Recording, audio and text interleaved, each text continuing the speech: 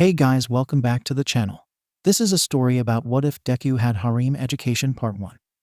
If you guys enjoy this what if and want to see part 2, comment down below.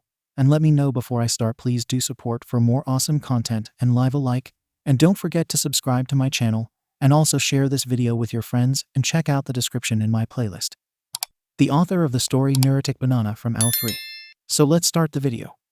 Izuku Midoriya stood atop the cement platform that Mr. Cementos had created earlier that day for Class 1A's practical hero training.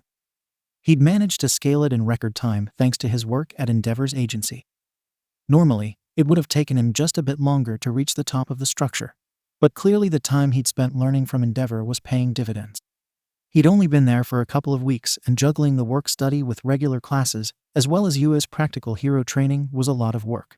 The work study alone was highly demanding of his time, and kept him away some nights from his UA dorm. He missed his classmates, but he was incredibly grateful that he was able to work directly under the number 1 hero. That same work study had also brought him closer to Shoto Todoroki, and well, sort of Katsuki Bakugo. Working closely with those two was an added challenge, but also a lot of fun. He enjoyed watching as they also continued to improve with Endeavor's instruction. Ijiro Kirishima reached the top of the platform just then, pulling Izuku out of his thoughts. Kirishima's hardening quirk was on full display as he pulled himself up over the edge to stand. "Great job, Kirishima," Izuku exclaimed and smiled at the crimson, spiky-haired boy. Kirishima let out a sigh and said, "Thanks, Deku, though it wasn't quite fast enough to beat you up here. I guess training under the number 1 hero is really paying off." The tough, hardened exterior softened to normal skin as Kirishima stood by Deku. "Yeah, I think so too," Deku began, only to be cut off by a high-pitched squeal. Deku turned his gaze back toward the edge of the cement platform and saw that Mina Ashido, Pinky, was gradually being floated up to their level. He couldn't help but smile at the sight of her because it meant that Ochako 𝐸𝐻𝐸 must be close by. "Watch out, boys, I'm coming in for a landing," Ashido shouted as she floated just above the platform. Both Kirishima and Deku looked up at her and stepped slightly back as her weightless frame floated just in front of them. Kirishima broke out in a full smile at the sight of her. "Ashido, what the heck? Why did you use 𝐸𝐻𝐸 to get up here? We all know you're badass enough to scale this thing all on your own." Ashido's weightless state suddenly changed, and she dropped to the ground like a rock.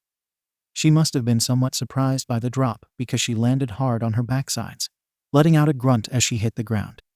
Just as she had started to fall, both Deku and Kirishima lunged forward to catch her, but they weren't quite fast enough to prevent the fall. "Haha, ouch. Guess I wasn't quite prepared for that landing. Don't worry over me, boys. I'm good, and I was helping out 𝐸𝐻𝐸." She wanted to try to float someone up, while also scaling the cement on her own. Like doing 2 hard things at once. Ashido gleefully explained as both Kirishima and Deku struggled to catch themselves from stumbling in their failed attempt to catch her. "Oh, that makes perfect sense," Deku exclaimed once he'd regained his balance and attempted to extend a hand to Ashido, but was apparently not quite fast enough since Kirishima was already there, hand out. Ashido took it with a smile and rose to her feet with the grace of the dancer that she was.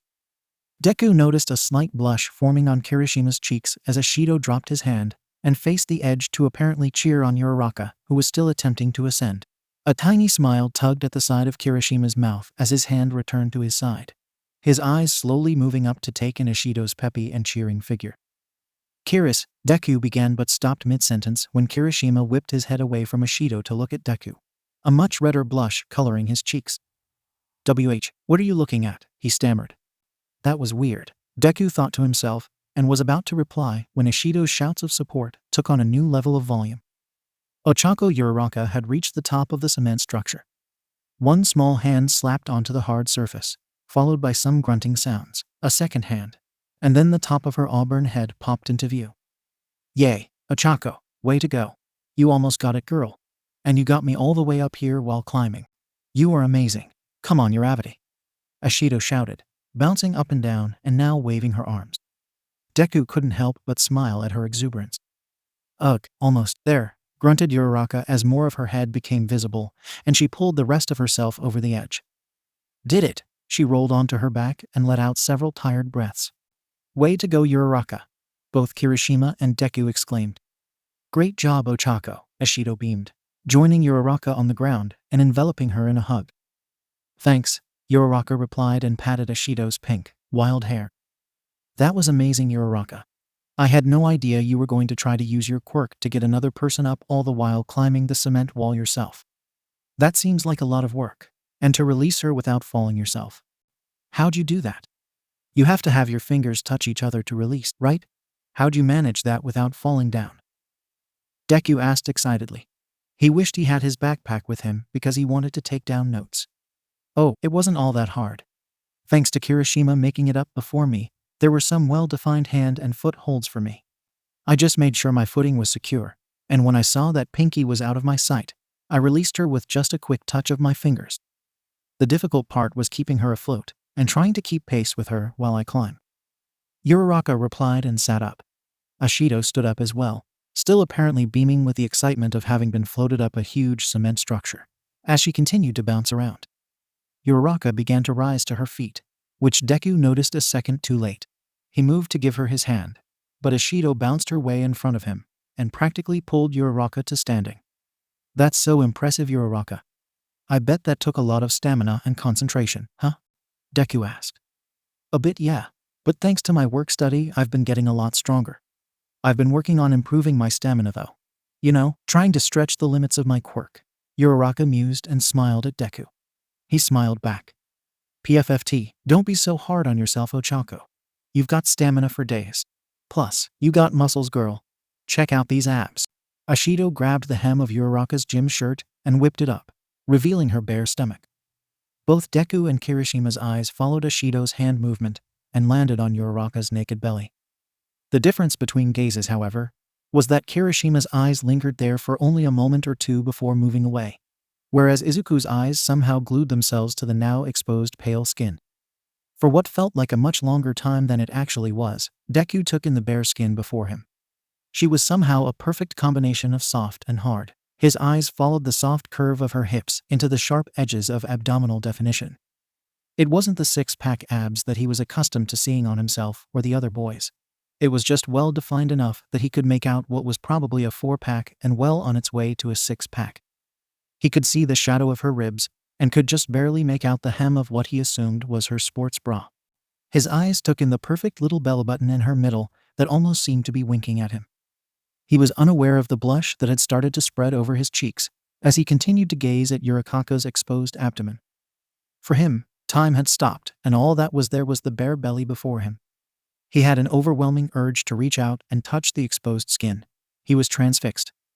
See abs? This girl has abs, 𝐻𝐡𝐢𝐬 proclaimed proudly, snapping Deku out of his staring. A tide of red washed over Ochako's face, and she ripped the hem of her shirt back down. Mina? What? That was embarrassing. The boys are right there. Uraraka hastily whispered into 𝐻𝐡𝐢𝐬's surprised face. For the first time, 𝐻𝐡𝐢𝐬 looked surprised, as if it hadn't crossed her mind that exposing her friend's abs could possibly be seen as embarrassing. Kirishima was quick to chime in. Don't sweat it, Uraraka. I basically have a shirt off all the time when I'm in my hero costume, so everyone can see me. 𝐻𝐡𝐢𝐬's just proud of her friend, and she should be. You've got killer abs. Despite his words, there was just the faintest blush on his cheeks. Uraraka seemed briefly relieved until her eyes darted to Deku's face and took in his tomato-colored face. Eek!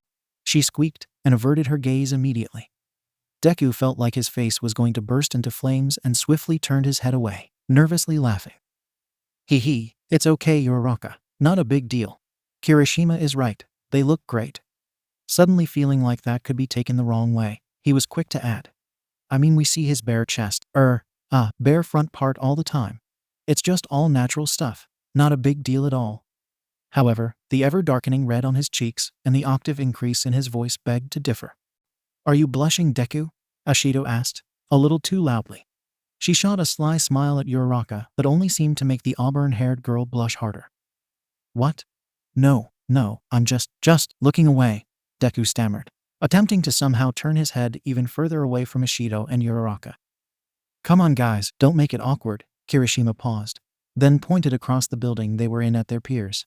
Looks like everyone's finished up. We should head down and probably get ready for our next class. Good idea. Ochako, will you float me again? I want to float all the way down, 𝐻𝐡𝐢𝐬 asked, turning to Uraraka in excitement. quick to move forward from her friend's embarrassment. Sure, she mumbled and turned away from Deku and Kirishima entirely. Deku breathed out a sigh of relief and slowly turned himself around, preparing to descend the cement structure when Kirishima spoke. Well, that was a little awkward. Ashido just gets so pumped that she can be a little wild. He slapped Deku on the back and snorted. Come on, man, let's go.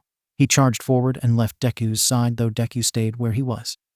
He could still feel the heat on his face and knew that he was likely still red as a beet. Why am I so embarrassed? Kirishima is right. It's not that big of a deal. It's just skin. So I saw her stomach, her bare stomach, and part of her bra, and her bare skin. And it looked so soft, and I wonder if it would have felt soft.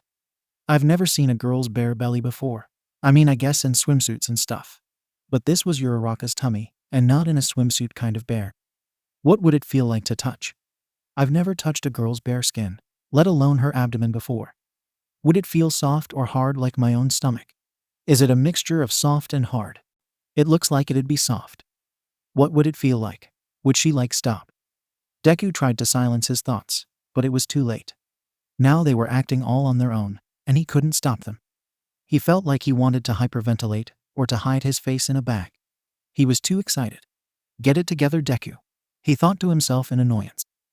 Thinking of Uraraka like that was wrong. He was training to be a hero, and there was no time for that stuff. No time. With a deep breath to steady himself and his thoughts, he turned toward the others and began his descent. It was later in the day. Classes were nearly finished, just one to go, and it was some kind of special unit. Or at least, that was what the rumor was. While all other classes had gone as planned, there'd been some rustle amongst his peers that they were going to start some limited subject material that had a few of his classmates whispering, namely Mayuta and Kaminari. That didn't bode well, as Izuku sat at his desk, looking over some of the notes he'd taken in his earlier classes. His thoughts inadvertently wandered back to Uraraka and their embarrassing, accidental encounter earlier that day. He'd mostly avoided her after that, though that was easy since they'd been just in class, and as luck had it, they were always on opposite ends of the room. He wondered if she noticed that he'd been avoiding her. Why was he avoiding her? So he saw her stomach. Big deal. It was just skin. Right. He risked a brief glance her way, and was mortified to see that she was in fact looking directly at him. Look away, he screamed at himself. But the moment their eyes met, he couldn't divert his gaze. He felt another wash of red coming over him, and was horrified to see a blush forming over her cheeks as well. Yep, he accidentally squeaked out as he managed to divert his gaze. The squeak was not missed by the person in front of him, however. Katsuki Bakugo briefly turned around to glare at him, and seeing the shade of red he'd turned, wrinkled his nose and snorted in what Deku assumed was disgust. Damn nerd. Bakugo turned back around and resumed ignoring him. Great, now Kaken thinks I'm even weirder, thought Deku. He absently wondered what else could go wrong to make him feel more embarrassed. Just as that thought was released into the world, Miss Midnight paraded into the room, feather fan and whip in hand. Hello, class, she purred sultrily. Mr. Aizawa barely acknowledged her entrance and simply said, Miss Midnight is here to start off our mandatory sequel education unit. I expect you to all pay attention and take this seriously. Midnight, they're all yours. With that said, Aizawa somehow seemed to evaporate from his desk to his sleeping bag that never seemed to be very far away from him when in class. Zippered all the way up, his eyes squeezed shut, and a brief, tense silence took the room. It is with great pleasure that I get to start off the sequel reproduction unit, Midnight proclaimed, flicking her whip as if to illustrate the importance of her words. There was an audible and excited gasp from what could only be Mayuta. A moment later he spoke without being called on. Miss Midnight, am I to believe that this is the fabled education unit that covers all the sassy, hot, saucy, and sassy times that a hero has to face in his life? Mayuta asked earnestly. Half the class turned back to look at him to gauge the seriousness of the question. Mayuta, that is highly inappropriate. This is essential learning of the human body.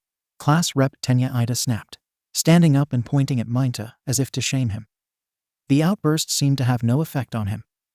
Was that really necessary? Toru Hagakure asked. You moron, Bakugo quipped with a side eye toward Mayuta that might have caused serious mental injury had he actually been paying attention. Gross, Mayuta, Ashido added. Really, Mayuta? Suyu chimed in. At the head of the class, however, Midnight was unfazed and simply gave a sly little smirk to the ridiculous question. Why yes, grape juice, this is that class. And all the things you've heard. Well, you're about to find out if they're true. Midnight slapped her whip into her hand with a loud snapping sound. But to find out if those rumors you've heard are true, well then, you'll just have to pay attention. As if to confirm whatever rumors 𝐻𝐸 knew of, Midnight very slowly poked her tongue out and licked her lips. 𝐻𝐸 practically levitated in his seat at her words. Oh, thank you God, it's time. One of the reasons I got into UA to begin with was for this. The rumored CC Times class to be taught by the queen of perverts herself, Miss Midnight. I can die happy. Before any of the other students could even react, Midnight just laughed. Oh silly boy, did you think I was going to teach the entire unit? No. I simply introduce the unit and provide the syllabus. Recovery Girl is the one who teaches the bulk of the unit. What? 𝐻𝐸 screeched. No way, really? 𝐀𝐦 added, surprising those who had been paying attention. Midnight chuckled, a sound similar to tinkling bells, and sashayed down the rows of desks to stand beside 𝐻𝐸's desk. With on hand on her hip, she said, Oh, don't worry, my little 𝐻𝐸. I teach a lesson or two. And there are quite a few heroes who are guest speakers during this unit that I'm sure you'll appreciate. The tears of despair that had begun to well up and cascade down the little pervert's face ceased as she spoke, and his frown turned into a beaming smile. There was a general sigh of disgust amongst the rest of the class at their classmate, as Midnight made her way back to the head of the class. All right, class, now listen closely. I'm going to go over the syllabus and what's expected of you during these lessons. We'll be learning about the process of sequel reproduction, as well as sequel education in general for the next 6 weeks. That's a lot of information in a short period of time, so take some notes. Midnight began and turned the blackboard and began writing dates. Deku had watched the announcement with both interest and dread. He felt bad for his classmate's outburst. Had he said anything like that, he'd have been mortified, but 𝐻𝐸 didn't seem embarrassed in the slightest. Deku was relieved that he didn't seem uncomfortable, but he was plagued by a bigger concern: sequel reproduction. The topic wasn't exactly one that he was looking forward to for several reasons. When he'd been in middle school, they'd covered quite a bit of sex ed in regards to puberty, that is, in terms of sequel reproduction and education, like how to make sure someone didn't end up pregnant. Well, that had been lacking. He wasn't afraid of the knowledge. Izuku valued almost all education and thrived on expanding his knowledge base. Yet something about doing an extended education unit on sex and sex things somehow made him blush, and he'd already been blushing, damn it. As Midnight continued to go over the planned syllabus, and even as she handed over the teaching to Recovery Girl, who had somehow entered unbeknownst to anyone, Deku couldn't keep his thoughts from drifting to Uraraka and her exposed stomach, and the inconvenient fact that of all days, they had to start a sex ed lesson today. He could feel another blush creeping into his cheeks, making him wish he could shrink and hide under his desk. Was anyone else struggling with this? Then again, he was the only unfortunate soul who'd had an accidental flashing earlier in the day, as well as starting an awkward lesson. He sought out Kirishima. Was he blushing? Deku was despaired to see that he looked bored. Not even a hint of a blush. Nervously, Deku shot a brief glance in Uraraka's direction. Her face was pointed down, as if there was something intensely interesting on her desk.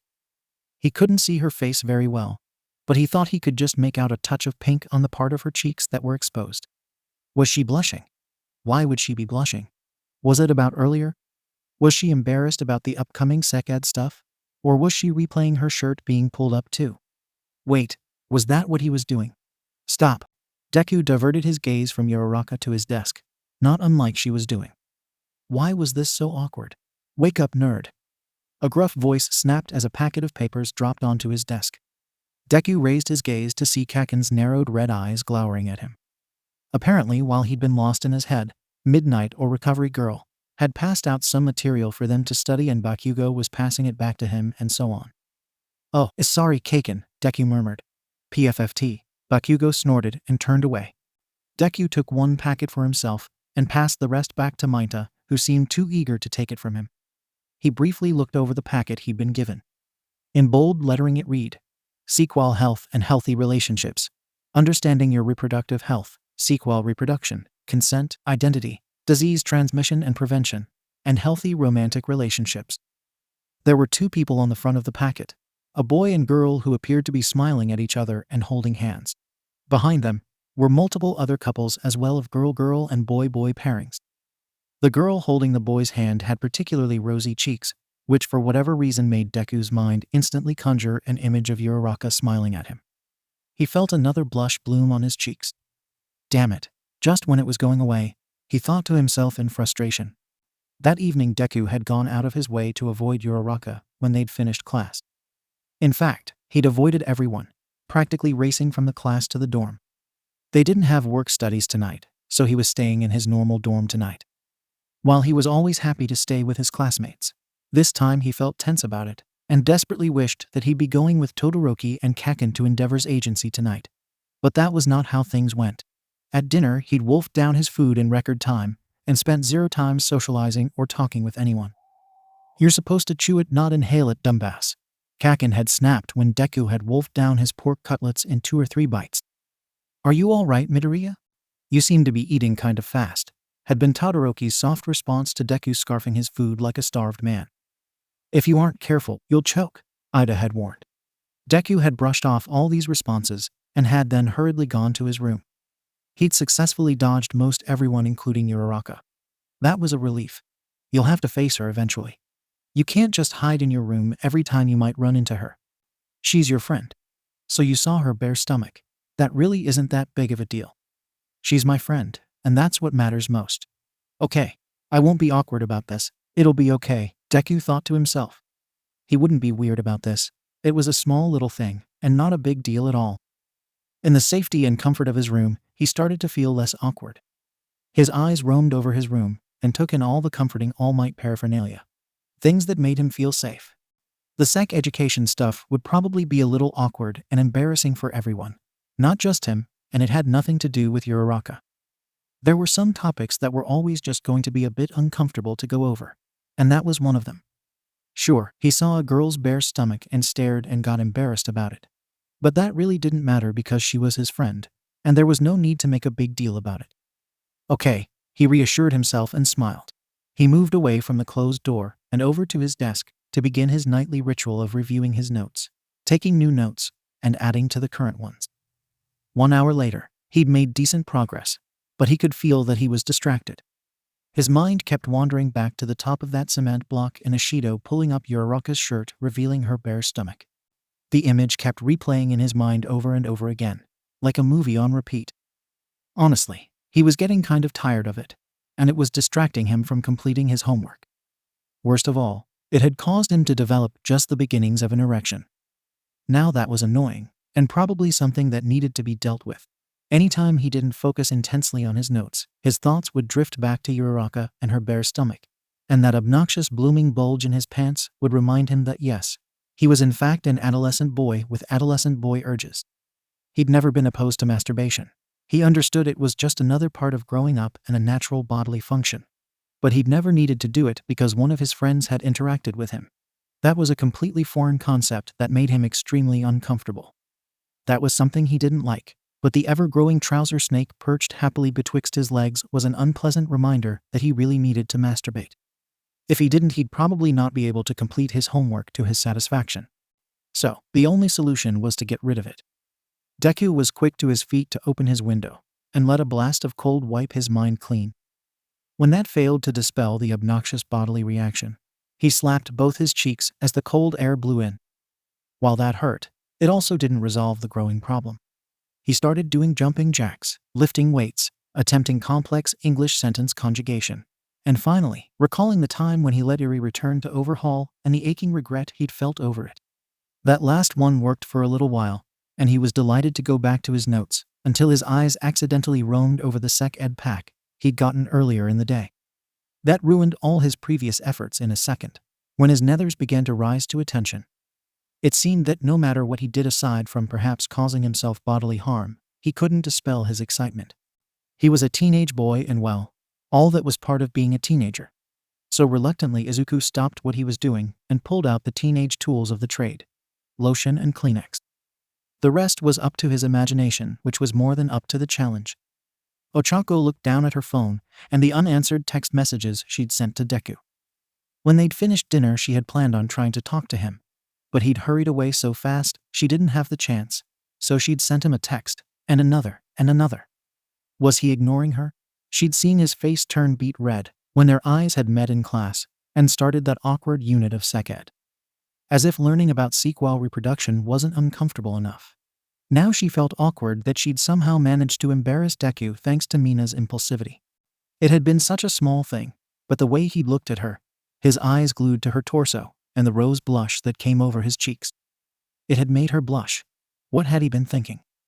Oh, Ochako, stop being so dramatic. Who cares? She huffed and flopped down on her bed in frustration.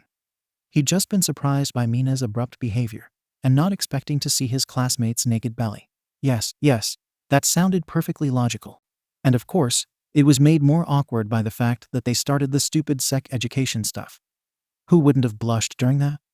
She was fairly certain she'd seen other blushes when she'd been sitting through Miss Midnight's introductions. Everyone except perhaps Minta, who'd seemed far too eager. So why was she so anxious that Deku respond to her texts? Well, it's just so unlike him to not respond, she mused to herself as she once again looked to her unanswered messages. She quickly reread her messages again to see if she'd accidentally said something stupid. 10 minutes before she'd typed, "Hey Deku, just wanted to say sorry about today. 𝐬𝐡𝐢 just gets so excitable sometimes. Sorry if it embarrassed you or anything. I didn't see you after dinner. I hope you're doing okay."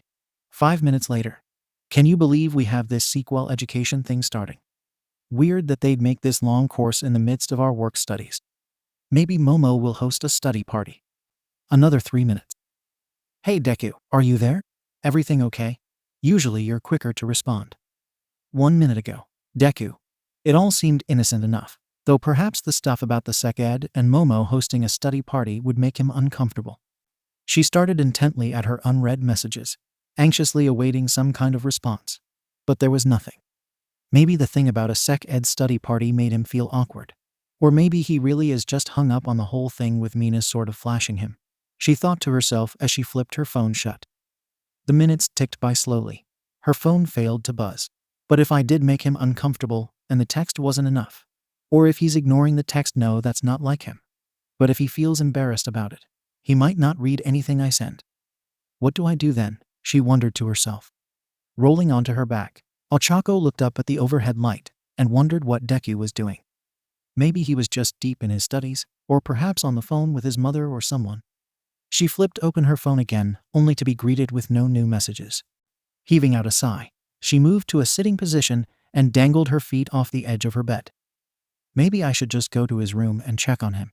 Just to make sure that there isn't any embarrassment between us, she thought to herself. But going to his room would mean going all the way down the stairs and to his room. The thought alone was enough to bring a blush to her cheeks. What would he think if she just randomly showed up at his door without any pretense?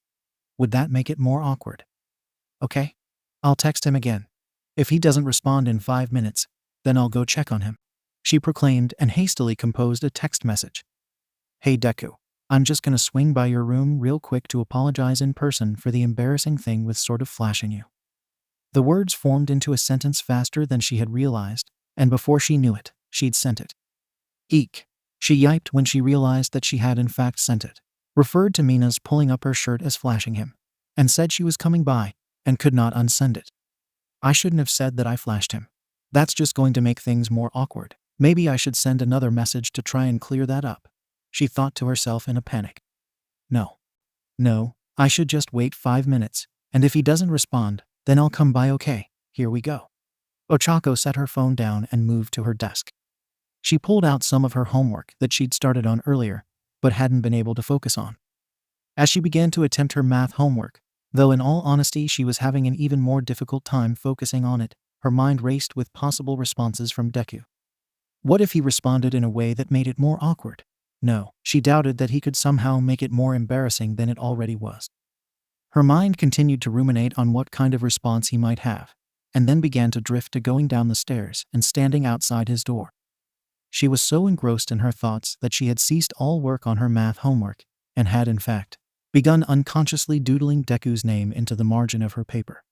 She'd gotten through most of his name when the buzzing of her phone took her by such surprise that she nearly fell out of her chair. With butterflies now in her stomach, she groped at her phone that sat idle on the edge of her bed.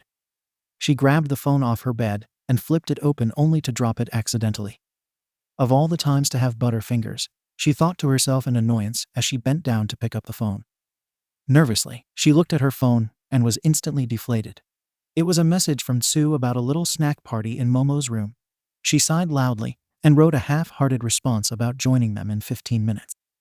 When she'd set her phone back down and looked back at her math homework, she broke out into a furious blush as she realized that she'd doodled most of Deku's name onto her paper.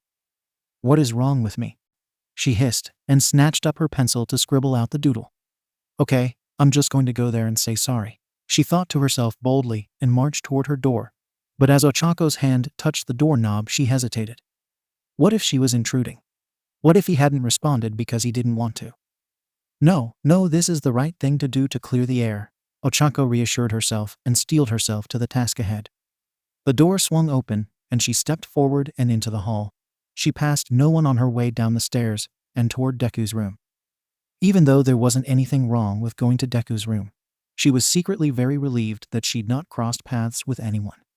Ochako didn't know if she'd be able to coherently explain where she was going and what she was doing, let alone why. Ochako stepped into the hall and felt herself fumble a bit as she made her way down the hall. 4 doors were in plain view, with the 3rd door almost calling to her. She stood across from Takoyami's door, and in just a few footfalls now stood outside Aoyama's door. Just a few more steps, and she'd be at Deku's door. With shuffling steps that somehow became heavier with each footfall, Ochako made it to Deku's door. The door loomed before her, somehow larger and more imposing. She felt sweat bead on her upper lip and pool under her breasts. Her heart felt like it was racing, and she wasn't even knocking on the door yet. "Calm down, Ochako. It's just Deku. Just knock on the door and say you're sorry for any embarrassment, smile, and be on your way. That's all you need to do," she reassured herself. She took an audible gulp and raised her hand to knock. It hung in the space between his door and her hand like an ominous question mark. "Just knock. 1, 2, 3, knock." Her palm came down on the door like a sock filled with stones into a shallow puddle of water, loudly and awkwardly. The sound somehow seemed louder than any knock she'd ever heard or experienced before. Ochako held her breath and whipped her hand away as if the door had burned her. She was grateful that she didn't typically wear makeup, because if she'd had any on, it surely would have run right off her face with how much sweating she was doing. Silence followed her knock, which did nothing for Ochako's nerves. How much time had passed since she'd knocked? 30 seconds, a full minute. Maybe he wasn't in his room. Perhaps she should knock again. Despite her anxiety level being enough to engulf all of Japan, her hand seemed to move of its own accord and knocked on the door again. This knock thankfully sounded slightly less intrusive, but it still seemed to be painfully loud in what was an otherwise extremely quiet hallway.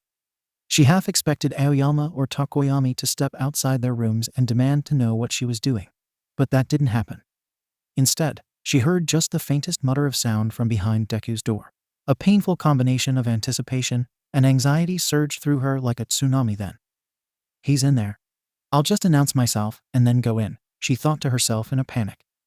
Logically, Ochako knew that if he wasn't answering his door after 2 knocks, that she, at the very least, should call out and see if it was all right for her to enter his room. He was a teenager after all, and teenagers behind closed doors should be regarded with caution. But the anxiety and tension that she felt was so overwhelming that common sense was currently beyond her. As if to reassure herself, she thought, besides, if he wasn't okay with someone just coming in, he'd lock the door, and if the door is locked, then I'll just leave. So despite the little voice of caution that was yelling from within her, Ochako grabbed the door handle and called out, "Hey Deku, I wanted to talk to you. I'm coming in." The door handle twisted without resistance, further boosting Ochako's confidence that entering the room was the right decision. She swung the door open and took 1 step over the threshold before stopping dead. Deku's room was just as she remembered it. A fanboy homage to All Might, though there was a difference this time.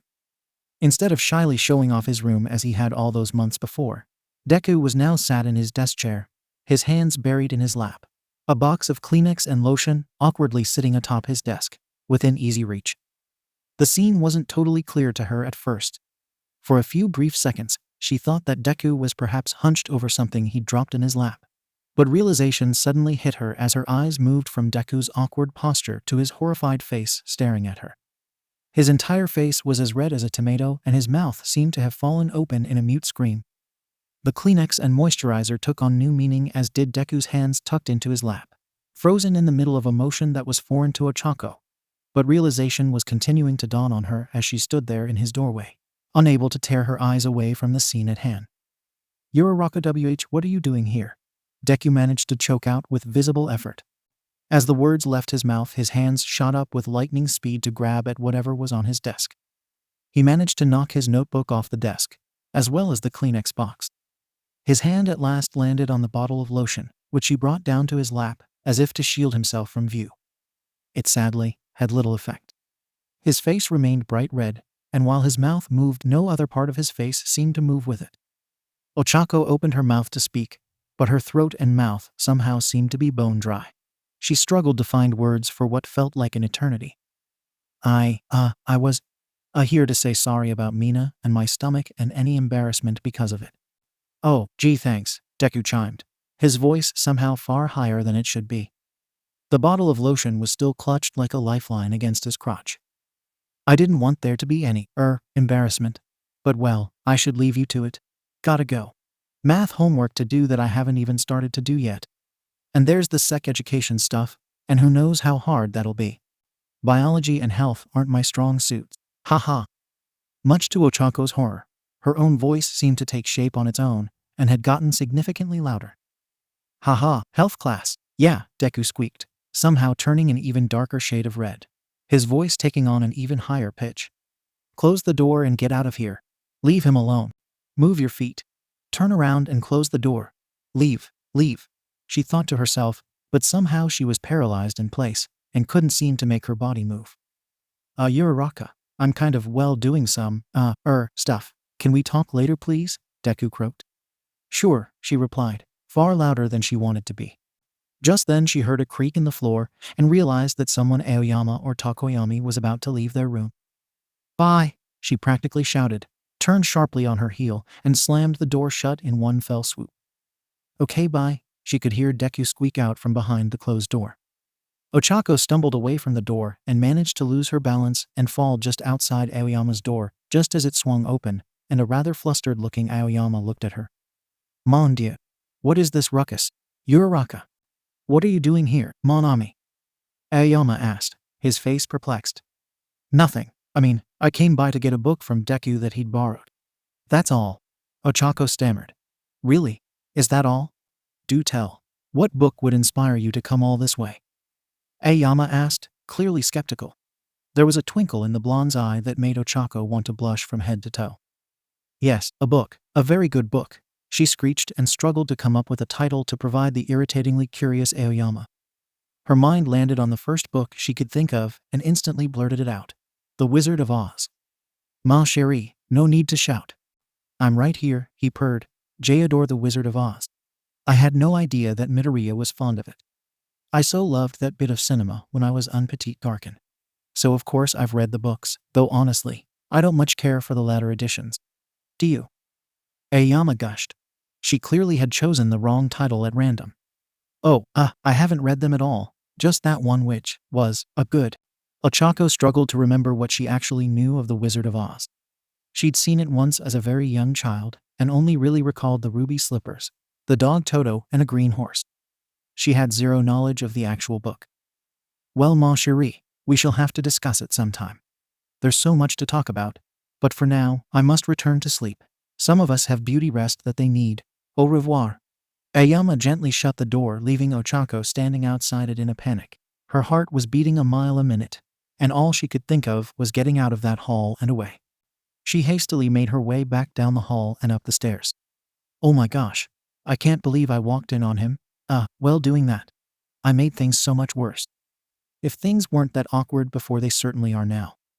This is a disaster," she thought to herself as she jogged her way up the stairs. Her head was lowered for momentum as she bounded up the stairs like a drunkard.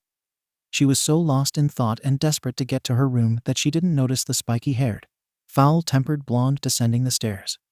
"Watch it, round face," Bakugo snapped in irritation as he was about to pass her. The sound startled her enough that she stumbled mid-step and began to fall. Instinctually, she reached out, tried to stop herself by grabbing onto the hem of Bakugo's shirt. When she realized whose shirt she was grabbing onto, she panicked and accidentally activated her quirk, thus making them both weightless and preventing a fall. What the hell? Hissed the blonde with fiery venom. The murder glare he gave her was enough to give an event the likes of someone like Kirishima pause. A split second later, after she'd stabilized herself, she pressed her fingers together. Release, she said softly as both she and 𝗵𝘃𝐸 once again became weighted. While Uraraka's landing was much more graceful, 𝗵𝘃𝐸's was far less so. 𝗵𝘃𝐸 had not often been the subject of her quirk's effects, and while he was more than capable of moving around in the air thanks to his explosions, being propelled by being weightless one moment and weighted the next was enough to throw even his cat-like reflexes off balance. He landed with a loud thump followed by an irritated, "Umph. Sorry, didn't see you there and didn't mean to use my quirk on you." Ochako apologized and briefly considered kneeling down to make sure he was okay, but the hiss of rage was enough to deter her and send her up the stairs and away. Sorry again. Ochako hurried up the stairs without looking back. She didn't think she could deal with an all-out verbal and possible physical assault by 𝗵𝘃𝐸 after she'd just horribly embarrassed herself with Deku. "Damn it, get back here," was all she heard as she once again activated her quirk to accelerate her trip to her room. Thankfully, whilst 𝗵𝘃𝐸 seemed infuriated, he did not attempt to chase her to her room, and once she was safely tucked behind the door, she breathed both a sigh of relief and embarrassment. What a disaster. Great job, Ochako, she mumbled to herself and sank down the length of her door to land in a crumple. One thing was for certain. While it might have been a little bit awkward before, it most definitely was very awkward between them now. The entire night Izuku had tossed and turned. The whole night he'd replayed the awful, awkward scene in his mind.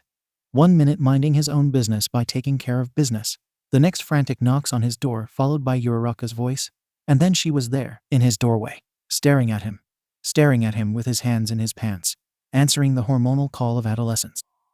After the awkward encounter, and once he'd managed to slow his pounding heart, he'd discovered a handful of texts from her. She'd apparently felt embarrassed about the events earlier in the day too, or at least it had been on her mind, and she was worried about him, so worried that she felt the need to check on him. Deku had practically started ugly crying when he realized that if he'd just looked at his phone, or if it had been off silent, the whole mishap could have been completely avoided. Suffice to say, it had been a relatively sleepless night. He was fatigued enough that at breakfast he almost fell asleep at the table, sparking the interest of some of his friends. "You seem very tired, Midoriya. Did you not sleep well?" asked a concerned Shoto Todoroki. He looked like his usual calm and collected self. Deku oftentimes both admired and envied his almost unflappable cool composure. "A full night's rest is critical for good academic performance, Midoriya," Ida added seriously. Minato, who sat across from Todoroki, Deku, and Ida, glanced up from his food and shot him a devious little smile. "Spending too much time slapping the sausage, Midoriya?" he asked with a raised eyebrow. "Wah?" Deku balked and blushed. Minato wouldn't know the exact situation, but the fact that there was some element of truth in his question was enough to turn him a rosy pink. "That is highly inappropriate breakfast discussion, Minato. And a private matter at that," scolded Ida. "Oh, come on," Minato snorted, apparently completely unbothered by Ida's chastising. "Everybody does it and the girls, you just can't do it too much, or you end up looking like Midoriya here." "That seems to be generalizing a bit too much, Minato. Even if Midoriya is tired because of private self-care, or because he was unwell, we don't know. It's unfair to assume," Todoroki added coolly. "Is that what you call it, Todoroki? Private self-care? Interesting."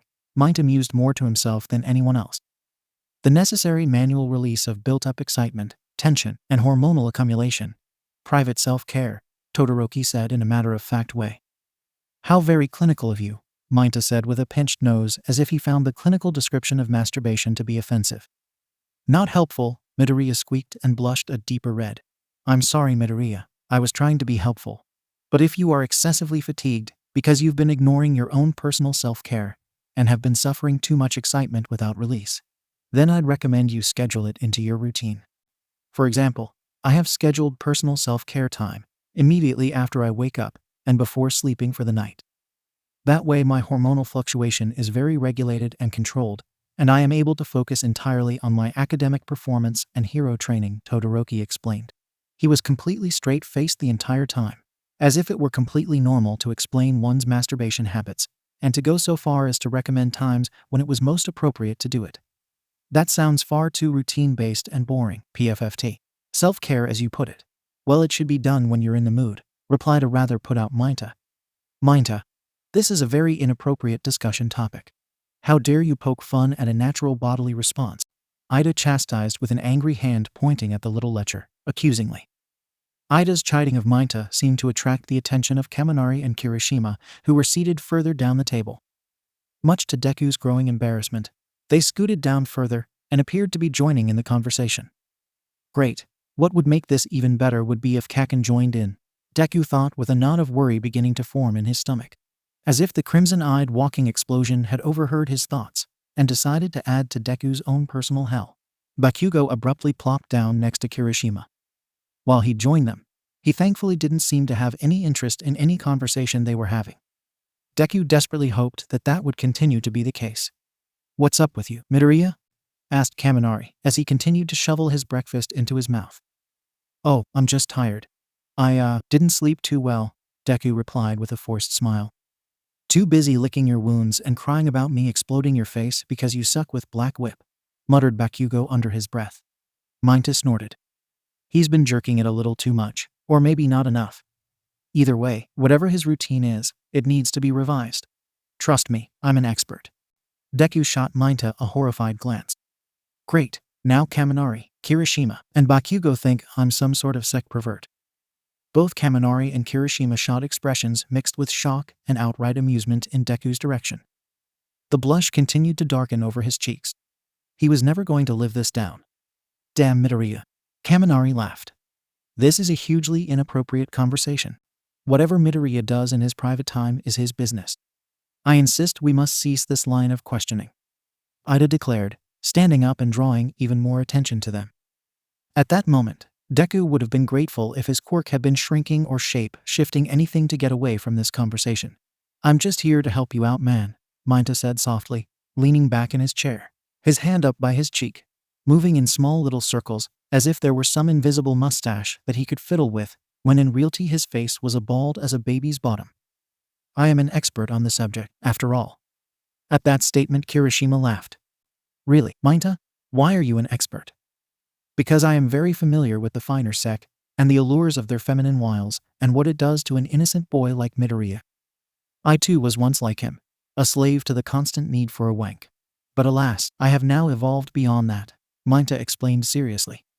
This time everyone aside from Deku, Ida, Todoroki, and Bakugo, who looked like he wasn't paying any attention, burst out laughing. Clearly, they did not believe in the wannabe Don Juan's claims. "Oh come on 𝐬𝐻𝐻, everyone knows you're like the class's resident horn dog. You expect us to really believe that you aren't constantly jacking it?" Kaminari asked, semi-seriously. "Laugh all you want. It's true. I've reached a zen-like state where I can spank the monkey whenever I want, regardless of horniness," 𝐬𝐻𝐻 replied, leaning back in his chair with an air of superiority radiating from him. "Regardless of horniness? What? That doesn't even make sense," Kirishima said. "Again, I must insist that this kind of conversation is entirely inappropriate for the current setting," Ida snapped, again trying to end the conversation. "I agree with Ida. This isn't any of our business," Shoto agreed. There was a grunt from Bakugo, who let out an irritated sigh. "PFFT, I'm done with this crap. You're all idiots." He took his food and proceeded to leave the room. "Really guys, I'm just tired. We don't need to talk about, well, this stuff," Deku mumbled, feeling another blush rise to his cheeks. "It's okay Midoriya, I want to help you. I can't ignore someone in need of help." 𝐬𝐻𝐻 continued to lean back in his chair, the air of inappropriate confidence entirely perplexing to everyone else around the table. "Thanks 𝐬𝐻𝐻, but Deku began only to have Kaminari interrupt him. "Well now I'm curious. How are you so experienced in all this? Are you saying you've gone all the way with someone, and that's why you aren't a slave to the constant need for a wank?" he asked with a raised eyebrow. "Why are we even still discussing this? Shouldn't we be more concerned about how we can help Midoriya get through the day since he didn't sleep well?" Shoto asked, genuinely concerned for Deku. "As class representative, I really must insist we change topics," chided Ida. He was clearly growing more flustered with his continued hand and arm waving. To 𝐬𝐻𝐻's credit, he continued to seem completely unperturbed by Kaminari's rather blunt question. "Well, I'm not one to kiss and tell." "Yes you are," Kaminari, Ida, Kirishima, and Shoto all said at the same time. "Am not. As I was saying, irregardless, it is regardless. Irregardless isn't a word," corrected Shoto. Quit interrupting me. I am trying to help Midoriya guys. Minato snapped and rocked forward in his chair to glare at everyone around the table. Sorry, Shoto apologized. Thank you. As I was saying, regardless of having gone all the way or not, I have reached a point where I can summon or dismiss the horniness required to rub one out on command. It's just something I've developed over time. I'm always ready at a moment's notice. Soft or hard from one second to the next. Bet you get where I'm coming from, Kirishima. His explanation made no real sense to anyone else at the table, and even Izuku shot him a confused glance. Had he actually sought help from Minato? He wasn't actually sure how that explanation was supposed to help him. Okay, on that note, I'm gonna go catch up with Bakugo, Kirishima said with a wrinkled nose and swiftly left the table. Minato let out a pitying sigh. Even with his hardening quirk, he can't get to my level. What a shame. Shoto and Kaminari shot a disbelieving look at him. None of that makes any sense. Let's change this discussion to something else, please, pleaded Ida, still desperate to fulfill his class rep role and smooth out the disorderly nature of the conversation. Okay, assuming you can just get a whack off on command, how does that work? What is your secret? Like everybody needs some time between sessions, Kaminari asked, seeking clarification.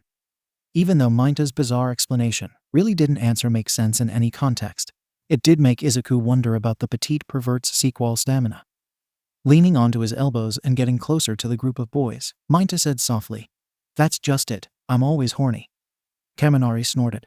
Really? You're going to quote the Incredible Hulk now? Yeah, I'm out. He also got up and left. But it's true, persisted Minta. Shoto rolled his eyes. Ida continued to chide Minta for starting and continuing such a lewd conversation, and Minato continued to defend himself, but Deku was lost in his own thoughts. He didn't really think too much about Minta's claims. Any other day, he'd probably be horribly embarrassed by this conversation and be right there with Ida trying to redirect it. But right now he was too tired. Too tired and anxious about going to class and seeing Uraraka. He'd lucked out in that she hadn't been in the common room when he'd come down from his room, but he knew he'd see her in class. That much was a guarantee. Just as he'd feared, Deku felt intense anxiety when he made it to homeroom and spotted Uraraka in class. She looked like her normal self. She was standing at Tsu's desk, a smile on her face, her cheeks their usual cheerful pink. As he looked at her, he was somehow struck by her appearance in a way he'd not been previously. It vaguely reminded him of when he'd first seen her in her hero costume. He took in her smile, the gentle fall of her hair like falling autumn leaves, the stockings that hid her milky white skin from view. She was truly lovely, a proper beauty. The thought hit him like a slap in the face. Why was he thinking about her beauty? Why did that even matter? Pretty or not, she was his friend and aesthetics didn't matter. So why was he fixating on them now? Was it because he'd been so entranced by her bare belly that he'd felt the need to masturbate with her on his mind? As that realization hit, he felt a horrible face-wide blush color his face. Perhaps because fate is cruel, or just because he was having bad luck. At that very same moment Uraraka turned her gaze in his direction. As their eyes met, a similar redness started to dust Uraraka's already rosy cheeks. Great, now she's seen me and is embarrassed. How could this be any worse? Deku thought to himself. Sit your ass down, nerd. Class is about to start, snapped Bakugo as he brushed by and shoulder-checked Izuku on the way to his own chair. Quit creep staring. Deku swore that if he could blush harder he might burst into flames. Yeah, I gotta go to the bathroom, he mumbled and half-sprinted out of the room. He knew that there were only a few minutes remaining before Mr. Aizawa would arrive, and then he'd have to go to class and sit in there, painfully aware of Uraraka's presence. As he fled the classroom, he briefly heard Minato murmur, "Poor bastard." Rather than go to the bathroom, Deku just sat outside the classroom on one of the benches against the windows opposite the door. He plopped his head into his hands and let out a tired sigh. What a terrible start to the morning. If only he'd seen his text messages from Uraraka. If only. A soft voice speaking to him made him snap his head up fast enough that had a regular person done it, they'd likely have gotten whiplash. Before him stood Uraraka. She had a deeper red across her cheeks, so he knew that she at the very least was feeling shy. Her eyes wouldn't quite meet his, instead seeming to have locked onto his chin, or perhaps his poorly tied tie. "Hey Deku, sorry, I know this is awkward, but I wanted to talk to you," she began nervously, still not meeting his gaze. Oh, okay, what did you want to talk about? Deku asked, his voice so high he thought it might shatter the glass of the window behind him. Great. She must have heard him say he needed to go to the bathroom, assumed he was going to masturbate again, and probably now thought he was a 𝐬𝐸 deviant. His thoughts moved all on their own, and he quietly started to panic that perhaps she now thought any time he'd left to use the restroom, or had vanished, that had happened because he was in fact masturbating. But if she thought those things, why was she here? Was she about to call him out and reveal him for being a 𝐬𝐸 deviant? But that didn't seem very Uraraka-like. Well, about yesterday, and, last night. The statement made Deku break out in a body-wide sweat. Not good. She wants to talk about that. I mean, of course she wants to talk about it. I just didn't think she'd actually approach me. What do I do? Deku thought in a panic. How was he supposed to respond to her? For the second time that morning, he wished his quirk was shrinking or shape-shifting. Uraraka, he began and trailed off. He didn't know what to say. What could he say? Sorry you inadvertently flashed me, and you later saw me masturbating? No, he couldn't say that. I'm sorry, Uraraka. Sorry about, no Deku, it's okay. The whole thing is just an embarrassing little, no, not a little, what I mean is, the blush on her cheeks was now darkening to a scarlet. What I mean is that it is okay.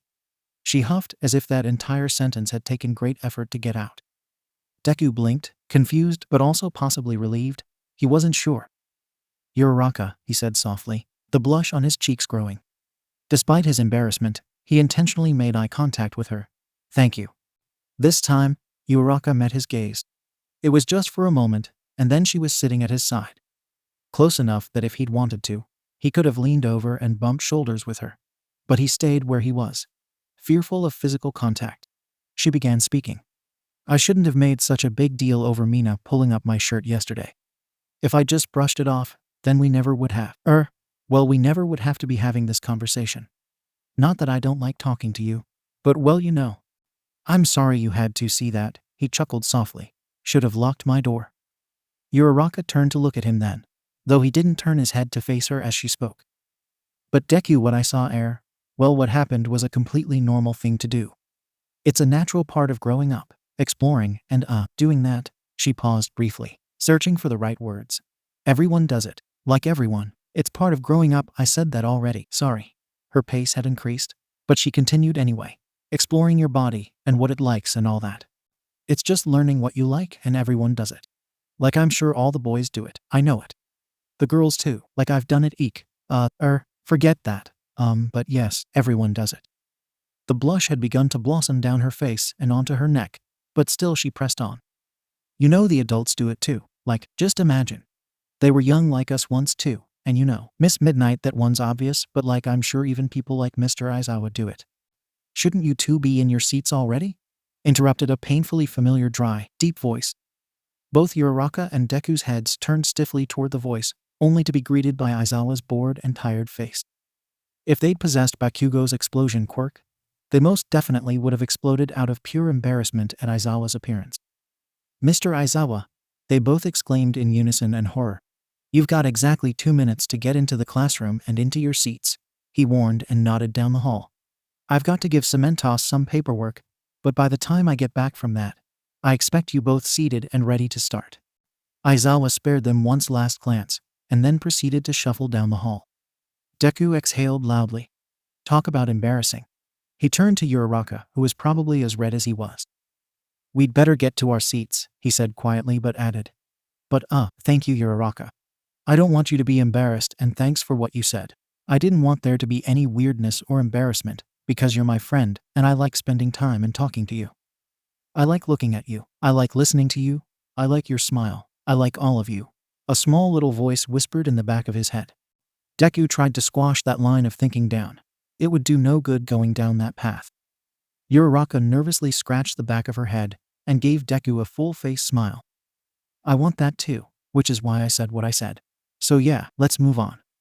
Okay, Deku agreed, smiled and held out a closed fist. His goal was to repeat when they'd playfully bumped fists all those months ago. It was an innocuous gesture that he hoped would reassure that there was no lingering embarrassment between them.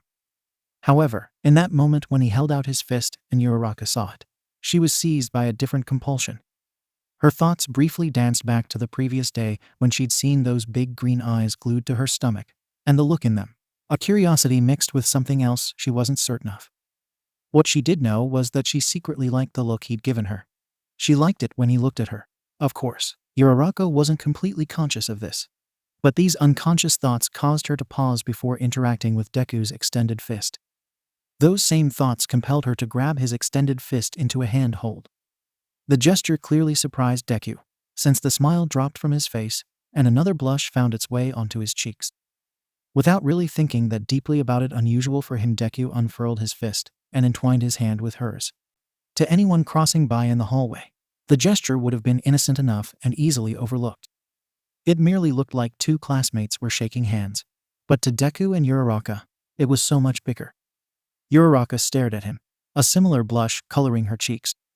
"Deku," she murmured. She hadn't expected him to actually take her hand, but for that matter, she didn't even know what had compelled her to change the nature of the original gesture. Deku wasn't entirely sure what had possessed him to entwine hands with her, but he was aware of the time that was swiftly passing. "We'd better get into class. We can, talk or something later if you want," he said, and using their linked hands, pulled her to her feet. When he looked back at her, she was rosy-cheeked and staring at him with wide, sparkling eyes. It was a look he'd never seen from her before, and for a moment his heart seemed to sputter in his chest. A distant memory of the Disney movie Bambi came to mind, and the lines of long-forgotten dialogue filled his head. "Well, what's wrong with them?" a cutesy Disney skunk asked in response to two birds feverishly flying around each other. "Why are they acting that way?" a rabbit added. "Well, don't you know? They're twitterpated," answered an old knowing owl. His eyes locked onto those warm hazel browns again, and knowing suddenly dawned on him. "You're twitterpated, Deku," a tiny voice whispered inside him. He pulled his hand away from her, as if she were a caustic chemical that was burning him, and with speed to rival Ida's engine quirk, he turned toward their class and raced forward. "Gotta get to our seats." He spoke a little too loudly and quickly before vanishing into the classroom, leaving 𝐬𝐸 slowly following behind. She moved to follow, her mind feeling slow, her limbs somehow heavy. It must have been mere seconds after Deku had gotten into class and his seat that 𝐬𝐸 followed. There were a few side glances at the two entering the room right around the same time, and even more questioning glances when they took note of the blushes on both of their faces. 𝐬𝐸 took her seat and numbly looked forward, her mind still slow and somehow empty. "We can, talk or something later if you want," the words repeated in her head. If I want? Did she want to? She shot a nervous glance in Deku's direction. He was looking straight ahead, but there was a blush all across his freckled face. Aizawa entered the room a moment later, and briefly shot both of them narrowed eyes before beginning on the day's lesson plan. 𝐬𝐸 reluctantly focused her attention on Mr. Aizawa.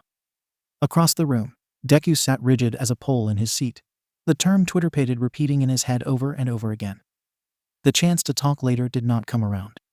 Their classes had been particularly demanding that day, and the section they started reviewing in the new unit in-depth female and male anatomy was especially embarrassing.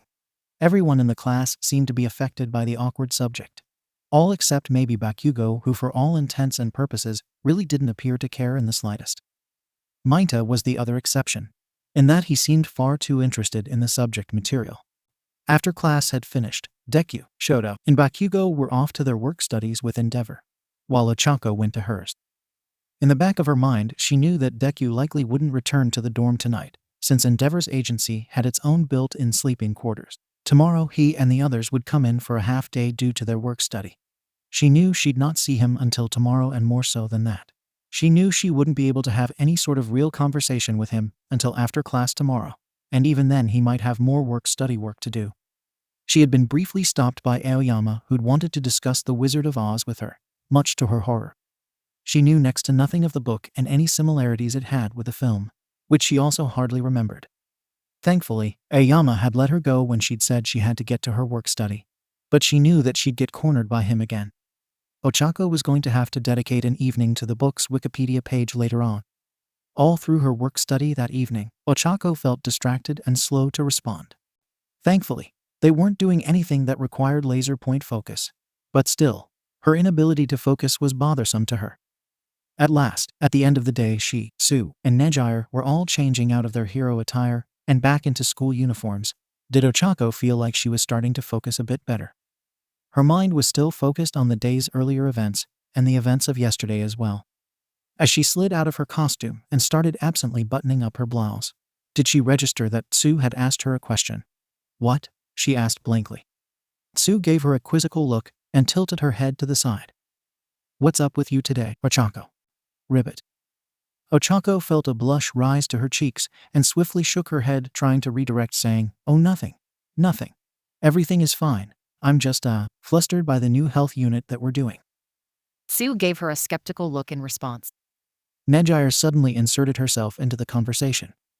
Hey, are you talking about the super awkward sec ed unit they make you do in first year? I remember that. What do you think about it? She asked, stopping mid-removal of her costume to come over and look at the two younger girls. Yeah, I'm guessing that means you had something like that too in your first year? 𝐻𝐚𝐭 asked with a blush and looked away from 𝐁𝐸r's mostly naked form. She quite liked 𝐁𝐸r, but her sometimes ditzy inquisitiveness was not only intrusive but overbearing. It didn't matter if 𝐁𝐸r was stark naked and in front of a boy. If she heard something that she didn't know or that made her curious, she would insert herself into whatever it was and have her curiosity sated. Yeah, it was a long time ago though, but I remember almost everyone in class being very uncomfortable about it. Poor 𝐬𝐻𝐻𝐿 was so gloomy during the entire unit that he hardly talked to anyone. Even to 𝗃𝗏. 𝐁𝐸r exclaimed and raised a finger to her lip, quizzically. We just started it, ribbit. Nobody seems to be excited about it except maybe 𝗀𝗀𝗏, mused 𝐸 as she started to slide into her skirt and apply her stockings. Oh hey, I know him. He's the one they call grape juice. 𝐁𝐸r exclaimed, clearly pleased with herself for remembering someone she'd only met in passing. He's kind of a pervert, ribbit, 𝐸 stated in a very matter-of-fact way. Every class has one. 𝐁𝐸r smiled, then returned to getting dressed herself. Are you sure that's it, 𝐻𝐚𝐭? You seemed kind of flustered this morning, ribbit. 𝐻𝐚𝐭 dropped the shoe she was about to slip on. Oh great, she remembered. I knew someone had to notice. What do I say? She thought to herself nervously as she sloppily grabbed her shoe and tried to get her foot into it. Hey, you missed your tights, 𝗍𝗲𝗏. Do you really want to put on your shoes without your leggings on?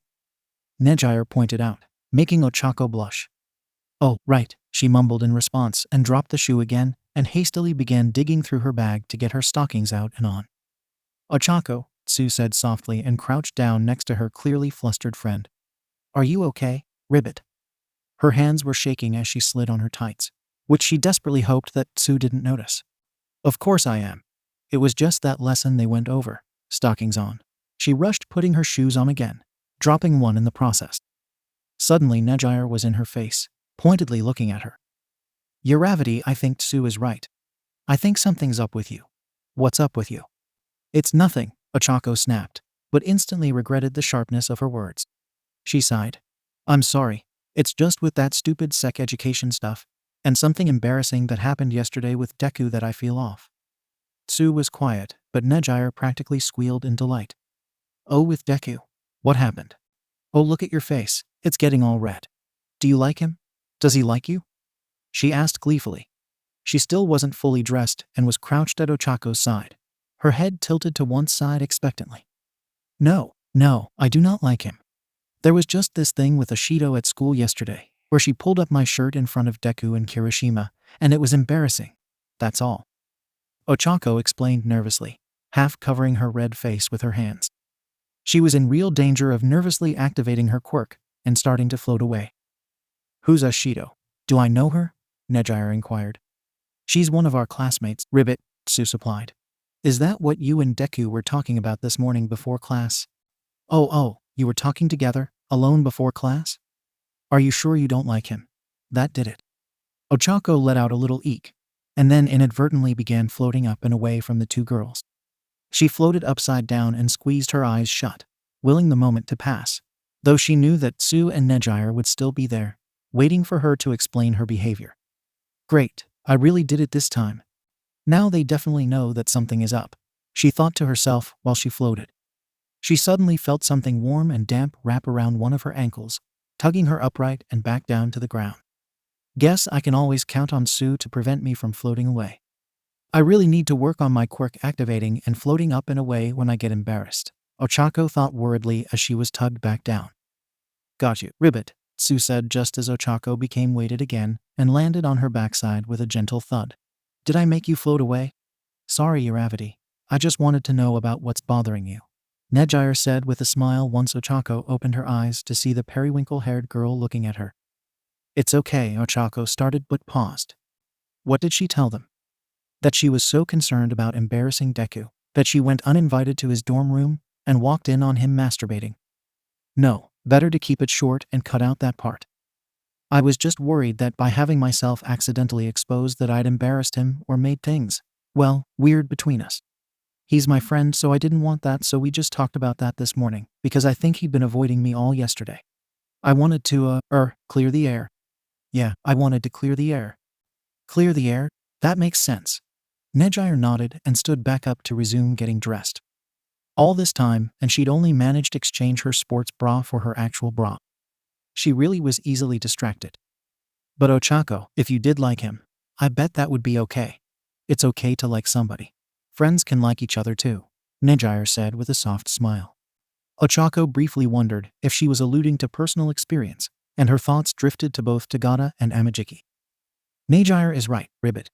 It'd be okay if you liked him or anyone for that matter. Except maybe 𝗫𝗀𝗃, ribbit, 𝐸 added with a wrinkled nose at the thought of 𝗫𝗀𝗃. 𝐻𝐡𝐭 laughed at that. I know, but we're just friends, she asserted, but even as she said it and tried to make it as convincing as possible, some small part of her whispered, liar. I'm not lying. We are just friends. I am not lying, right? A few hours later, 𝐻𝐡𝐭 and 𝐸 were piled into Momo's room, spread over her enormous bed. Mina, 𝐻𝐻𝐻𝐼𝐼r, and J.ro were also there. Some books and other various study materials were spread like a smorgasbord over the bed as well. Momo was leading a study group, or perhaps a more apt term was gossiping group. The girls usually gathered a few times a week or more to study and spend time with one another. That had become harder recently with the work studies. Some of their study sessions became more of social catch-up sessions for them. While they did complete studying and homework, they also caught up on gossip and girl talk. Thankfully, 𝐻𝐡𝐭's recent adventures with Deku were not on the menu. Instead, it seemed to be all about all the girls aside from she and 𝐸, and maybe J.ro too crushes on Shoto Todoroki. It seemed that most of the girls were smitten with the two-toned boy. In all honesty, 𝐻𝐡𝐭 wasn't entirely sure why. Sure, he was very pleasant to look at, but she found him to be a bit cold and closed off for her to want to fawn over him. His quirk was impressive, and he was pretty, but aside from that, she liked Todoroki as a classmate and friend and nothing more. He's just so thoughtful. I dropped my book the other day, and he picked it up for me without hesitation, 𝐻𝐻𝐻𝐼𝑟 exclaimed gleefully. I'm not sure that counts as anything other than being polite, J.ro countered as she twisted one of her long earlobes around her finger. 𝐻𝐡𝐭 snuck a glance at her and wondered if she too had a crush on their classmate. All of them had admitted to thinking he was extremely attractive, but J.ro wasn't one to swoon over him like Mina, 𝐻𝐻𝐻𝐼𝑟, and Momo. In fact, she was more often quieter in their group conversations than she and 𝐸 were. Always on her phone, in fact. Who are you on the phone with? She wondered to herself before dismissing the thought, and assuming that she was probably composing music or doing something music-related. Oh, come on, J.ro. Has he ever picked up a book for you? 𝐻𝐻𝐻𝐼𝑟 asked in annoyance. No, but I can't remember ever dropping one near him, she quipped. Besides, Kaminari would probably be there picking it up for you, right? Mina teased with a mischievous look. PFFT, no, muttered J.ro mostly to herself and looked away. Shouldn't we be studying, ribbit? 𝐸 asked as she flipped through the pages of her study book. I keep getting the seminal vesicles and vas deferens mixed up. There'll be plenty of time to learn that later, Mina said with a smile and rolled onto her back. She stretched languidly and said, I want to talk more about Todoroki. Why? He doesn't seem to notice that we exist, protested 𝐻𝐻𝐻𝐼𝑟. Well, in your case, 𝐻𝐻𝐻𝐼𝑟, you are invisible, Mina pointed out. 𝐻𝐻𝐻𝐼𝑟 gave a frustrated sigh. You know what I mean. I think 𝐸 is right, and that we should focus on studying. This is a lot of information to memorize, Momo said softly as she too looked through her notebook. You're just being all serious because you've got a big old crush on him and don't know how to ask him out, Mina giggled. No, I am simply saying that it would be in our best interests if we assimilated this information now instead of leaving it for the last minute, Momo defended, though there was the beginnings of a clear blush on her cheeks. So serious, 𝐜𝐡𝐚𝐭 chided. I'm simply saying that, Momo began only to be cut off by Mina. You just have to be direct, Momo. Like tell him that he's hot and you want to go out. And how well did that work out for you, 𝐴𝐡𝐢? J.ro chirped with a side glance at the wild-haired pink girl. Oh, shut up. So it didn't go the way I wanted it to. At least I did it, Mina snapped back defensively. You asked him if he wanted to go to out sometime, and he asked you why you wanted him to go outside. You're clearly not even on his radar, J.ro said with a devious expression on her face as she continued to twist her earlobe round and round her finger. Yeah, okay, so you're just going to have to be more direct, Momo. Tell him he's hot, and that you'd like to have a date with him. Mina suggested with renewed vigor. He'd probably take the date part literally and ask you which date you meant, huffed 𝐜𝐴𝐭. He's not stupid, he'll know, Mina argued. Ladies, please. Let's just do some actual studying, please, Momo sighed. 𝐻𝐚𝐭 saw the blush in Momo's cheeks and wondered if she too felt flustered and hot when it came to Todoroki like when she thought about Deku. Her eyes widened at that thought, and she let out a little squeak that drew the attention of the other girls. What was that, 𝐻𝐚𝐭? Asked Mina curiously, moving to her belly and perched on her elbows to look at her. Oh, nothing, 𝐻𝐚𝐭 said too quickly for anyone to overlook. J.ro raised an eyebrow at her, her attention no longer on her phone. What was up with you and Midoriya today? Yeah, you were like shouting something. Were you fighting? 𝐜𝐴𝐭 asked. Bakugo bumped into him, and then he ran out of the classroom saying he had to go to the bathroom. It was a bit odd, I agree, Momo recalled and also shot 𝐻𝐚𝐭 a curious look. Then you just rushed right out after him, huh? Wonder what that was about, Mina said with a mischievous twinkle in her eye. Not good, she thought to herself and realized she was once again at great risk of accidentally activating her quirk. Then they'd all know that something was indeed up. Just breathe deeply, 𝐻𝐚𝐭, in and out, in and out. Well, if you hadn't made it weird by basically flashing him yesterday, I wouldn't have had to go talk to him, 𝐻𝐚𝐭 blurted out. The other girl's eyes widened. No way, J.ro said, dropping her earlobe. For real? 𝐜𝐴𝐭 exclaimed. You flashed him, Mina? Momo asked. I did not flash him. I pulled up 𝐬𝐻𝐻𝐸's shirt to show off her abs, since she was being a badass and Deku got stuck staring at her. That is what I did. It was Midoriya who couldn't stop looking at her, Mina explained as if it was the most casual thing in the world. The conversation turned back to 𝐻𝐚𝐭. Thinking fast, she replied with the first thing that came to her mind. It wasn't just Deku. Kirishima was there too. It was embarrassing for everybody and awkward enough for Deku that I wanted to apologize to him about. That's what I was doing this morning.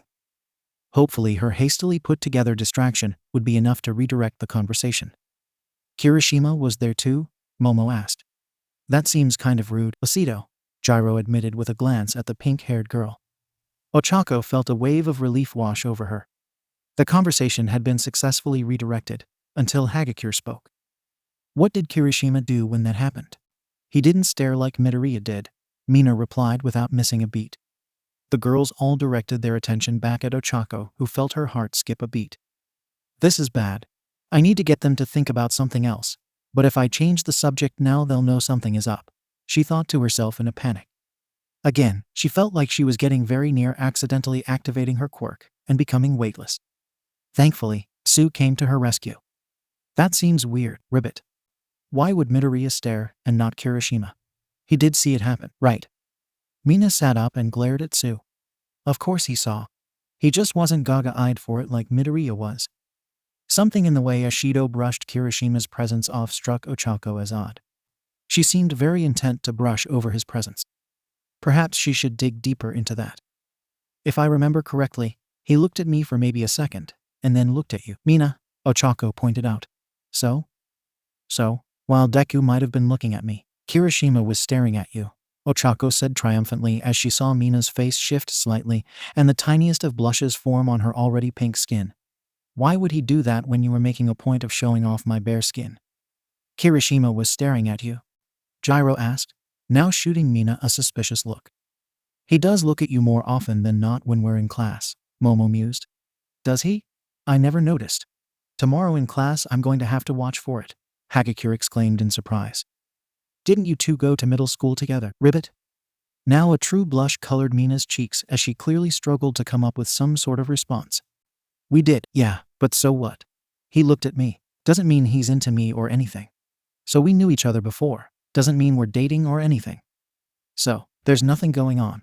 Chihiro asked, a sly smile tugging at the corner of her mouth. You mean like there's nothing going on with you and Kaminari? No. There is nothing going on between Kirishima and I. Mina protested angrily. However, the growing blush on her cheeks told a different story. Hey, don't pull bolts for brains into this. Just because he's an idiot who I've pointed that out to multiple times before doesn't mean there's something going on between us. Besides, he's too busy leching around with mine to anyway. Chihiro snapped back. The atmosphere had changed quite a bit, going from playful girl talk to charged beakiness. It was time to call it a night. I'm sorry I brought it up. I didn't mean to upset you. Let's just call it a night for tonight, Ochako said with mock frustration. Secretly, she was extremely pleased that Mina had taken the Kirishima bait hook, line, and sinker. I agree with Ochako, Ribbit, Tsu agreed. All right, we'll have to do some more studying tomorrow. And by studying I mean actual studying, Momo said with a sigh. Slowly the girls gathered up their belongings and headed their separate ways. Considering that Mina was on the same floor as Ochako was, the two shared a somewhat awkward walk back to their respective rooms. Just as they stepped off the stairs, Mina stopped and said, That was Low bringing Kirishima into the convo. Ochako stopped and looked at Mina's downturned mouth and her narrowed eyes. She really did appear to be upset that Ochako had brought him up. Filing that away for further analysis, she said, I'm sorry, Mina. Just you bringing up Deku and the whole flashing thing. It made me very uncomfortable.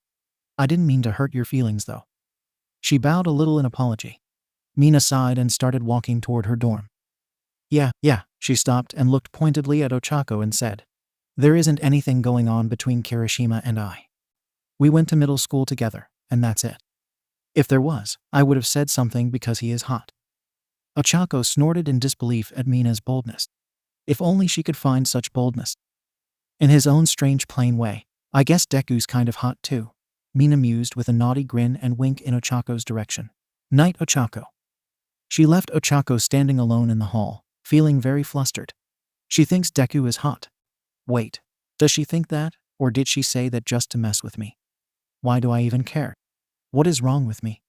Her thoughts were full of angsty adolescent turmoil as she managed to break out of her standstill and walk to her own room. She didn't bother to turn the lights on once she was inside, instead sinking down along the door and land in a slump on the floor.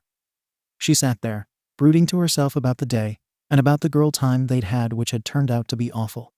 What a day. Get it together, Uraraka, she whispered to herself and pulled her legs up to her chest to cradle herself. Why was being a teenager so hard? There was a buzz in her pocket then, and she reluctantly pulled out her phone to see who was messaging her. It was probably Tsu checking in, or maybe one of her parents. She flipped open her phone and dropped it when her eyes read who the message was from. The message was from Deku. Her heart suddenly beating a mile a minute. She groped for her phone and accidentally dropped it once, twice, a third time, excitedly activated her quirk, and made it weightless and watched in fury as it began to float away from her. Release, she practically snarled and caught the phone as it fell. She opened the phone and saw two messages from Deku. One was an image of him smiling along with an enraged-looking Bakugo and a tight-lipped-looking Todoroki. She could vaguely make out what looked like something flaming in the distance, and assumed that that was probably Endeavor in the distance. The second message was just text and read. Sorry we didn't get to talk today, assuming you wanted to talk, that is. I hope you had a good evening, Uraraka. I'll see you tomorrow. She could practically hear his voice reading the lines to her as her heart hammered excitedly in her chest. Calm down, calm down. It's just a text message, and just Deku being Deku, she thought to herself, though she couldn't help the smile that was tugging at her lips. He'd texted her. That meant that he'd thought of her. In fact, he'd thought of her enough to take a selfie with murdery Bakugo, and Todoroki to boot. Would they talk tomorrow? Did he want to talk? Did she want to talk tomorrow? The more she thought about it, the more excited and nervous she became. It was the only thing on her mind as she changed into her pajamas and got into bed. What would they talk about? What was there to talk about? Maybe about how her heart had started to beat alarmingly fast when she thought about him. No, that wasn't a subject to bring up. As she lay in bed, she remembered Nejire's and Sue's words. It'd be okay if you did like him, and not for the first time since coming to UA. She wondered if he might think it was okay if she liked him too. Shoto Todoroki sat quietly in class, as Recovery Girl stood at the front with a large diagram cross-section of both the female and male anatomy. While some of his peers were blushing and looking away, he was mostly unmoved by the images. It was just anatomy after all, not an actual naked man or woman. That might elicit a blush from him, but not simple diagrams. He could see 𝐬𝐻𝐻 in front of, and in the row next to him. While 𝐬𝐻𝐻 seemed largely uninterested in most of their lessons, he was rapt with attention now. Shoto briefly wondered if one of the rumored guest speakers was going to be 𝐬𝐻𝐻's work-study preceptor, 𝐬𝐻𝐻𝐿ady. Of course, that was something that would thrill him. Perhaps he'd be the top student of this unit, simply because of his interest in the subject material. With just the slight incline of his head, he looked toward the seat next to him and Yaoyorozu, who also seemed very intent on the lesson. Even if 𝐬𝐻𝐻 was overly interested in this lesson, he'd be hard-pressed to beat out Yaoyorozu's academic prowess. She never failed to routinely be the #1 student in their class, which didn't surprise him. He had great respect for her. His eyes moved beyond Yaoyorozu and up the row toward the fiery Bakugo, who was leaned back in his chair and clearly not even paying attention. He would never quite understand how that one managed to score so well. For all intents and purposes, it seemed that Bakugo had zero interest in anything they learned. Yet he consistently scored amongst the top students. Clearly, despite being hot-headed and uninterested in almost anything academic, Bakugo was naturally gifted in almost all areas. Except manners, Shoto thought to himself as he recalled their work-study yesterday, when Deku had tried to take a selfie of the three of them, which had set Bakugo into a fiery rage. Ultimately, he'd launched one of his explosions at the green-haired boy. The fact that Midoriya consistently tolerated Bakugo's brash and rude behavior never failed to impress him. Midoriya was currently taking feverish notes, his nose practically pressed into the pages of his notebook. Shoto wasn't quite sure what kind of notes he was taking since Recovery Girl was mostly reiterating the location and function of the reproductive organs. Though as he thought about it, it was highly likely that Deku had drawn very similar diagrams and was labeling them in identical fashion. Shoto wondered briefly to yesterday when his friend had looked so tired. He'd abruptly run out of the class claiming he had to go to the bathroom just before class had started. Shoto had been somewhat surprised to see Uraraka quickly follow him out. That was a curious interaction, but one he shrugged off as it wasn't his business. When Deku had come back into class, he'd been blushing, but hadn't looked as exhausted as he had that morning. Perhaps he'd even looked a bit brighter. As the day had gone on, Deku had acted more like his normal self, and when they'd gone to their work studies and once again begun trying to catch up with Endeavor, he'd been much more his upbeat self. Whatever had bothered him enough that he couldn't sleep had apparently stopped bothering him by the end of the day. Aside from Bakugo's usual violent behavior at something as small as a selfie, the evening and night went largely as expected. Their work this morning was also to be expected, though Shoto noticed that as the afternoon drew close, Midoriya seemed to become more excitable. Was he excited to get back to class? Normally he seemed more excited to be doing work with Endeavor. Shoto shifted his gaze across the room and toward Uraraka. She looked like she was paying attention, though he noted a slightly pinker color in her already rosy cheeks. Was she too embarrassed by the subject material? Tomorrow we'll have 2 special guest speakers during the lesson. I expect you all to pay them appropriate respect, Recovery Girl announced, drawing Shoto's attention back to her. 𝐬𝐻𝐻's hand shot up at once, prompting a tired sigh from Recovery Girl. It seemed that the only student who had regular questions during this unit was, of course, 𝐬𝐻𝐻. Who are the guest speakers? He asked, practically clawing his way out of his desk. Wouldn't you like to be surprised? Recovery Girl asked. Only if I know that they're going to be hot girls, 𝐬𝐻𝐻 shot back. Recovery Girl sighed again and said, It'll be a man and a woman, 2 separate speakers. Sick. At least one's a hot chick, 𝐬𝐻𝐻 exclaimed with delight. Both discussing super sequely transmitted diseases and infections, Recovery Girl added pointedly. Most of the class shifted uncomfortably with that announcement. Shoto assumed that she'd made that statement to calm 𝐬𝐻𝐻 down, but her remark didn't seem to have any effect on him. Doesn't matter, as long as it's a hottie, I don't care what they talks about. 𝐬𝐻𝐻 half muttered and half shouted in response. Even Shoto had to repress an eye roll at that. 𝐬𝐻𝐻 truly was underceased and highly inappropriate at all times. Quit acting like a cat in heat, you moron, snapped Bakugo angrily from further up in the row. That's enough class, Mr. Aizawa suddenly added, surprising everyone. Once Recovery Girl had come to class to begin the lesson, He'd zipped himself up in his sleeping bag and disappeared behind his desk. But apparently he hadn't completely gone to sleep. He was awake enough to interject and calm the class down, just in case things got out of hand. Classes for the day ended just a short time later. 𝐲𝐻𝐻 gathered his books and prepared to head out of the classroom.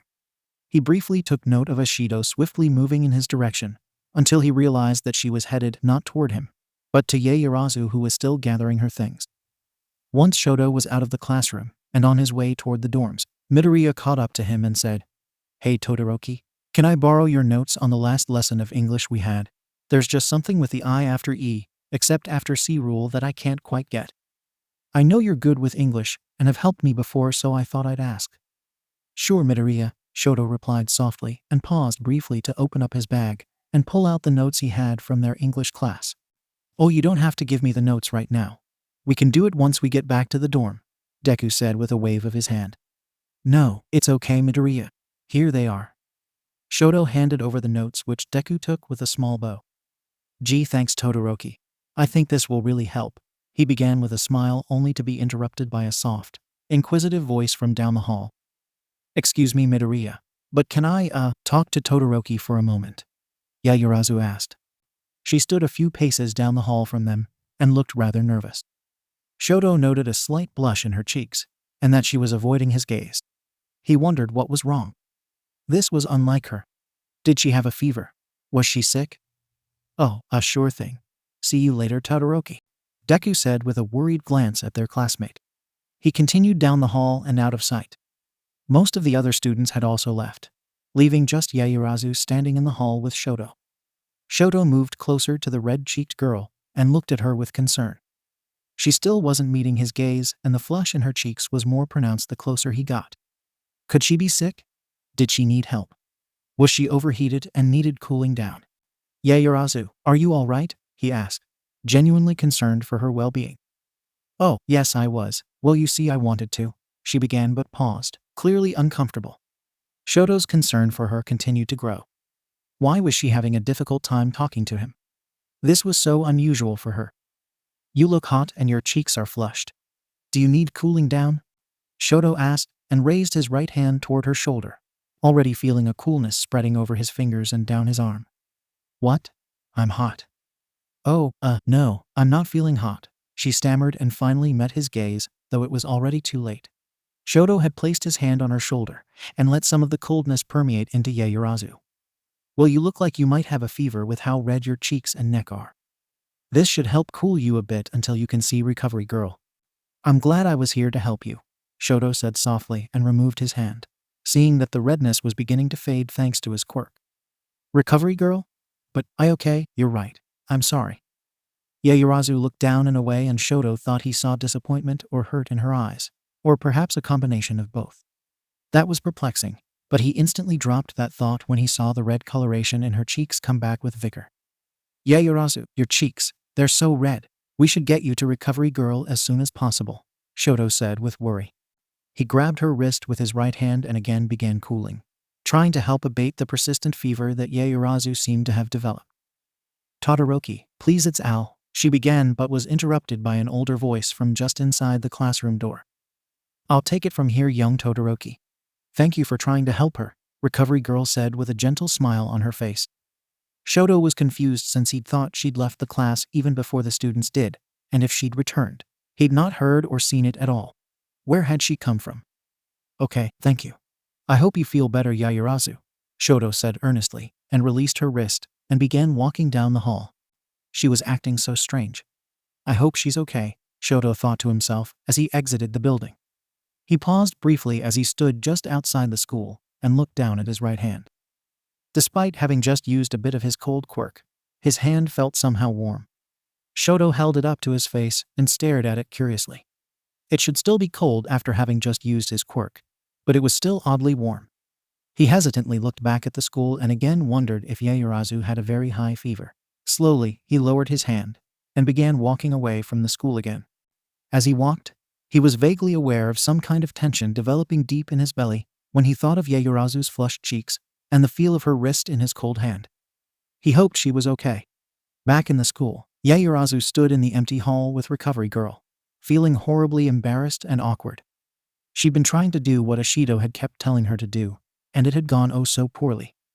Todoroki really did seem to be oblivious to her and any of the other girls' affections.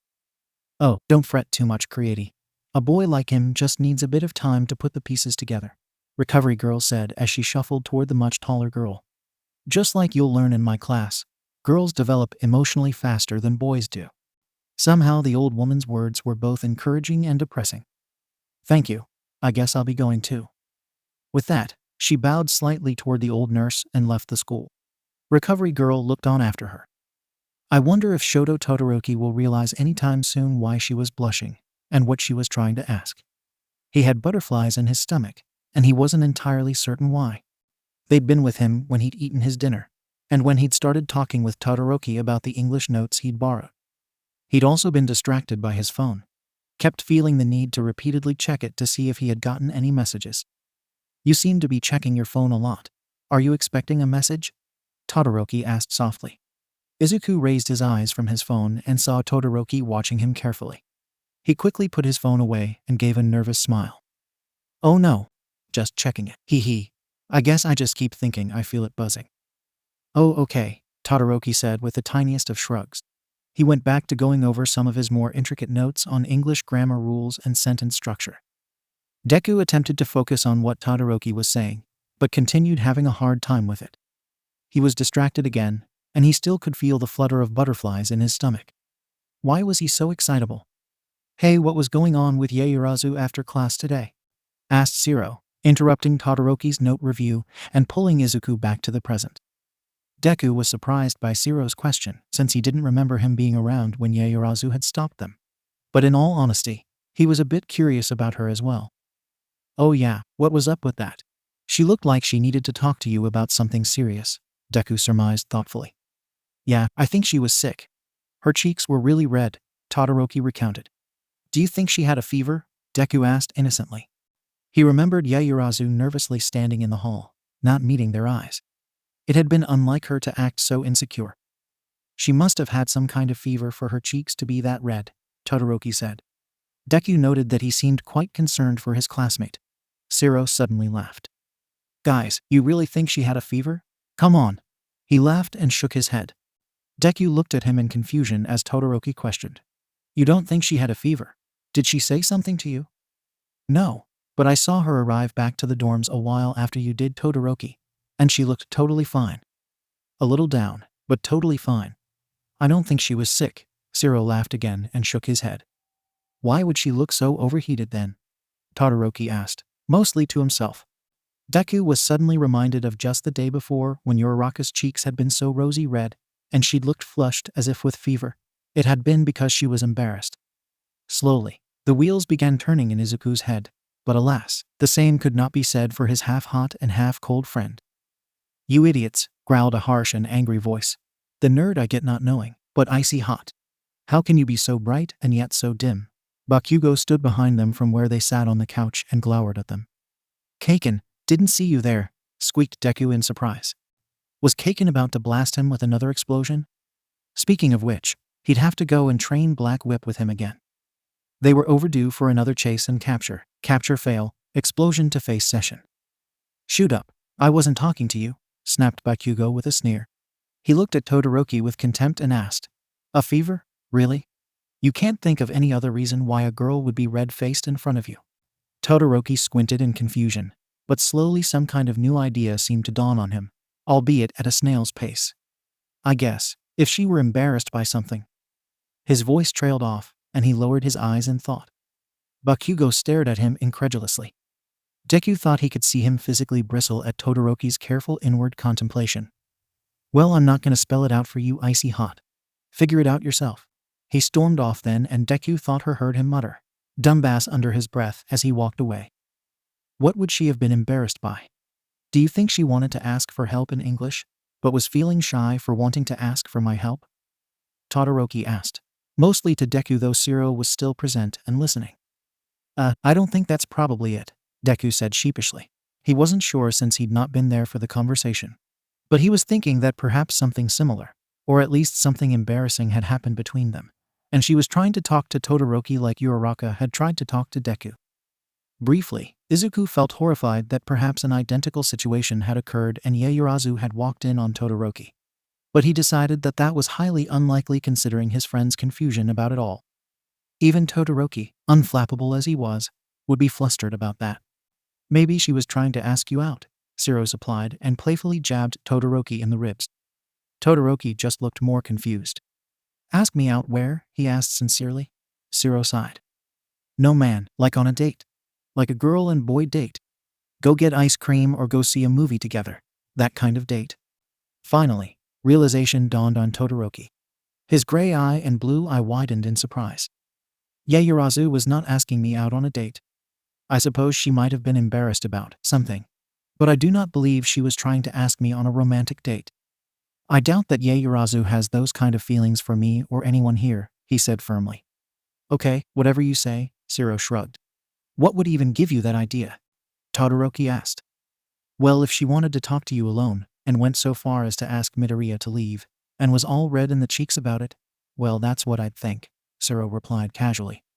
I am not you, he responded coolly, and with slightly more emotion than Deku expected him to respond with.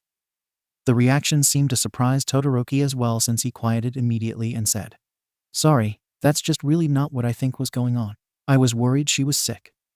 She could have been sick, Todoroki, or maybe she was trying to ask for help with a class like you thought, and that made her embarrassed, Deku said supportively. However, he couldn't dismiss the memory of Ochako's pink cheeks and cautiously added, though it could be that she was embarrassed because she was trying to do what Shiro suggested. It was Todoroki's turn to have a blush come over his face. Deku felt flustered for his friend and quickly tried to smooth it over. But that's probably not it. It doesn't seem like something Yaoyorozu would do. I wonder if she's struggling with English too, and was going to ask you for help with it. The flush diminished from Shoto's cheeks and Deku was relieved to see that his friend seemed to relax a little at his words and return to his composed self. Perhaps that is it. Should we resume going over these notes then? Right, Deku agreed cheerfully. Shiro looked at the two and shrugged again. It was obvious to him. Why wasn't it obvious to them? And the better question, why wasn't Yaoyorozu getting all blushy around him? He would have been delighted to have her sweet face pink-tinged confessing her love to him. Deku and Shoto continued with studying English for a little, while longer before they called it quits and Deku began heading upstairs to his dorm. He'd not seen Uraraka that evening because she'd gone straight to her after-school work studies immediately after class. Despite not seeing her though, his stomach was still doing flip-flops, and he felt nervous like he had yesterday. He had received one message from her early this morning that had been a smiling emoji in response to the last message he'd sent her. He wasn't entirely sure how to take that other than that she was happy to hear from him. Happy for the selfie? He wasn't sure. As he ascended the stairs to the second floor, he felt his phone buzz and anxiously picked it up only to be deflated by seeing a message from his mother, asking him how his work study had been going. He composed a quick response and sent it away quickly before putting his phone away. Just as he entered the hall, Aoyama suddenly fluttered into view with a smile.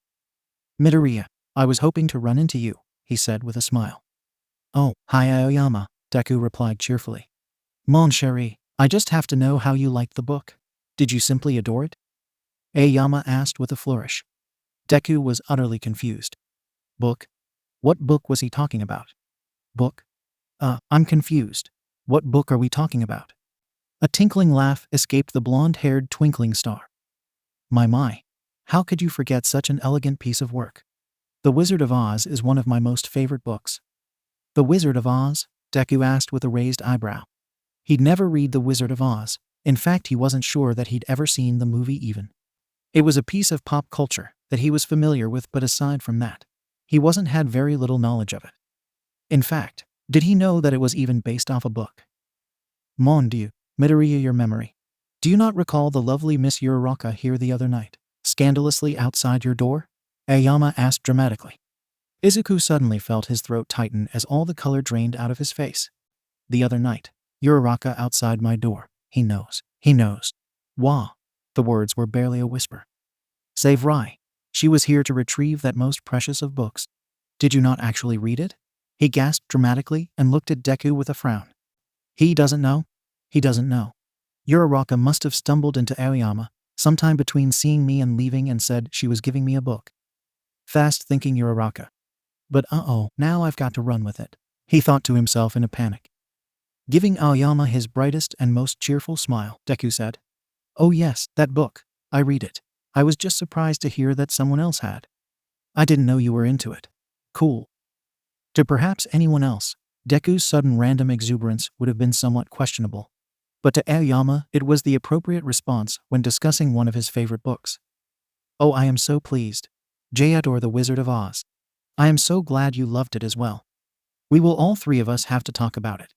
Perhaps a little book club, even." Aoyama paused and narrowed his eyes playfully at Deku, with lots of cheese.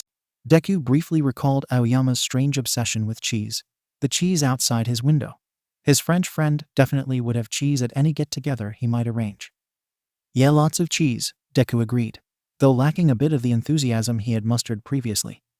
"Indeed. Now I must be away. Adieu," Aoyama said with a flamboyant bow before he practically pranced his way into his room. Deku was left standing alone in the hallway, somewhat confused. What a bizarre interaction that had been. A little while later, dressed in his UA gym clothes, Deku was outside practicing his kicks and punches. It was getting later into the evening, so he'd have to call it a night soon. But for now he was content to keep up his practicing. Before coming outside, he'd stopped by to see if 𝐀𝐦 wanted to do some black whip practice with him. That had gone less than smooth. After he'd asked him, Bakugo had glared murderous intentions at him in response, and Izuku had taken the hint and been on his way. So here he was, outside practicing to make his fighting skills perfect. He couldn't reach his goal of becoming the #1 hero if he didn't practice. Plus, the physical exercise was a nice distraction from any intrusive thoughts about the last few days, or about Uraraka in general. As long as his mind and body were focused on hero practice, he could keep all annoying teenage boy thoughts away. That is, until the object of some of those teenage boy thoughts was spotted walking up to the front door of their dorm. He'd been mid-kick when the sound of voices had attracted his gaze in the direction of the front doors. There, on the footpath leading to the front door, was Uraraka and Asui walking toward the dorm. They must have just returned from their work studies and hadn't noticed him yet. However, Izuku hadn't expected to see her, and the surprise of seeing her had thrown him off that he overshot high landing when coming out of his kick and stumbled. "Oof," Deku murmured as he stumbled forward to catch himself. "Deku!" Both Uraraka and Asui cried in equal parts alarm and surprise as they watched him stumble. Before Deku could say anything to deter her, Uraraka started to rush forward, as if to help him. He had easily recovered and regained his balance by the time she reached him, but there she was all the same. "Are you okay?" she asked, clearly worried. Though as she took in his upright form, she realized that she'd perhaps been a little overzealous in coming to his aid. "Yeah, just stumbled is all. I wasn't expecting to see you and Sue." He bumbled and blushed at having yet again tried to call her Asui. "We just got back from our work studies, Ribbit. What are you doing out here? It's cold," Sue asked. She made no forward movement to get closer to either Midoriya or Uraraka, instead remaining where she was on the path. "Oh well, I figured I'd get in some training time since 𝐾𝐦 didn't want to do any black whip training with me," Izuku replied thoughtfully. "How often are you doing that? I thought you'd gotten pretty good with black whip, Ribbit," Sue asked curiously. "Oh well, I'm still having a hard time maintaining it for any length of time. And I fail a lot when I try to do a capture technique on 𝐾𝐦. I need a lot more practice before I can really make black whip my own," he mused and looked down at his hand and clenched his fist. He could feel the energy of black whip just beneath his skin and bones, waiting to be unleashed.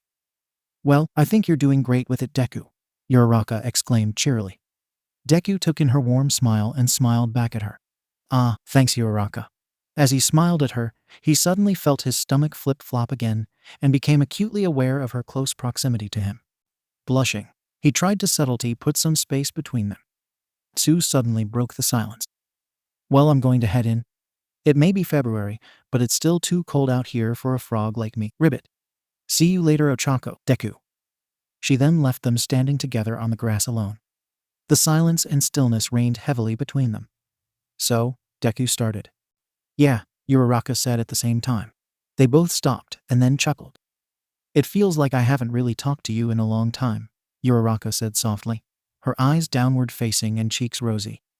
Whether they were rosy from the cold or from something else, Deku wasn't certain. "It has been a while, hasn't it? We're both just so busy with school and the work studies." It's a lot to do, Deku added, his eyes also downcast, neither one really willing to meet the other's gaze. And not enough time to do it, murmured Uraraka. She raised her eyes to Deku's face only to see that his eyes were lowered to the ground. There was a blush on his cheeks that she was certain matched her own. She'd wanted to talk to him all day, still remembering what he'd said yesterday morning that they could talk more. She wasn't sure what they were going to talk about, but she knew that she wanted to talk to him now. Deku, she began nervously. This time Deku raised his eyes from the ground to meet hers. The blush on his cheeks only deepened.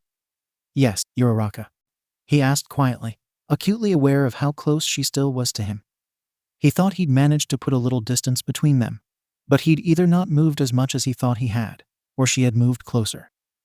I just wanted to talk to you, because I like talking to you and I still feel, weird about what I saw, she stammered nervously. Deku nervously looked away and laughed anxiously. Oh yeah, that. His voice had gone up an octave again. Not good. Why does she still want to talk about that? I thought we addressed it. Deku nervously thought to himself. What had they actually said to each other yesterday morning? He raced through the interaction in his mind, recalling the embarrassment, and then vaguely remembered saying that they could talk later, and then, he remembered. He'd held his fist out to do a fist bump with her, and she'd surprised him by open palm taking his hand, and then even more surprising, he'd taken her hand in his. What had compelled him to do that? Better question. What had compelled her to do it in the first place? I don't want there to be any weirdness between us. You're my friend, and just because that happened doesn't mean it has to be awkward. We can be like we were, Uraraka said nervously, her voice moving a little too quickly for it come off as any way other than anxious. I don't want it to be weird either. I'm sorry if it's been bothering you, he said softly, feeling genuinely guilty that she'd had to see him doing that. He was also immediately grateful that her quirk wasn't mind reading, because if it was, she almost certainly would have found out that he was doing that whilst thinking of her. That thought only made the blush deepen on his cheeks. No, don't be sorry, Deku. I walked into your personal space without waiting for permission. If there's fault, it's on me, not on you. I mean that, she said firmly. Deku felt touched by her words and said in a quiet little voice, Uraraka, But he didn't know what else to say, so his words stopped there and silence moved in between them once again. Uraraka directed her gaze briefly to the ground, flicked her brown eyes back to his greens, before darting to the ground again and asking, But, I do have something I want to ask, if that's okay. Yeah, sure, he said softly. He watched her as she seemed to struggle with whatever words she was trying to come up with. He was curious, but also nervous as to what she might have to say. Why did you take my hand yesterday? Why did you hold my hand? She blurted out, a deep scarlet settling itself onto her cheeks. Deku instinctively took a step back and gave a nervous laugh. You had taken my hand, and it felt natural to just take your hand, I guess, he bumbled. He'd squeezed his eyes tightly closed and plastered a nervous smile on his face, hoping that was an okay answer. Why did he hold her hand? Why had he done that? It had felt natural, but what else had compelled him to do that? Was it actually holding hands, or had it just been a handshake? A pause and then, was all Uraraka said. Izuku opened his eyes at her response and couldn't help but see what he was certain was disappointment in her eyes. She wasn't looking directly at him anymore, instead looking down, but he could see it clear as day in her eyes. She was disappointed. That makes sense, she said softly, and then began to move away from him. I'll leave you to your practice. Don't work too hard. She forced a smile at him and then turned to leave. A panic suddenly seized his heart as she turned away from him. He didn't want her to go just yet, and it bothered him more than he was willing to admit that she was disappointed by his response. He'd disappointed her, and that was something he'd not experienced with Uraraka before, and now having felt that, he hated it. Wait, Uraraka, he exclaimed and reached out for her. His fingers brushed against the wool of her brown coat and tugged gently. She stopped where she was but didn't move to face him. His heart skipped a beat in his chest. What was he doing? What did he expect out of this? What was his next move? He watched as her auburn hair rustled with the gentle breeze in the air. You have to say something, Izuku. You can't just let her stand there waiting for nothing. Say something. But what do I say? Tell her the truth. But what is the truth? He asked himself. His mind raced through all the feelings he'd had over the last 2 days and over the last year, and ever since meeting the rosy-cheeked girl who made all things weightless. There were so many emotions to sift through that he didn't think he could begin to get to the bottom of it in this moment. He wasn't sure what he was feeling or what he wanted out of this interaction. But he'd stopped her from leaving, and now all he really wanted was to remove that look of disappointment from her face. What is the truth? The truth is, when she took my hand yesterday, my heart started beating out of my chest, and all I could think was this girl, my friend, was trying to comfort me over something embarrassing that I'd been mostly responsible for. But here she was, making sure I was okay. And her hand had felt so nice against my fist that I did what felt natural and right to do. I held her hand because I wanted to, because I didn't want to let her go. I took your hand and held it because I wanted to, because I didn't want to let you go, Deku admitted in a very soft voice. He felt like his face was on fire, and he desperately wanted to look away in embarrassment, but he didn't. He stared into the back of her head, willing her to look back at him, to see the truth on his face. Deku, Uraraka murmured softly and turned just enough of her face toward him so that their eyes could meet. She turned to face him fully then. Deku's hand fell away from her coat and returned to his side. The disappointment he'd seen on her face was gone, replaced by surprise and something else that he couldn't pinpoint. Despite his heart racing like a frenzied rabbit and his stomach doing flip-flops, Deku took a step closer to her and boldly asked, "But Uraraka, why did you take my hand first? Why take it at all?" It was a question that had been bothering him. Had she not open palm taken his hand, he never would have felt compelled to entwine his own hand with hers. Her eyes dropped to the ground, but she made no move to put space between them when he'd stepped closer to her. I saw your fist and I don't know, just seeing you smiling at me and," she paused, her downcast eyes still somehow twinkling, "and I just wanted to hold your hand. I didn't know what you'd do, but I guess I didn't think about that and just knew that in that moment I wanted to take your hand in mine. To show you it was really okay." Deku felt like his heart might burst out of his chest. That had not been what he'd expected her to say. He wasn't sure what to even say in response. She wanted to hold my hand. A girl wanted to hold my hand. Not just any girl, but Uraraka. I can't believe it, he thought excitedly to himself. "Oh wow, you don't say," he said nervously and again squeezed his eyes shut and anxiously smiled.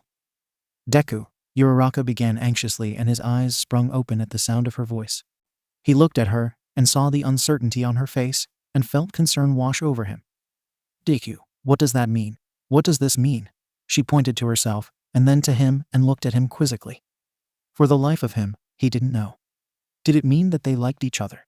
Liked each other? Did it mean that they should start going out? His thoughts briefly returned to Todoroki's earlier conversation about Ieyasu, but he pushed those thoughts away. He needed to be in the here and now. "I don't know what it means, Uraraka. I think that's something we have to find out over time," he said honestly. Part of him was ecstatic about this moment in time, but another part of him was incredibly wary of what was happening. The dynamic between the two was on the verge of changing. He could feel that much and was certain she could too. They hadn't exactly said that they both liked each other, but they'd admitted that they wanted to hold each other's hands, and to him, that meant that there might be more on the horizon. It wasn't just friendly behavior to want to, and to actually hold each other's hands. He'd been transfixed by her bare skin when she'd accidentally had her shirt pulled up by Ishido. He'd been close to her since he'd first started at UA, and she was one of his closest friends. It made sense that things could easily progress into a more-than-friends situation, but he wasn't sure that that was a good idea. They were both training to be heroes, and Izuku had lofty goals to be the number one. Not to mention he was the secret inheritor of One for All, and likely would have to have some kind of huge showdown with Shigaraki in the near future. And what if it ruined their friendship? He didn't want that. He cherished his friendship with Uraraka, and the thought of jeopardizing it was not something he could even think about. At the same time, doing nothing and pretending like there was nothing but friendship between them also seemed like not the greatest idea. He didn't know what to do. "I don't know either," whispered Uraraka and looked at him and said, "But I don't think I can ignore whatever this is or pretend like we're just friends. There's something going on." Deku nodded but wasn't sure what to say. After a moment he said, "Let's sleep on it and see what we feel in the morning." She looked at him dubiously. "I'm not saying that we should pretend like this conversation didn't happen. I'm just saying that let's give it the night and then see how we feel tomorrow. Maybe it's just all the tension surrounding, well, Uraraka seemed to accept that suggestion, though she looked doubtful. "Right? Okay, let's go inside." She nodded and turned away from him. He picked up his notes off the ground and followed close behind her. While he thought that giving it the night was the right thing to do, he was fairly certain that when the sun rose tomorrow their dynamic would stay changed. He wasn't sure what he wanted to do moving forward, but as he continued following her to the doors, watching her hair bounce as she walked, taking in her rosy cheeks, he couldn't help but feel his stomach flip-flop in excitement. She got to the doors before he could and pushed them open. He watched as the lights from the inside bathed her in a soft, glowing warmth, and he was struck by her figure in the light. She turned back toward him and gestured for him to come inside, a smile on her face. He hesitated for just a moment at the threshold of the door, staring at her. His hand half raised in an effort to take hers before he realized what he was doing and forced himself to drop the partly raised limb. He followed her inside, his heart racing and his stomach fluttering. He had no idea what they were or weren't about to become. But he did know that in that moment, he really wanted to hold her hand again. Initially, when he'd received her text message, he'd been excited. It had been months and months, after all. So to receive that one text message that simply read, "My room. Now." He'd been both excited and nervous to respond to it. During his trek down and around the square, his phone had buzzed again, this time the message simply reading, "Don't let anyone see you." After that, he'd moved cautiously and carefully, doing his best to not be seen. The hall had been relatively deserted, thankfully. But once he'd rounded the corner, he'd spotted 𝐬𝐬 coming up the stairs and heading to her room. He'd quickly ducked back into the hall and waited until he heard 𝐬𝐬's door open and then close. After that, he waited maybe another 15 seconds, and then moved back into the hallway with 𝐬𝐡𝐢's and 𝐬𝐬's rooms. Surreptitiously, he moved to 𝐬𝐡𝐢's door and stood there nervously. His heart was beating fast. It had been so long since the last time, and that hadn't been in her dorm room, and she had said it was a one-time thing, just to explore. Yet here he was. He nervously raised his hand to knock only to drop it as her door flew open, and he was violently pulled in. "What's wrong with you? Were you actually going to knock?" 𝐬𝐡𝐢 demanded with angry eyes. Ijiro Kirishima blushed at her. She was right. Knocking would have been stupid. Sorry 𝐬𝐡𝐢, guess I wasn't thinking." "Duh, did anyone see you?" she asked in a quiet and tight voice. Proudly Kirishima proclaimed, rather loudly, "Nope." "Quiet down," 𝐬𝐡𝐢 chastised. She frowned, pressed her index finger up to her lips in a silence motion, and then pulled him into the small toilet that was attached to all the students' dorm rooms. The toilet was cramped for 2 people, and Kirishima was painfully aware of the close proximity of 𝐬𝐡𝐢. Their bodies weren't quite touching, but almost were. He was also surprised by the amount of pink that adorned her bathroom, though he shouldn't be surprised considering how much pink there was in her actual room. There was some sort of pink trim around the mirror over the sink, and the rug in front of the toilet and sink were both a hot pink. There was also a pink bathrobe hanging on the back of the door to the toilet. So much pink, thought Kirishima. "Sorry, I just got excited. Didn't mean to be loud," Kirishima apologized once they were tucked into the cramped safety of the bathroom. "It's fine," 𝐬𝐡𝐢 huffed and glared at him. "Look, we need to talk." Kirishima gulped nervously. So this was going to be a talking kind of meet-up and not a romantic tryst? Well, that was okay. Swallowing any disappointment that was there, Kirishima said, "Okay, shoot. Have you said anything to anyone? Or even suggested that we know each other in a way other than classmates or friends?" she demanded, her dark eyes watching him carefully. Kirishima always had to be careful not to stare too long into her eyes. He was truly a sucker for those dark raccoon eyes. "No. Nobody's the wiser that I'm aware of," he said honestly. In all truth, he'd never even dreamed of breathing a word to anyone, even his closest friends that he and Mina had decided to on a one-time occasion explore and go all the way with each other. She'd suggested it so casually at the time that he'd thought she'd been joking. But then when he laughed, and she straddled him and looked at him with those dark, beautiful eyes, he knew she hadn't been teasing. Because they'd gone to middle school together, they had some existing familiarity with one another. It didn't make them outright friends, but they were naturally more comfortable with each other than with anyone else. Not that they'd spent copious amounts of time together, but on occasion they'd gone to one another's house to study or practice fighting. It had been strictly platonic, and their studying sessions had ended pretty abruptly once Bakugo decided to take him under his wing and make them study together. Even with those stopping though, they'd still seen each other on and off to practice fighting with one another. It had been shortly before the fiasco summer camp, that they'd spent one evening together practice fighting, that they'd taken a short break to rest, that she'd suggested that they explore each other. "I just want to explore, you know? Plus, I know you and I trust you, so why not?" she asked him so carelessly that he'd not taken her seriously. He'd laughed, and then the next moment she was sitting astride him and staring at him. "𝐻𝐡𝐬?" he'd asked nervously. "I'm being serious, Red Riot. Let's explore. It can just be a casual, one-time thing that we never speak of again. Deal?" she asked, leaning closer to him, closer to his lips. "But what? I don't know. That doesn't sound very, gentlemanlike," he'd stuttered. She was so close and her body was so warm and soft. 𝐻𝐡𝐬 up close was better than anything he ever could have imagined. "But we're friends. I'm not asking you to explore with me and then run off and tell the whole class about it. I'm saying that before we get out and into the big old scary world, that we do this one time with each other, like a safety fall. This way we'll know what we're doing when we do it for real." She hadn't needed to do much convincing. He was halfway ready to making a mess of his pants already. "Still, 𝐻𝐡𝐬, I think this feels wrong, like I'm taking advantage of you. You're my friend and my classmate. I respect you more than that." It had taken all his willpower in that moment to try and push her off. But he'd managed it until she pressed her cute little pink nose up against his and smiled at him. "You're so adorable when you act all chivalrous, seriously. But no, I don't think it's taking advantage of me at all. It was my idea, and I'm the one pushing it, and believe it or not. But I've thought about this like quite a bit. For months, in fact. I made up my mind that I wanted to have my first time with someone I trust, and who was hot, and that's you." She'd wiggled her little nose against his, which made his face turn beet red. "𝐻𝐡𝐬, I don't know, are you sure?" Kirishima wasn't entirely sure he felt comfortable with this. It didn't seem like the right thing, but here 𝐻𝐡𝐬 was, right in his face, and practically begging him to go all the way with her. Despite his constant endeavor to be manly and an upstanding gentleman, he wasn't going to be able to resist her much longer. Yes, I am," she'd practically purred the response, and before he knew it, her soft pink lips were pressed up against his, and he was having his very first kiss. Things had proceeded very quickly after that, with clothing be removed, more frantic and not very skilled kissing, his hands buried in her cleavage, her hands running over his well-muscled chest. Kirishima didn't exactly know what he was doing.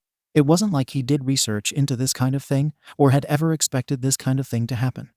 But as a teenage boy, he'd seen enough of the dirty side of the internet to know roughly what went where and what was expected of him. Even with zero experience, or really all his experience being in what he'd seen in magazines and porn movies, or probably exaggerated stories from his friends, he wanted her to enjoy this first time as well. He had some understanding and knowledge that a girl's first time was usually not nearly as pleasant as a guy's, and he didn't want that for her. Even if it was a one-time thing, he wanted both of them to have a good first encounter that they could look back at with fondness. It took all his control to not totally blow his wad when 𝐻𝐡𝐬's bra had come off, and he'd been faced with her bare and very pink breasts. There had been so much going on that he'd not really known what to do. Touch her breasts?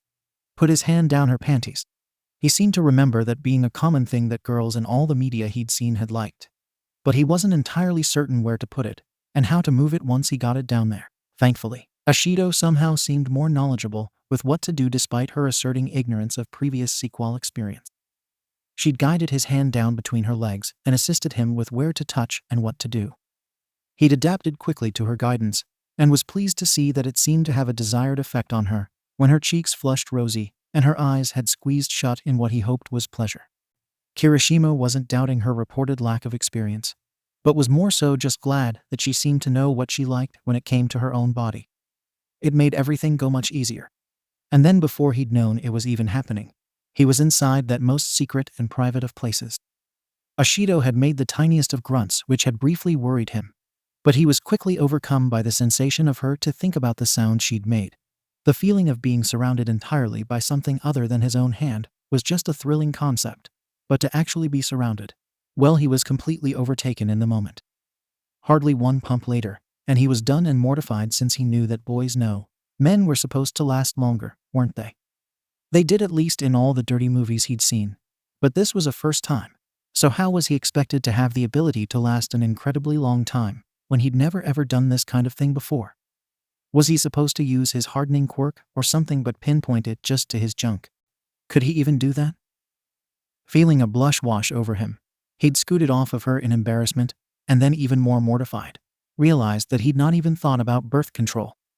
Oh no, what if she got pregnant? He didn't think of that. This was bad, really bad. Why are you so red-faced? Was it not good? 𝐻𝐡𝐤 had asked, a hint of anxiety in her voice. Kirishima wasn't even sure how to answer. Why wasn't she more concerned?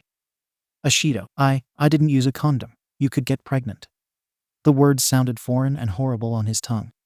He was swiftly regretting ever agreeing to this teenage tryst. However, 𝐻𝐡𝐤 surprised him by laughing. He had to admit that lying there, totally naked with a light sheen of sweat glistening on her beautiful body, was one of the most amazing sights he'd ever seen before. Scratch that, it was the most beautiful thing he'd seen. What? I'm on birth control, silly, she said, sitting up to smile at him. Huh? Birth control? Now he was confused. Why would she be on birth control? Wasn't that for girls who had sex a lot? As if she could read his thoughts, she clucked her tongue and gave him a sideways glance. Not that it's any of your business, but my periods were out of control, so to help regulate my hormones, I was put on birth control a year ago. So no worries. She paused and looked at him seriously. Was it not good though? Relief had washed over him that he let out a huge sigh. Phew, no, I loved it. I'm just glad we don't have to, worry about that adult stuff. But you were amazing, 𝐻𝐡𝐤. Just recalling their actions from the last few minutes made him excited all over again. He blushed as miniature Red Riot started to stand at attention. Haha, easy there, boy. One time was enough for me, she'd said with a giggle. But then when she'd seen him look away uneasily, quickly added, I'm not saying I didn't enjoy it. You took my guidance really well. I just meant what I said when I said it was a one-time thing. Now it's a secret between us. After having said that, she had leaned onto her knees and held out a pinky finger toward him. Our secret? Kirishima questioned, and looked at her extended pinky finger. Yup, our secret, 𝐻𝐡𝐤 had agreed. Okay, he'd replied softly and entwined his pinky with hers. That had been how they'd both lost their virginity to each other. And now, standing in her cramped little bathroom, he felt both excited to be this close to her and nervous. Had she heard something?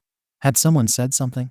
He hadn't breathed a word of it to anyone and many times went out of his way to ignore her or spend large amounts of times with his other friends. And he never mentioned to anyone that they'd gone to middle school together, or even knew each other previously. Well, I have it on good authority that you stare at me when we're in class. And why didn't you stare at Uraraka when I pulled up her shirt? Why did you stare at me? She asked, her golden eyes offset by that inkai blackness peering deeply into him. Kirishima couldn't meet her gaze. What was he supposed to say? That seeing her flash Uraraka's stomach had made him feel awkward, and that the exposure had made him painfully aware that really, all he wanted was to see her bare stomach. Ideally, her whole naked body. He couldn't say that. 𝐻𝐡𝐤 had made it clear that their tryst was a one-time thing, and that they were supposed to treat it as such, and to his credit, he'd done just that. But he couldn't help that deep down he wanted to do things with her again, proper couple things like going to movies, holding hands, kissing, and all that stuff. That was what he wanted. But he respected her too much to push the established dynamic into that. It didn't seem right since she'd been very clear that nothing could change after being together. He would respect that. It was the manly thing to do. Even if he had deeper feelings for her that had only grown as time had gone on, he would continue to ignore those feelings. She didn't need him to be her boyfriend or her lover. She needed him to be her classmate and friend. So that's exactly what he'd do. I did look at her. I just, felt embarrassed. So I looked away from her, Kirishima explained nervously. It was true for the most part. But hey, I can't help if I end up looking at you in class. You're like right in front of me. No, I'm not. I'm in an entirely different row than you. If anything, I'm adjacent to you, 𝐻𝐡𝐤 defended with a huff. Kirishima wasn't entirely certain if she'd used the word adjacent correctly, but he was impressed she'd used it at all. Someone's been paying attention in ectoplasm's math class, he said proudly. 𝐻𝐡𝐤 rolled her eyes and continued to stare at him. What? I don't stare at you. You are often in my line of sight when we are in class, so I guess it could be seen as staring. But that's not what I'm doing, Kirishima explained quickly. In reality, he did look at her more often than not, though they were just fleeting glances. Well then, don't be so obvious about it, 𝐻𝐡𝐤 suggested, or rather instructed. Okay, I won't look at you when we're in class. Kirishima was starting to regret coming to her room. This was far from the encounter he had hoped for. Good, the pink-haired and pink-skinned girl said quietly and looked away. But hey, if anyone did suspect anything, I think that would have made it round to the boys, 𝐻𝐡𝐬, or at least to 𝐬𝐻𝐡𝐬𝐬. He's like the horniest of horn dogs, so if there was even a whisper of us together, or having been together, he'd be all over it wanting details. He reassured her and patted her shoulder. He instantly regretted the touch, since between the close proximity to her, and now even that innocuous touch made him excited. That tracks, she said with a smirk and couldn't help but let out a giggle. Okay, sorry I freaked out. I just got nervous is all. Come on. She slid the bathroom door open, and the two quietly exited the cramped space. Back into her room, Kirishima was struck by the scent in the room. It smelled like a mixture of candy and flowers, somehow very 𝐻𝐡𝐬. He'd not been in her room since they'd first entered the dorms, and that had just been a brief view of it. Now he was in her room, surrounded by her. That thought alone was enough to make him even more excited. Haha, well I can see what you thought would happen when you came here, mused 𝐻𝐡𝐬 with a playful smile. Kirishima followed the direction of her gaze to his crotch, and the now relatively obvious bulge there. A blush washed over his face. Yeah, sorry teenage boy and all, he whispered and turned slightly away from her. Nah, it's all good. I get it. Much to his surprise, she then playfully swatted his behind. His cheeks burned brighter red then. Why was 𝐻𝐡𝐬 so? Oh, he didn't know what word he wanted to use then. Teasing? Annoying? Irritating? Adorable was the other word that came to mind, but he immediately squashed that thought. 𝐻𝐡𝐬, he chastised quietly and glared at her. She just grinned at him, her eyes squeezed shut in amusement. Without warning, she leapt toward him and wrapped her arms around his middle, hugging him tightly. Kirishima just about froze in place as she was molded to his chest. Don't ever change, Kirishima, she said grinning, and then released him. Now go quietly, back to your room. Easy for you to say. You're not the one here with a big old boner poking out to say hello to everyone I pass by, he thought to himself with a twang of annoyance. 𝐻𝐡𝐬 crept toward her door and pressed her ear to it to listen carefully. After a moment of cautious silence, she flipped off her light so that they both stood in darkness, and then cracked her door open a sliver. The light from outside poured in, briefly blinding Kirishima, though 𝐻𝐡𝐬 seemed unaffected and continued to peek out the crack in the door. Coast is clear, go, she said quietly, and pulled the door open for him to creep out. The second he was outside her door it closed, somehow eerily silent. Moving as stealthily as he could, Kirishima made his way to his room. He thought he was in the clear until he crossed the turn to lead to the boys' portion of the floor, and stopped dead as he spotted a cranky-looking 𝐵𝑃𝑃𝐻𝑢go leaning against his door. Where you been, moron? He asked with a sneer. Kirishima did his best to control himself and not blush. Oh, well I was. Can it? I don't actually care. You done your homework for the new unit yet? 𝐵𝑃𝑃𝐻𝑢go asked gruffly. Breathing a very small sigh of relief that in true 𝐵𝑃𝑃𝐻𝑢go fashion, he didn't actually care where and or what he was doing, he replied. No, actually. Hadn't quite gotten to it. Did you want to do it together? I could actually use your help reviewing, the parts and stuff. 𝐵𝑃𝑃𝐻𝑢go rolled his eyes at Kirishima, and then pinched his brow in frustration. Have you really not put 2 and 2 together and realized that they'll likely do a quiz tomorrow? Huh? Had Aizawa mentioned that? Had Recovery Girl? Idiot. Of course they'll have a quiz to review the anatomy. Tomorrow they're changing topics by having some idiot wannabe pros talk at us. It's the only thing that makes sense, you dumbass, he explained harshly. Oh, was all Kirishima managed to say, as he couldn't help but agree that 𝐵𝑃𝑃𝐻𝑢go was probably right. Well, that was a problem since he had only a basic understanding of the major players of both the male and female anatomy. Aside from knowing the location of the penis, testicles, and anus, Kirishima was hard-pressed to remember much else of the male side of things. He remembered a bit more of a girl's external anatomy. Okay, moron, listen up. We're gonna study so you don't flunk out of class tomorrow. Idiot broomhead. 𝐵𝑃𝑃𝐻𝑢go cursed and frowned angrily at Kirishima, who could only give an embarrassed smile at his friend. Come on, 𝐵𝑃𝑃𝐻𝑢go commanded and began to turn away, but then inadvertently caught sight of the not as prominent as it had been bulge in Kirishima's pants. Kirishima realized what 𝐵𝑃𝑃𝐻𝑢go was seeing and blushed, rolling his eyes and wrinkling his nose in disgust. But otherwise unfazed, 𝐵𝑃𝑃𝐻𝑢go snapped. Hurry up and go take care of that weird hair. Then meet in my room so you can get a passing grade tomorrow, he huffed, and then added nastily, idiot. Okay, see you soon, Kirishima said with forced positivity, and then quickly fled into his room.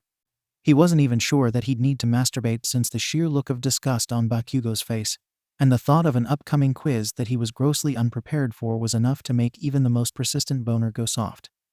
While he was always grateful for Bakugo's help, he always felt like it was a torture session anytime he did study with him. Bakugo grasped things instantly, whereas Kirishima felt like it took him years to learn the most basic of things. Perhaps that was just because Bakugo was his study partner, though.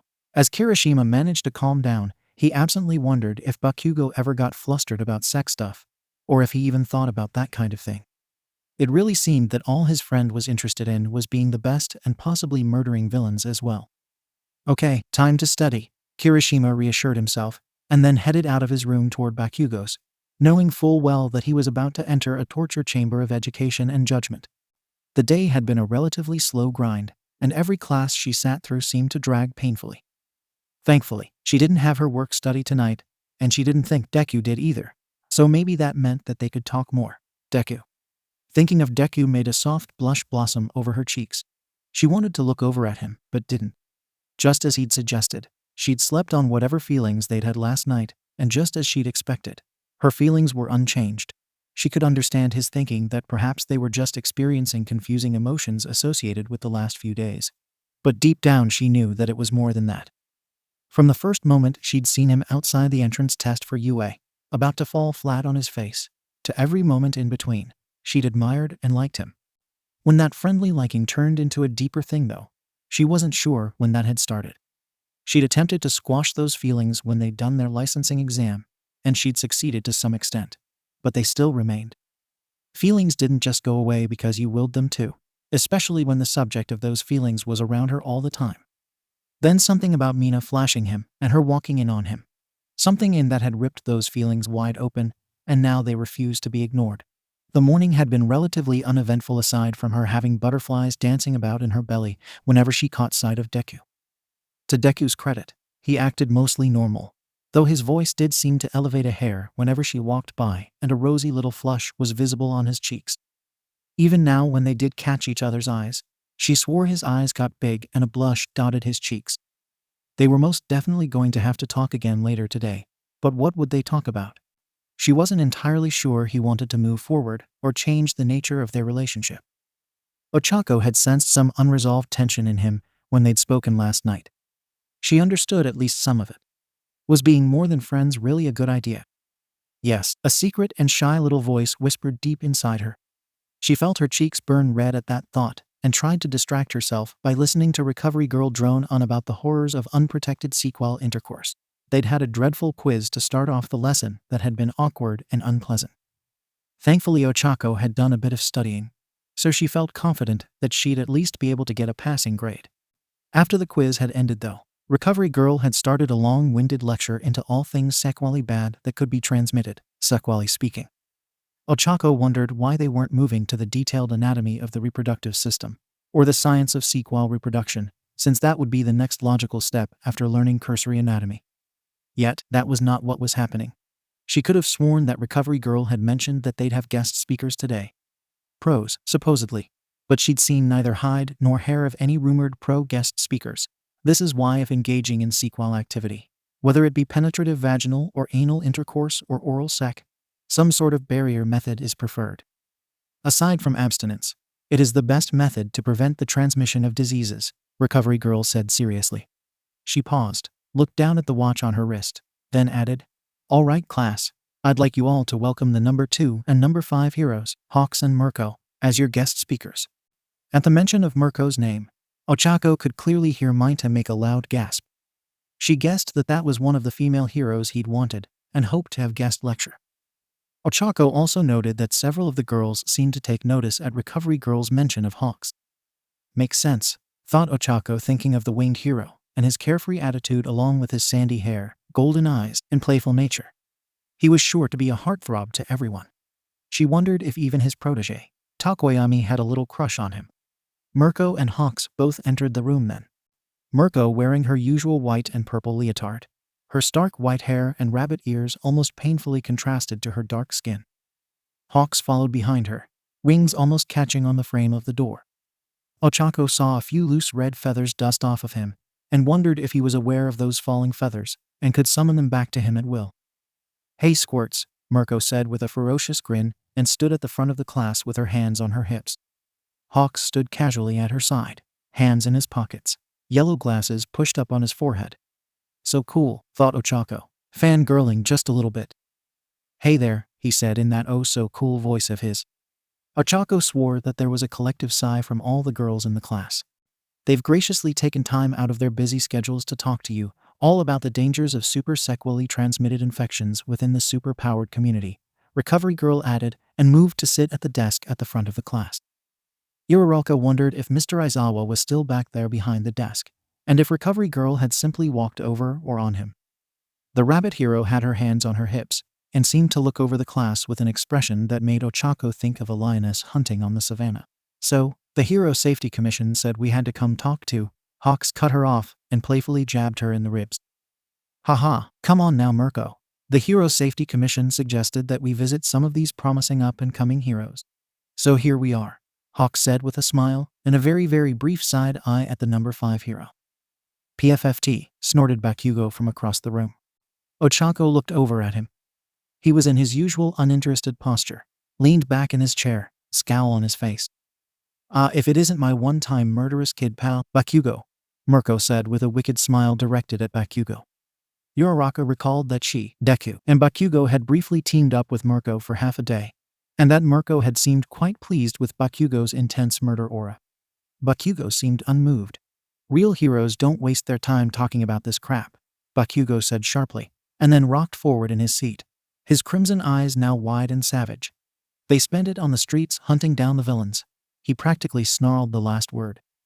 "Kakin," Deku said, alarmed at 𝗵𝘃𝐻's sassy quip. "Shoot up, Deku. They didn't come here because they wanted to chat. They came here because somebody told them to. Meanwhile, the villains are out there doing whatever the hell they want. Might as well take care of them myself," 𝗵𝘃𝐻 exclaimed, nearly shouting. The intensity in his eyes had increased dramatically, and Uraraka genuinely thought that he might fire off an explosion, despite being in class. "I love the murderous intent," Mirko said, something akin to pride in her voice. 𝐻𝐴𝐬 highly doubted that any of Mirko's brash and aggressive behavior could be attributed to influencing 𝗵𝘃𝐻. He came that way long before ever meeting the rabbit hero. Looking between the two of them, she thought that those two seemed like two strange peas in a pod. The rabbit hero was clearly excited by 𝗵𝘃𝐻's words. That much was clear, as Uraraka took in her poised to strike stance. Her long rabbit ears tilted forward as if to detect a threat, red eyes focused and savage. Her smile somehow the female twin of 𝗵𝘃𝐻's.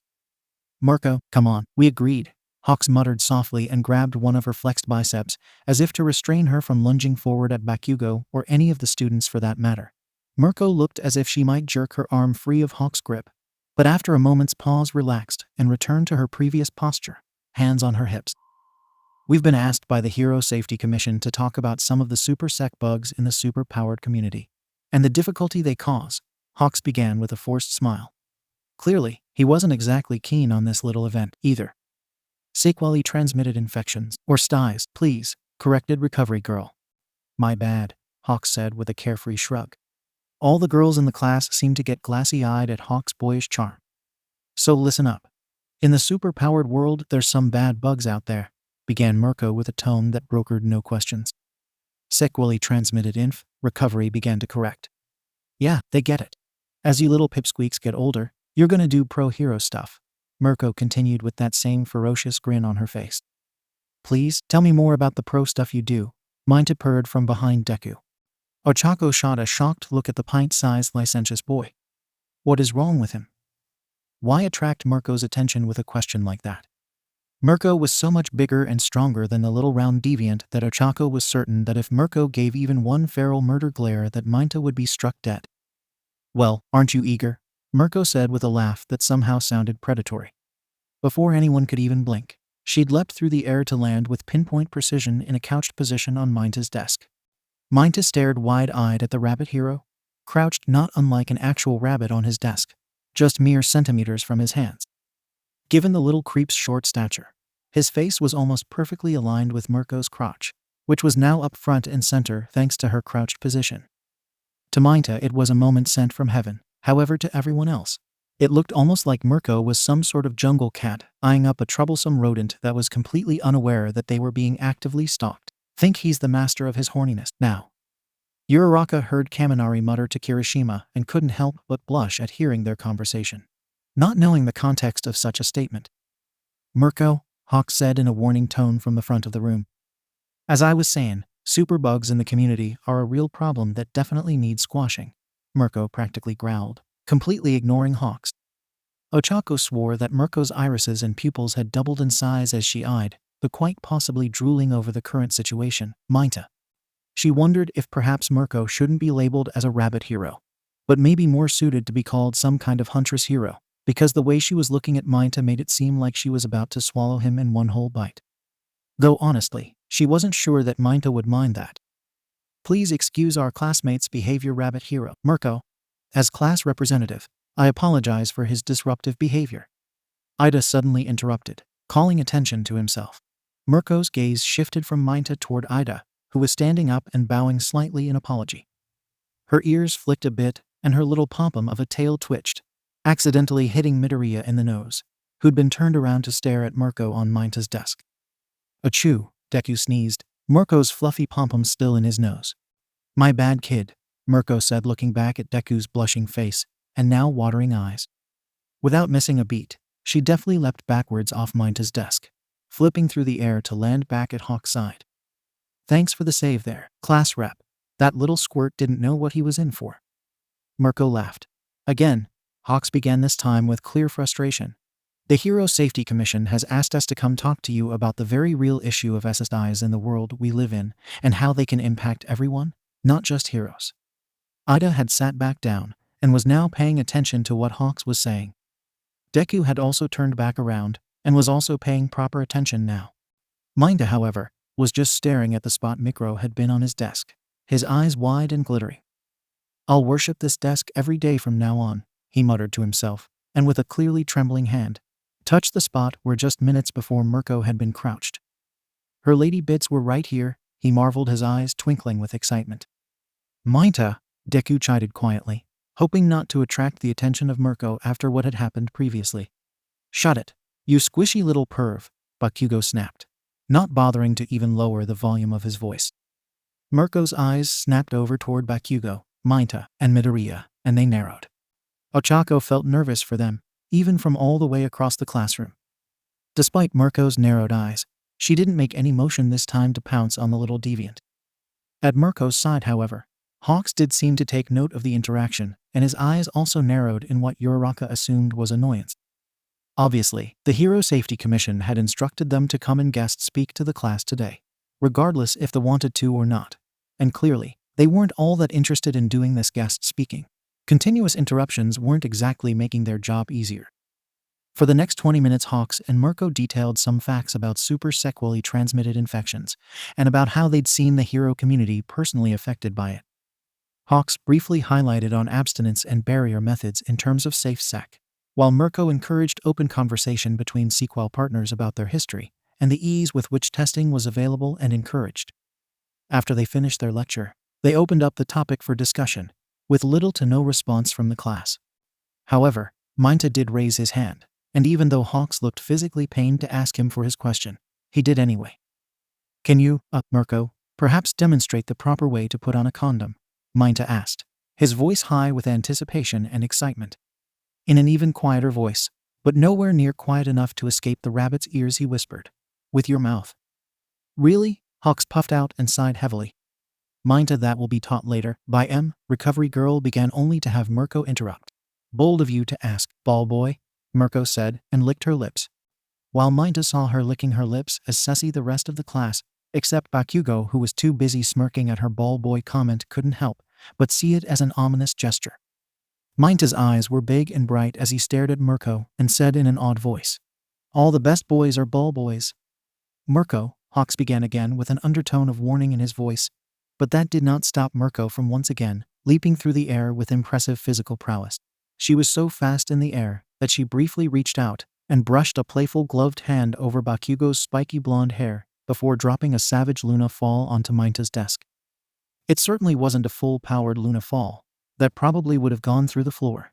but it was powerful enough to crush 𝐻𝐻𝐬's desk and snap it in two.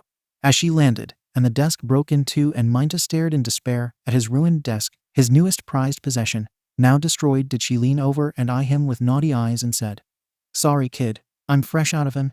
I'm sure the old lady can show you, personally." 𝐻𝐻𝐬 just stared at her, his face somehow caught between awe at her being this close to him and sorrow at his ruined desk. "Haha, dumbass," 𝗵𝘃𝐻 chuckled darkly from further up the row of seats, a legit smile on his face. Meanwhile, Deku was silent. Once again, Mirko's pom-pom of a tail was in his face, tickling his nose. Across the room, Ochako just stared at the scene.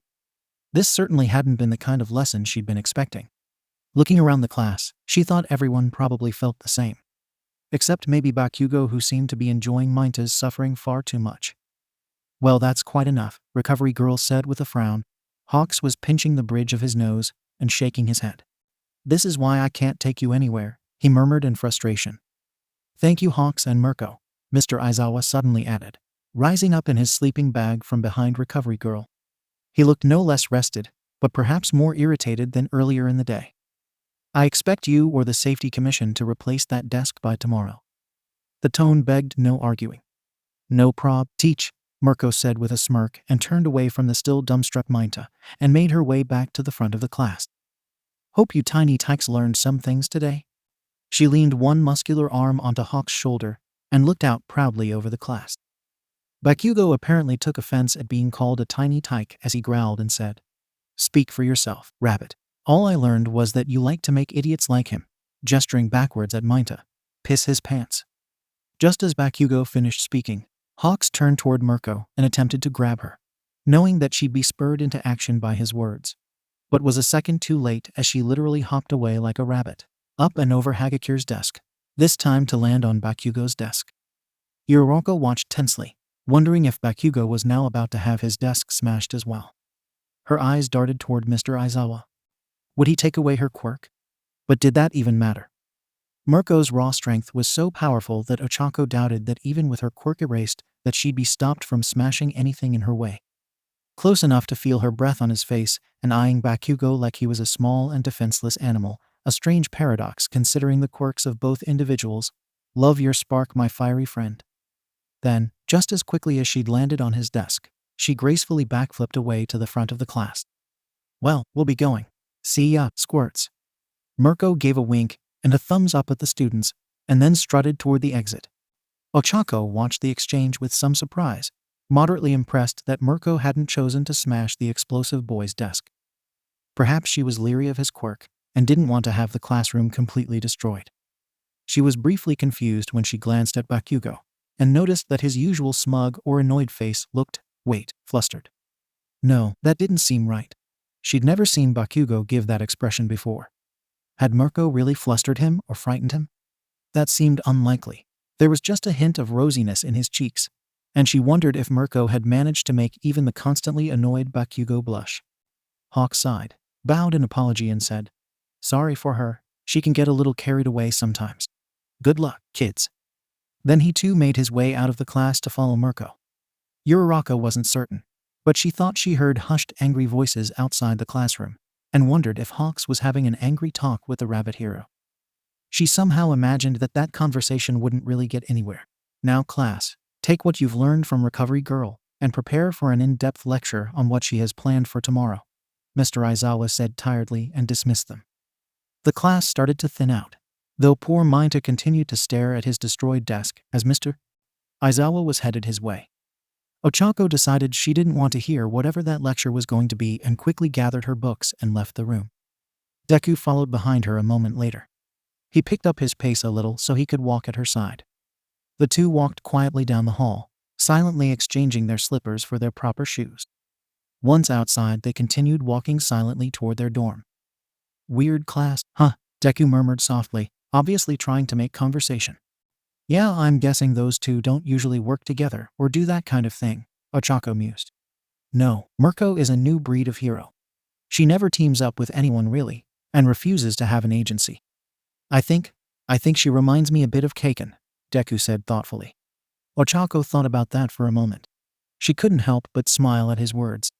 She'd had those same thoughts just a little while ago. Maybe when Bakugo goes pro, Mirko will actually be willing to team up with him. They can start an agency together. Ochako said, cheerfully thinking of the murderous rabbit and the fiery explosive boy working together. The world might not survive a pairing with those two. But then again, neither would any villains. Haha, I don't think that would happen. I don't think 𝐀𝐦 would be willing to team up with her or vice versa, Deku said with a chuckle. Silence reigned between them again as they continued walking. Ochako shot a nervous glance at Deku and wondered what would happen between them. The weekend was coming up, which meant that she'd not see Deku until early Monday morning, since he'd be doing his work study all that time. There just wasn't enough time. Deku, she began nervously, and then stopped and closed her eyes. Her heart began pounding a little harder in her chest, and her stomach started to nervously flip-flop. Yes, Uraraka? Deku asked, also stopping. With her heart continuing to beat faster and faster, Uraraka struggled to form the words she wanted to say to him. Once again, she felt that nervous energy in her belly that meant that she was at great risk of inadvertently activating her quirk and floating away. That would be just great. I slept on it, Deku, and things didn't change, she said softly, opening her eyes, but unable to meet his gaze and uncertain if he was even looking at her. Oh, Deku murmured, and Uraraka felt her anxiety reach a whole new level at hearing that one-worded reply. Did they change for you? She asked nervously. There was a pause and then silence. Ochako felt like her face might be about to ignite with how hard she was blushing, and even though she hadn't overused her quirk, or even used it, she thought she might be at risk of throwing up from the anxiety. No, Deku said so quietly that she almost missed it. She raised her eyes to his face to see that he was blushing furiously and not looking at her. No, she asked, something gleeful and excited creeping up her throat and threatening to explode. This time Deku did look at her, his cheeks flushed. I still want to hold your hand, and I like the idea of being able to hold it whenever I want, or to, hug you sometimes. A high-pitched sound that couldn't really be described as anything other than perhaps an extremely excited "yay" escaped from Uraraka's lips, and she smiled from ear to ear. His feelings hadn't changed, and he wanted to hold her hand and even hug her. Really? I want to hold your hand too. Uraraka practically yipped in excitement. Both hands on her cheeks in excitement, she surged forward, wanting to throw her arms around him and to grant his wish to hug her. Her belly felt like it was full of butterflies and glitter, so much that she didn't even realize that her fingertips had taken on their distinct pink glow when her quirk activated. Uraraka, where are you going? You're floating. Came Deku's cry of alarm as Uraraka also realized that in her excitement she had done exactly what she hadn't intended on doing, activated her quirk. However, even as she realized she was floating, she felt too elated to stop or to try to control herself. She was already starting to float upside down and away. Deku grabbed for her and missed. He jumped to try and get a hold of her arm, but she'd already floated above his capacity for a non-quirk-powered jump.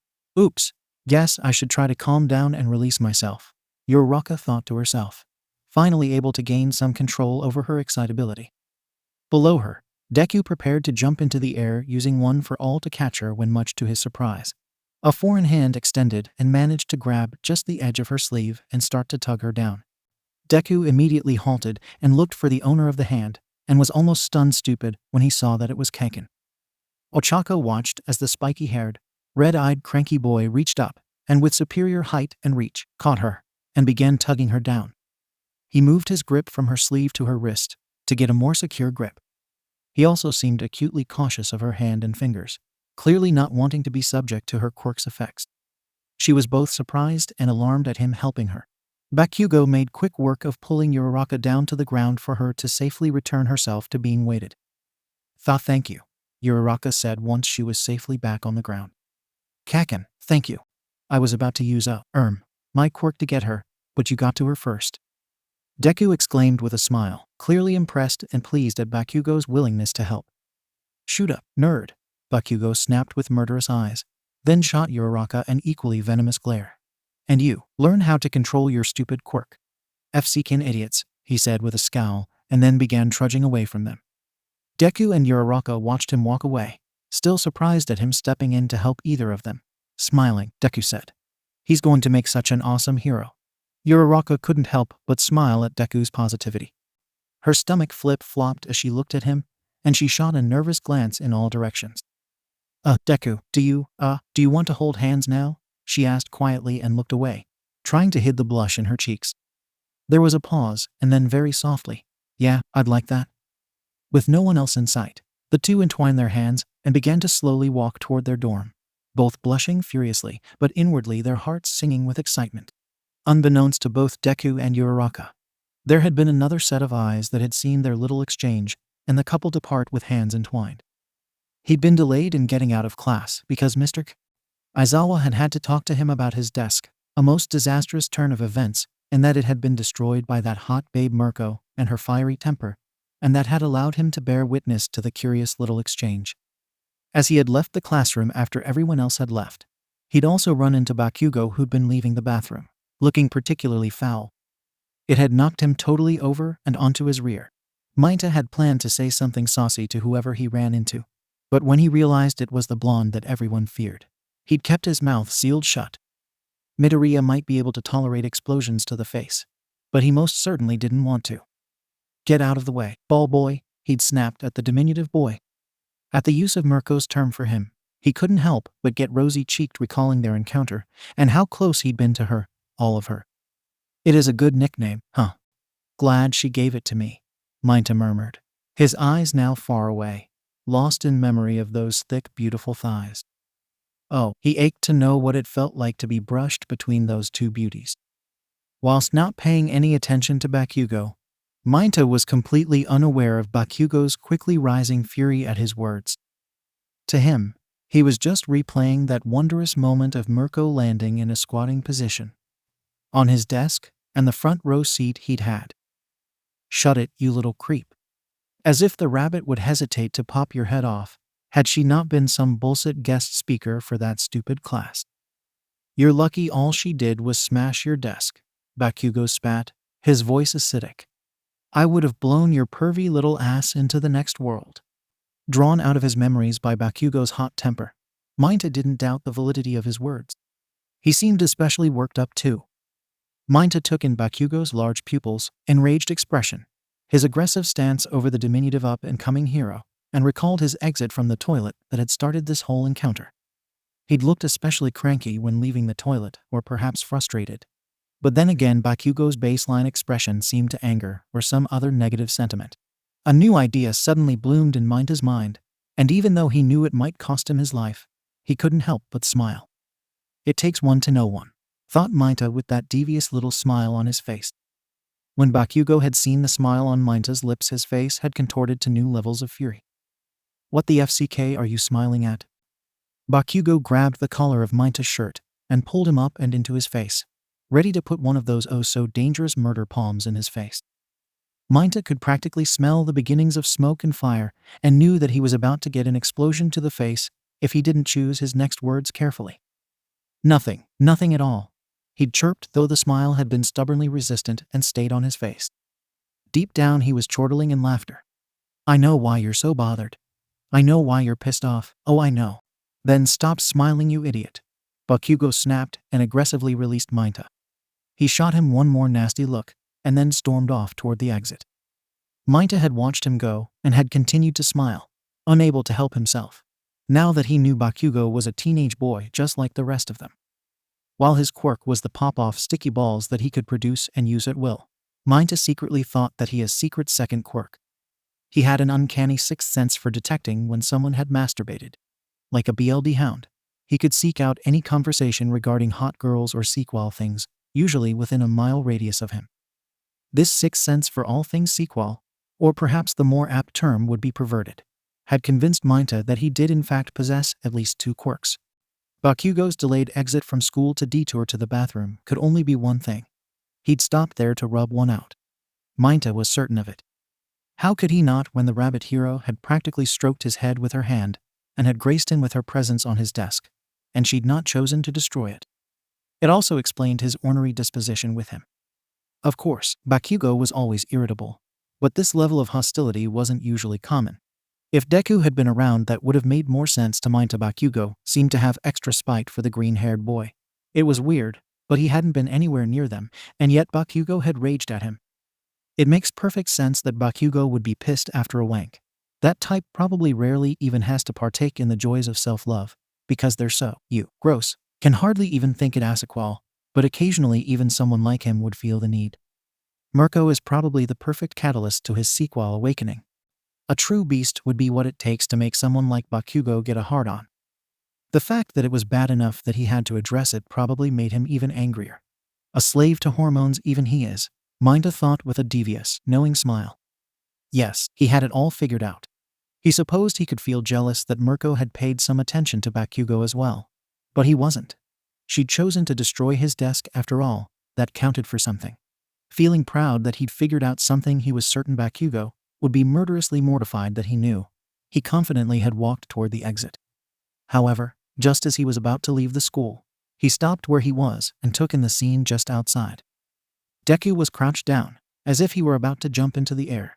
Uraraka was floating upside down in the air, and much to his surprise, Bakugo stood between them, one hand extended and grabbing Uraraka's sleeve. He watched as the spiky-haired boy pulled the rosy-cheeked girl back down to earth. 𝐬𝐻𝐸 cracked the school door open just a fraction so that he could overhear what was happening.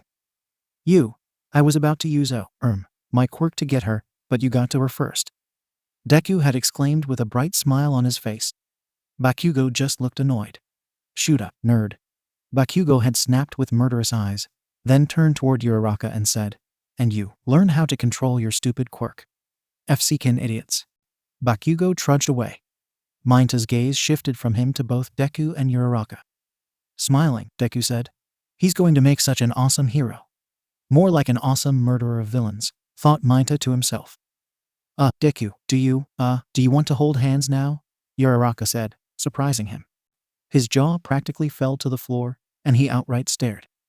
He watched in shock as Deku nervously scratched the back of his head, and then replied, softly enough that 𝐬𝐻𝐸 had to lean his ear right up to the crack in the door. Yeah, I'd like that. Both Uraraka and Deku then proceeded to walk toward their dorm, hands entwined. 𝐬𝐻𝐸 continued to stare in disbelieving shock. Once they were out of sight, he exited the school and stared off in the direction of the dorm. Midoriya, you sneaky bastard, 𝐬𝐻𝐸 mused with a mixture of pride and disbelief coloring his face. So that was why he'd looked so tired a few days ago. He'd been up with Uraraka. And it was why he'd run out of class, and she'd run after him. Oh, this was just too juicy. A new thought dawned on 𝐬𝐻𝐸 as he realized that this could very well mean that Midoriya had gotten to second or third base, or, a home run. How is it possible that Midoriya could get farther along with a girl before me? He can barely talk to the girls if it's about anything other than hero stuff. 𝐬𝐻𝐸 marveled quietly. It didn't make sense. Of all people, Midoriya? But as he thought about it, it did make some sense. 𝐬𝐻𝐸 thought back to how chummy Uraraka and Midoriya had always been. In fact, most of the girls seemed to like him. Midoriya usually got along with everyone, the boys and the girls. But he was so hero-focused. No. There was no way that Midoriya was somehow secretly a Casanova and able to woo their classmates. He wasn't even all that good-looking. His hair was always a mess. He had those stupid freckles. Everyone knew freckles only looked good on girls. He didn't have a particularly manly voice, though he himself didn't have some suave, sassy voice. Either his quirk wasn't particularly flashy or cool. He was obnoxiously obsessed with All Might. His tie was never tied right. He always wore those ugly dumb red shoes. His right arm and hand were covered in scars. He was often muttering to himself when he became focused on something. He took too many notes. He wasn't even tall. Of all the boys to get a girlfriend or make progress with a girl, it should not be Midoriya. The memory of Mirko's bunny tail and sweet sassy ass in Deku's face suddenly filled 𝐬𝐻𝐸's mind. He practically broke out crying at recalling that. He'd been too focused on her being in his face and on his desk that he'd barely registered her ass being in Midoriya's face. It wasn't fair. How could this happen? 𝐬𝐻𝐸 crossed his arms spitefully. He made no movement to return to their dorm despite the setting sun. Maybe it's just Midoriya and Uraraka. Maybe he hasn't gotten to the other girls, 𝐬𝐻𝐸 thought to himself, but still cringed. Even if he hasn't gotten to the other babes, he's still getting some kind of action with Uraraka. I gotta get to the bottom of this, and fast. 𝐬𝐻𝐸 charged forward but abruptly halted. He would have to be careful about this. He wouldn't be able to ask Midoriya directly since he figured that it was highly likely that Midoriya would deflect and deny any carnal knowledge. If he wanted to know what Deku had done, how far he'd gotten, he'd have to be cautious and clever. Neither were his strong suit. Perhaps he needed to involve someone else. Someone who could be a bit craftier and more surreptitious than he was able to be. But who? He murmured to himself and thought over their classmates. He wasn't sure who would actually be willing to assist him in getting Midoriya to spill. His mind initially went to Kaminari, 𝐍𝐸, and Kirishima, but then he shook that off. Kaminari definitely lacked an ability to be clever and quiet, as did 𝐍𝐸, and Kirishima would almost certainly dismiss such behavior as less than manly. Most of the other boys were out too. Midoriya might be willing to discuss things of that nature with someone he was close to, like Todoroki, but Minato knew that that was a lost cause. That boy lacked any guile and was far too literal to sneak around and dig up Midoriya's secrets. Midoriya seemed close. Well, close was the best term he could come up with, sort of friends with Bakugo. But he was extremely skeptical that Midoriya would ever confess such a thing to him, or that Bakugo would even be willing to listen. Basically, all the boys weren't an option, and almost all the girls would probably say no too. It's not like he could rely on one of the teachers to dig around for information. Suddenly a dark-eyed, pink-haired girl's face came into his mind, and he knew who might be able to help him. He wasn't certain that she'd even agree to help since he was an established pervert. But he knew she liked to be in on secrets like that. Plus, going at it from Midoriya might not yield any information. But if one of Uraraka's friends inquired enough, she might spill. And if she spilled, then Midoriya would probably also cave. It was the perfect plan. All he had to do was convince Ishido of his discovery, and then try to get her to assist him in finding out just how far innocent little Midoriya and Uraraka had actually gotten. Because of the two of them. Yeah, I bet she's into the freaky stuff, Minato murmured to himself deviously. By the time Uraraka and Deku got back to the dorm, it had gotten a bit colder. Deku had noted that Uraraka hadn't worn her brown wool coat, and had quietly worried over her temperature. She didn't look like she was shivering, but he felt like she must be cold. Her hand in his didn't feel cold, and her cheeks were rosy as ever. But still he worried. As they approached the front door of their dorm, they stopped and faced one another. With their hands still entwined, he was uncertain if they should go in holding hands or go in like they had any other time. Did they want everyone to know about what was going on? He wasn't sure he wanted that. Why not? A small voice asked inside him, and he struggled to think of exactly why he wouldn't want that. However, any progress on knowing why was halted by Uraraka speaking. Maybe we shouldn't tell the others, or well, maybe we should keep it to ourselves. I don't want anyone to make a big deal over, us holding hands. Her voice had sped up at the end of her sentence, and she was blushing much harder now. But what even would they be telling the others? That they'd decided to hold hands every now and then, that Uraraka had been excited to hug him, that she'd floated up and away, that he'd masturbated with her on his mind. He shied away from that thought and again wondered what they would be telling the others. Were they dating? Were they a couple? What did that even mean? What did couples actually do? I think that might not be a bad idea, at least, he paused, uncertain how to proceed. At least until we know exactly what we'd be telling them. Uraraka nodded in agreement, which was a bit of a relief. Though even as that relief passed through him, he wondered why Uraraka didn't want anyone to know. But again, that raised the questions of what exactly it was that others should know about. Right, she began and looked down anxiously at their entwined hands. She slowly removed her hand from his and faced the door. Deku was immediately struck by how empty his hand now felt, but also how sweaty it was. Oh no, I had sweaty palms. Was it that sweaty this whole time? Did she want to stop holding hands with me because my hand was too sweaty? Is she grossed out? Was her hand sweaty? All these anxieties plagued him as she opened the door and stepped inside. He followed woodenly behind her, still lost in thought that she might very well be repulsed by his horribly sweaty hands. Upon entering their dorm, he also suddenly felt very visible and aware of having just held hands with Uraraka. Was it just him, or was everyone staring at them as they entered the common room? Did he leave handprints on Uraraka's palm that screamed, Izuku Midoriya was here? Ochako, called Tsu from the couch. She hopped her way over to Uraraka, who smiled in greeting. Hey Tsu, she chimed cheerfully. Deku still felt like he must be red-faced, excessively sweaty, and somehow guilty-looking, though no one seemed to pay him much attention. Did you want to go over some of the classwork? I could use some help. Ribbit, Tsu asked, her tongue just poking out of her mouth. Sure, just let me. She began until Ishido was suddenly at her side with a big grin on her face. We're going to have another study session tonight. We can do it all then. But dinner is soon, so come on. 𝐜𝐡𝐢𝐬 exclaimed and pulled Ochako and Sue away. Deku was left standing alone and staring after the girls. Uraraka shot one glance over her shoulder, something akin to apology in her eyes. Deku slowly started to trudge forward. He needed to drop off his bag and change out of his school clothes. As he ascended the stairs, he passed by Bakugo, and suddenly remembered that it had been several days since they last trained together with Black Whip. He knew that All Might would likely be available if he sent him a text asking for his help. "Hey Kakin," began Deku somewhat nervously. "Yeah, spit it out, nerd," snapped Bakugo without looking at him.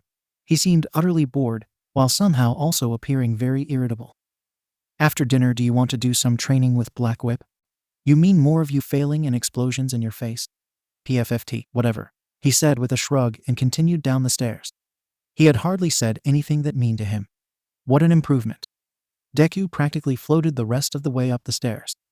Kakin must have really been in a good mood to have helped out Uraraka earlier, and to agree to train Black Whip without even an insult. After changing out of his clothes and putting away his backpack, Deku went back down the stairs to dinner. He briefly noted that 𝐬𝐻 had arrived at some point and wondered where he'd been. Had he still been in the school? He vaguely recalled 𝐬𝐻 hanging back to speak with Mr. Aizawa. At that thought, he had a brief cold shock of fear run through him. Had he seen anything? But wait, what was there to see? All they'd done was hold hands, and that wasn't really all that peculiar, was it? However, as Deku got his food and took a seat at the table, the diminutive boy didn't even spare him a glance and behaved like he'd normally behave on any other day. That was at least a relief, though something about it still made Deku uneasy. Again, he asked himself why it would even matter if 𝐬𝐻 saw he and Uraraka holding hands. He'd eaten his dinner quietly and kept mostly to himself, only speaking a few times when spoken to. Izuku was mostly lost in his own thoughts until someone called his name, and he was pulled from his inner thoughts to the present. Kaminari sat across from him and looked at him expectantly. Sorry, guess I missed that. What did you ask?" Deku asked with an embarrassed and apologetic smile. "Sheesh Midoriya, I would have thought you'd be paying more attention," Kaminari said as he continued to shovel soba noodles into his mouth. "What I asked was what was it like to have the number 5's sweet rear in your face? Her tail basically in your mouth." Deku broke out in a bright red flush at that question, as he recalled the whole encounter. It had been awkward to say the least. Not only had he had to bear close witness to 𝐬𝐻 being pervy and Mirko's response to said perversion, her bottom, albeit extremely well-toned and attractive bottom, was basically right in his face.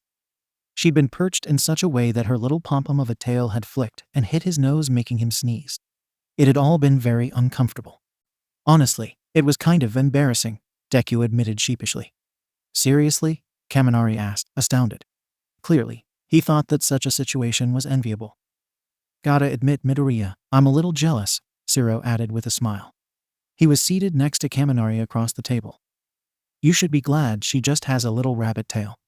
Imagine if she had a tail like mine, you'd have a broken neck," mused Ojiro, who sat on the other side of Zero. "Even I must admit that I was impressed by her impressive acrobatics," exclaimed Aoyama, who'd come to sit next to Deku. Or had he been there the whole time? "She seemed to cause Hawks quite a bit of frustration. I've not seen him be that annoyed before," murmured Tokoyami, who was on Midoriya's other side. "I guess he did seem a little flustered," agreed Deku, who thought back to Hawk's side glances and narrowed at Mirko. "He's probably just jealous that she chose to pay attention to me, and not him," 𝐬𝐻 said. He sat on the other side of Aoyama, causing Deku to lean over to look at him. "Haha, come on 𝐬𝐻. You're just lucky that Hawks didn't also join in embarrassing you," Kirishima added as he walked behind the table that the boys were seated at. As if completely oblivious to Kirishima's statement, or the fact that Mirko had not in fact been flirting with him, he said, "I've come up with a new term. RILF." All the boys around the table exchanged quizzical looks before looking back at 𝐬𝐻 in question. Bakugo was suddenly at Kirishima's side, apparently having gained interest in 𝐬𝐻's new word. "What is a RILF?" Ojiro asked, confusion evident on his face. 𝐬𝐻 smiled and said, "Rabbit, I'd like to FCK." There was a mix of laughter and snorts of disgust from across the table. "Haha, seriously, only you 𝐬𝐻," Kaminari laughed. Bakugo seemed to lose all interest in the conversation, snorted and muttered, "Morons," and then trudged off. Deku took that as his cue to also be done to go work on Black Whip training. A quick text to All Might, and he was on his way to the gym to get to work. After an hour and a half of black whip training, 𝐵𝑃𝑃𝐻, All Might, and Deku called it quits for the night. While 𝐵𝑃𝑃𝐻 had continued to be able to blast Deku with explosions, Deku was getting significantly better at using Black Whip and had managed to avoid quite a few blasts. Despite having avoided several blasts this go around, he had still been on the receiving end of quite a few of them, and so his hair was a smoky, charred mess. So straight after training he'd had a bath, and then proceeded to complete his homework and look over his notes.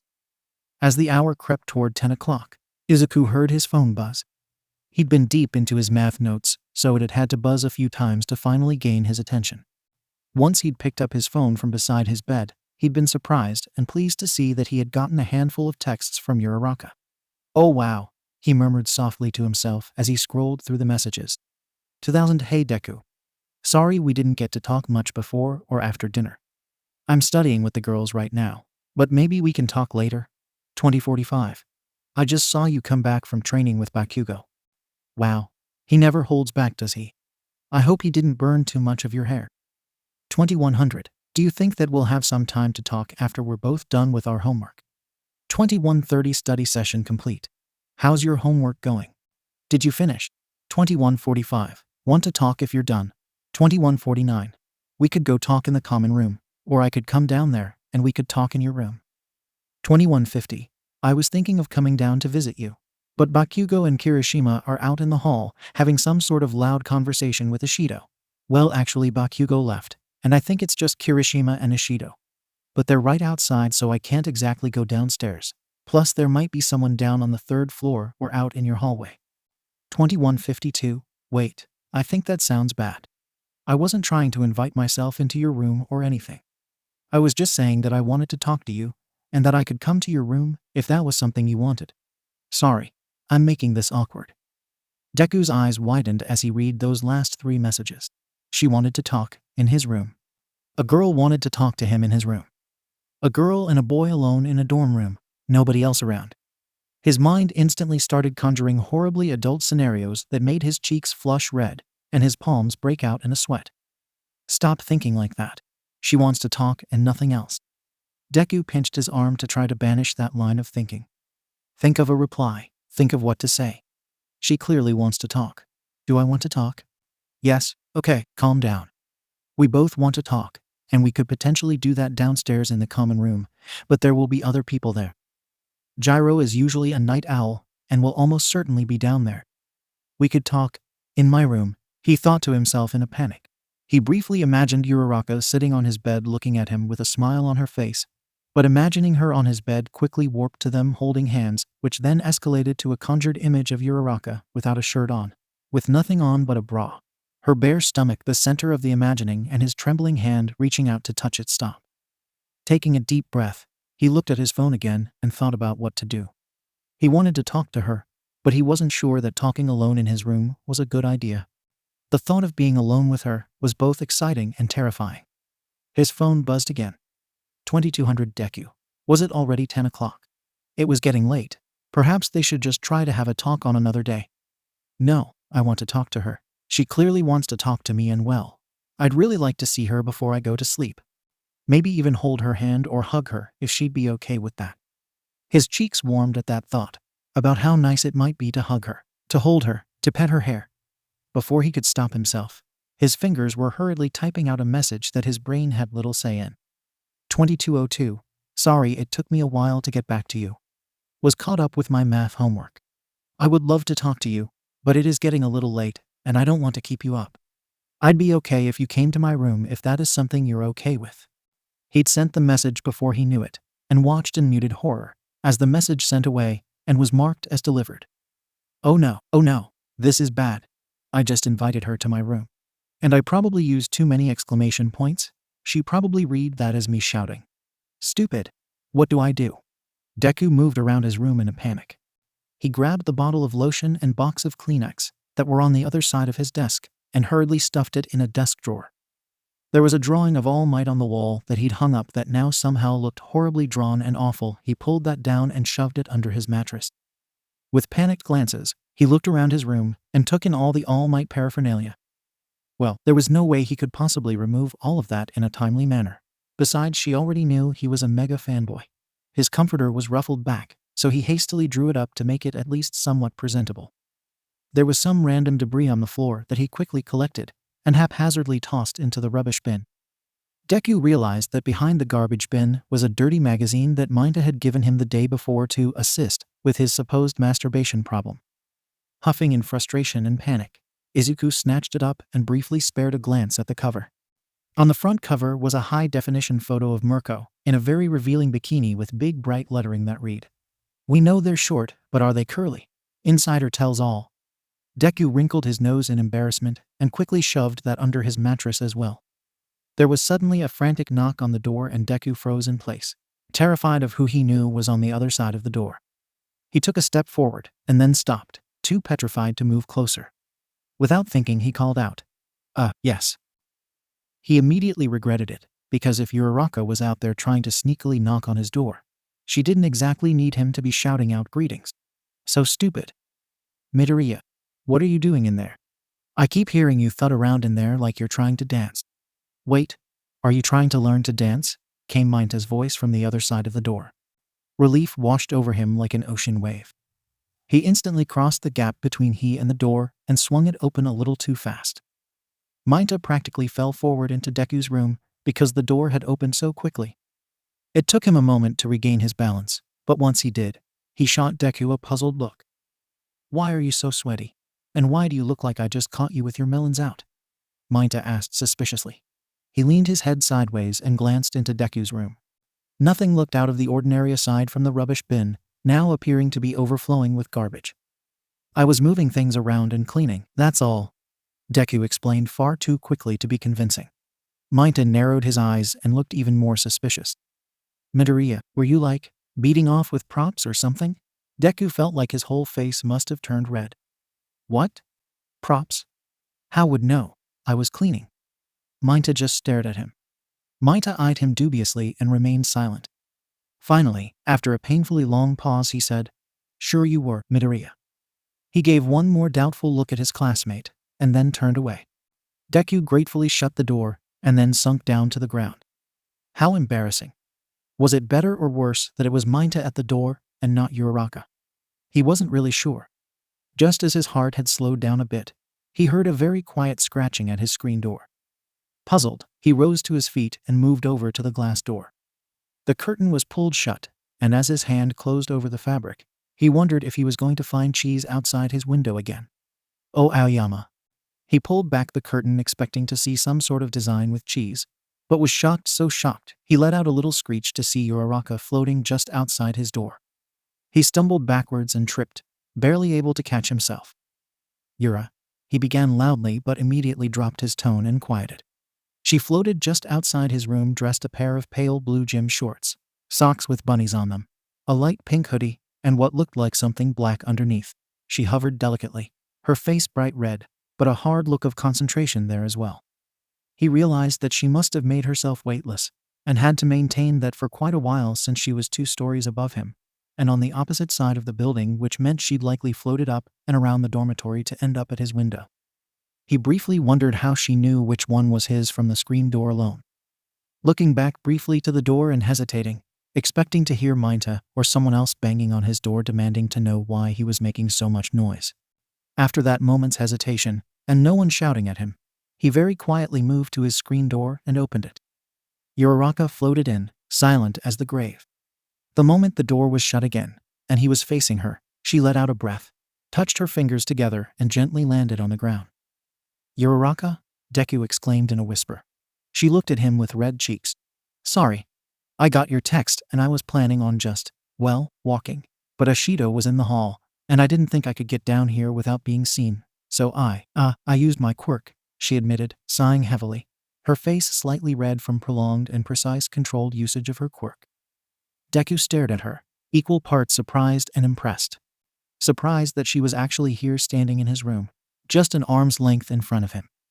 Impressed that she'd made herself weightless long enough, and provided enough direction and momentum to get herself to his room. A small, sly little voice whispered, this could come in handy in the future, that he immediately blocked out. He didn't have time for devious thoughts in his current agitated adolescent state. Wow, that must have taken some work, Deku marveled quietly.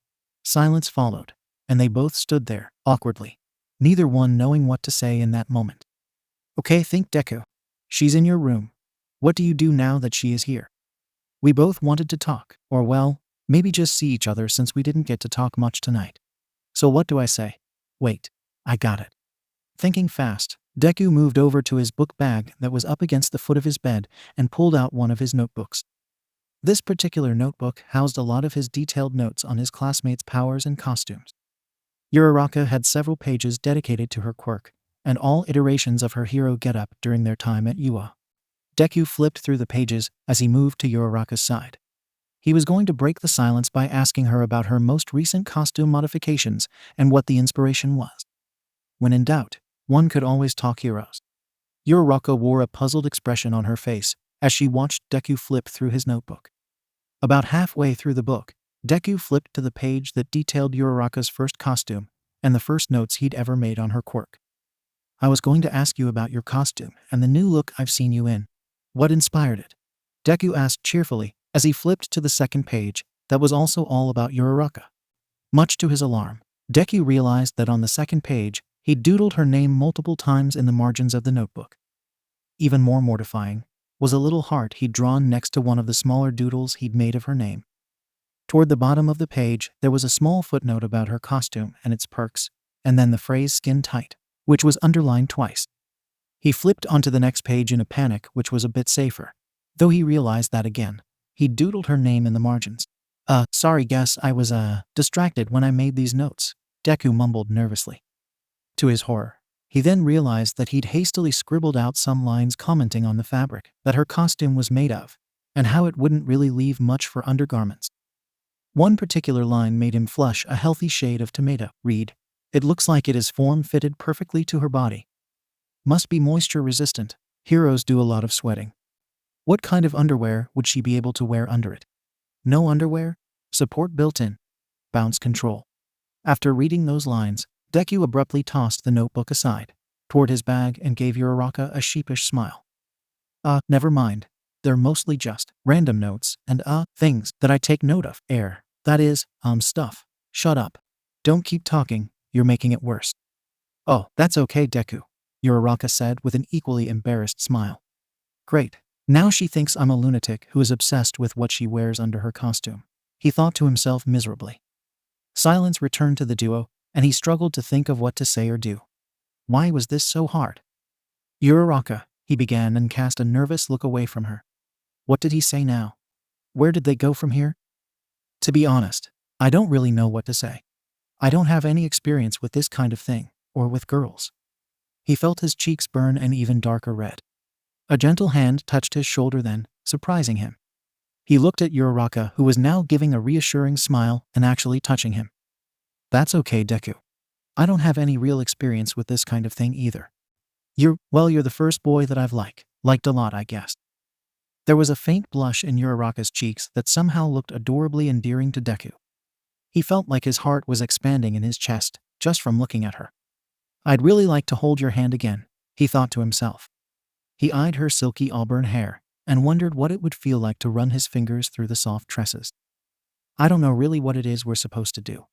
Do we start like going to movies together or something? He asked softly. Uraraka dropped her hand from his shoulder and tilted her head to the side as if in thought. With her hand no longer resting on his shoulder, he started to feel the compulsion to hold her hand.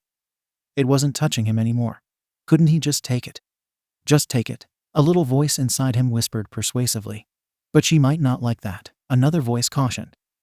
I guess before we do that, we should, figure out what this, she pointed to the both of them, is and what we want it to be. Deku nodded. That made sense. But what were they? He'd asked himself that earlier in the evening, when they'd been holding hands before getting to their dorm. He'd not been able to flesh out the answer to that question. What are we? What do I want us to be? He looked at her as that thought ran through his head. Without really even thinking deeply, a part of him already knew the answer to that question.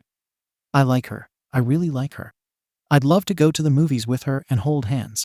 I want to share ice cream and Pocky sticks with her. I want to be able to hug her and touch her face and stroke her hair. I want to see her smile and laugh because of something I said or did.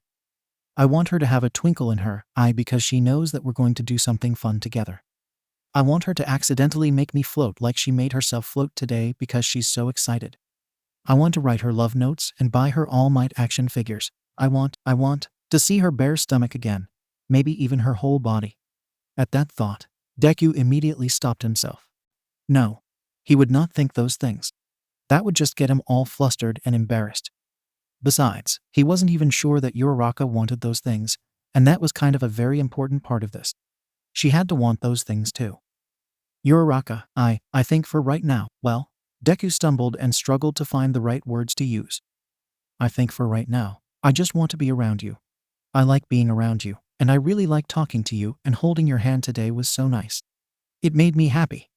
I don't know if that means we're like a couple or anything. I'm not even sure we have enough time to do normal couple stuff like go to the movies. But I think that I just want to be together and do whatever comes with that. He honestly had no idea what came with that other than holding hands, going to the movies, sharing ice cream, and announcing their couple status to the world. And he wasn't sure how feasible a lot of that was. He also wasn't sure he wanted for everyone else to know. He liked the idea of it being just them, especially when it seemed neither of them really knew what to do. I like that idea. Just being together, Uraraka said softly, and looked at him with those big beautiful brown eyes. Izuku felt like his heart might melt in his chest. She was so pretty. Why had he never realized before that she was the most beautiful thing he'd ever seen? Okay, he whispered, and then in a moment of boldness, closed the distance between them and wrapped his arms around her in a hug. The movement seemed to surprise Uraraka because she was extremely stiff at first, but slowly relaxed and wrapped her own arms around him.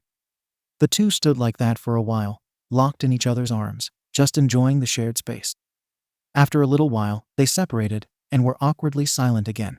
Uraraka eventually broke the silent moment by moving to Izuku's bed and sitting down. She gently patted the spot next to her, and he nervously took a seat beside her. He was sweating bullets as he sat next to her, and she smiled at him. Here they were sitting alone on his bed. This seemed too fast. But then she surprised him by starting to talk about her costume and the new modifications she'd made to it. Her talking hero stuff immediately broke his anxiety, and he was able to engage with her much more comfortably. For the next 45 minutes, they talked about their work studies, costume modifications, Deku's training with Black Whip, Uraraka continuing to press the limits of her zero-gravity quirk. It was a conversation that had become relatively relaxed and easy for both of them. They were so engrossed in their conversation that they lost track of time until Deku briefly glanced at the bedside clock on his nightstand. It was already 11:15. Whoa, Uraraka. It's really late. We need to get to bed, he said with a yawn. He wasn't sure how he'd managed to stay up this late without feeling tired until just now. Uraraka looked at the clock too, and then back to him in surprise. Wow, guess that time really flew by. She was quiet briefly before adding, guess I should head back to my room. I imagine the halls are probably mostly empty by now. Yeah, Deku murmured. He didn't realize it until just that moment, but he was actually kind of sad at the thought of her leaving. He'd enjoyed talking to her and just being near her. Her leaving would somehow make his room feel so empty. Can I, use the toilet before I go, though? She asked with a nervous smile. Blushing, Deku nodded. Oh, yeah, sure. Uraraka got up quietly and moved over to where Deku's bathroom was. For one panicked moment, Izuku worried that there was something horribly embarrassing in the bathroom. But in all honesty, he didn't spend much time in there, so the chances were low. Still, the thought of her in his bathroom did fill him with some anxiety, and perhaps excitement. He heard the door to the toilet slide open, and then closed, and he sat quietly in his room, trying to ignore the sound of her moving around the bathroom. He'd never realized how thin the walls were until this moment. To distract himself, and perhaps to calm himself as well, Deku lay down on his bed and began focusing on his breathing. Breath in and breath out, he thought to himself as he lay on his bed looking up at his ceiling. He felt himself begin to relax a little as he laid there breathing slowly and thinking about the day's events and about the girl he'd been lucky enough to hold hands with and even hug. At that thought, he smiled to himself and briefly shut his eyes. He'd only intended to rest there on his bed for a few minutes while Uraraka used the restroom. But apparently, he was more tired than he realized, and once his eyes were shut, sleep claimed him. A few minutes after he'd dozed off, Uraraka quietly came out of the bathroom.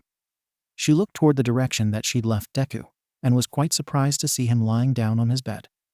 Moving silently, 𝐬𝐸 made her way over to the bed to look at him. He'd not moved when she'd exited the bathroom, and he was very still now. He was asleep. Ochako couldn't help but smile to herself as she watched the sleeping boy. He looked so peaceful. She cautiously moved to the door but hesitated. She couldn't leave the light on. 𝐬𝐸 made her way over to Deku's light switch and flipped it off, shrouding the room in darkness. In the darkness of the room, she could hardly see a thing as her eyes hadn't adjusted yet.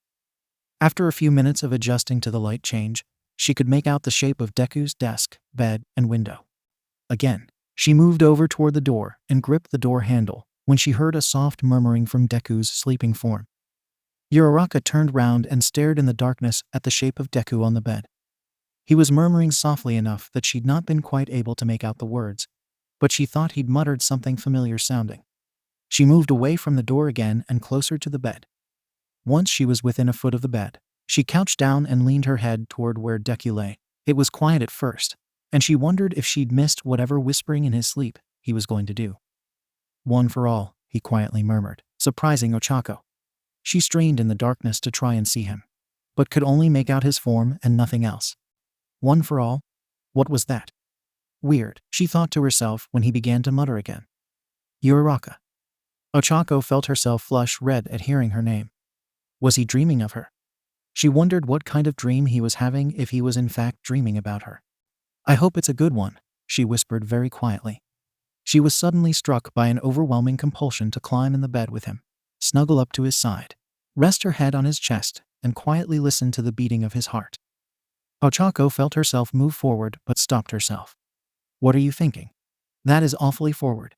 He didn't invite you into his bed, and he is tired enough that he fell asleep knowing I was still here. If I climbed in bed with him, that would be not okay for a lot of reasons. First of all, it'd give him the wrong idea, and I don't want to do that.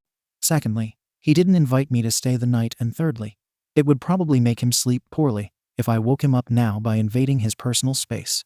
Ochako thought to herself as she continued to stare at the sleeping Deku. But the compulsion and desire remained within her. Talking with him, hugging him, holding hands, using her quirk to get to him tonight, it had all been so nice. If she carefully placed herself next to him, that wouldn't be so bad, would it? She just wanted to listen to his heart for a few minutes. That was harmless, wasn't it? If he woke up, she'd just explain, and that should make it okay, right? She thought of his words earlier in the evening about how he just wanted to be near her, and a fond smile bloomed on her face. "I want to be close to you too," she thought to herself. Against her better judgment, Ochako very carefully climbed into the bed next to him. At first, she made sure to not touch him and lay on the very edge of the bed, almost ready to fall out of it. When he didn't budge or wake, she silently scooted closer to him so that she was on her side and his shoulder just barely made contact with her chest. She had her left arm tucked under her head, but her right arm remained free, and she cautiously moved her hand over Deku and placed it onto his chest. He continued to sleep without being disturbed. As she settled into her side-lying position, she began to feel the soft thump of his beating heart and couldn't help but smile. She wasn't entirely sure why feeling his heart was such a nice thing, but for whatever reason it made her feel warm and fuzzy. "I want to listen to it," she thought to herself nervously, but made no effort to move forward. She laid like that for some unknown amount of time until her own eyes began to grow heavy. In the darkness of Deku's room and lying next to him, things were too cozy to not get sleepy. Besides, it was a rare day that Ochako would be awake past 10 p.m. Have to get up. Not proper to fall asleep with him. "He didn't invite me," she thought to herself sleepily, but made no move to get up. All she could focus on was how nice the soft beating of his heart felt under her palm, and how pleasant it was to be next to another person who was warm, especially since there was no blanket on either of them. She briefly thought that she should have grabbed some of her mitts that she would wear whenever she'd go to a slumber party with friends. Inadvertently activating her quirk in her sleep was a real problem. However, the tug of sleep was too great, and even though she knew that this decision would have ramifications, she fell asleep next to Izuku Midoriya. Deku's mind was foggy when he woke, and he felt odd upon waking. His vision was somewhat blurry when he opened his eyes, and it took several moments to adjust to the light that was starting to creep in from his closed curtain. However, as his eyes adjusted, he realized that he was not in fact in his bed, but instead floating up near his ceiling. Surprise and alarm washed over him, and he briefly wondered if sometime during the night he'd accidentally unlocked and activated the 7th user's quirk, float. That is until he looked in the direction of his bed and saw 𝐬𝐻𝐻𝐸 there in his bed. Feeling an intense wave of panic wash over him, Deku used the ceiling to push himself down, but he couldn't get to the ground while still being weightless. 𝐬𝐻𝐻𝐸 would have to do that, and she was asleep. What is she doing in my bed? What happened last night? He thought to himself in a panic, and began hurriedly sifting through his memories of the previous night. Deku remembered her coming to see him by way of his balcony, talking with her, hugging, and then realized that it was late in the night, and that they needed to call it. He vaguely remembered her saying she had to go to the bathroom and lying down, and then nothing but foggy half-remembered dreams. I must have fallen asleep. Not good. Still floating above his bed, he saw that sometime during the night 𝐬𝐻𝐻𝐸 had shed the pink hoodie she'd been wearing, and was now dressed in a simple black tank top. Seeing her curled up comfortably on his bed filled him with both happiness and anxiety. Had anything else happened? Try as he might, he couldn't remember anything aside from falling asleep, and perhaps feeling overheated at one point. But that was it. Gotta get her to wake up. Alarm hasn't gone off yet, but it will soon, and when it does, she'll probably be frightened by waking up in a place other than her room. With great caution, Deku called softly, 𝐬𝐻𝐻𝐸, wake up, 𝐬𝐻𝐻𝐸. But the sleeping girl didn't show any sign of waking. Instead, she rolled from her side and onto her back, and Deku turned a bright red as he realized that her shirt had crept up well above her navel while turning over. He wanted to have a lingering stare at her, shirt pulled up, pale belly exposed, lying serenely in his bed. The sight made him briefly have naughtier thoughts that he immediately squashed. 𝐬𝐻𝐻𝐸, he called a little louder. Still no movement from the bed. Damn it, gotta get her to wake up. Deku looked hurriedly around his room to see if he could grab something, anything to get 𝐬𝐻𝐻𝐸's attention. Aside from pulling the light fixture out of the ceiling, there really wasn't much. Black Whip, a small internal voice whispered to him. Yes, Black Whip could do. I wouldn't need to maintain it for very long, just long enough to grab something in the room and bring to me, or maybe even to just brush her to wake her. Black Whip it was, while he knew that this was probably his only option. Another voice was very skeptical of his ability to use it with such precision. He could capture things with it sometimes, but honestly bigger objects were easier to capture and ensnare. To use it with such finesse that he was able to grasp something small like one of his action figures, or even a crumpled up piece of paper, required a bit more control than he thought he was capable of. Reaching out with a tendril of Black Whip to brush her cheek or shake her, though, that was something he thought he could do a bit more easily. Focusing within himself, Deku directed his right hand in 𝐬𝐻𝐻𝐸's direction, and felt that familiar tingle of power just beneath his skin. Okay, not too strong, but strong enough to make her feel the touch, he thought to himself as the first tendrils of power woke, and the dark energy began slowly spilling forward from his outstretched hand. Black Whip suddenly shot out with more force than Deku had intended, straight at 𝐬𝐻𝐻𝐸. Thankfully, the power in it diminished slightly just before it reached 𝐬𝐻𝐻𝐸. Deku attempted to direct the dark energy up toward her face, as if to brush her cheek with enough impact that she'd be likely to wake at the touch.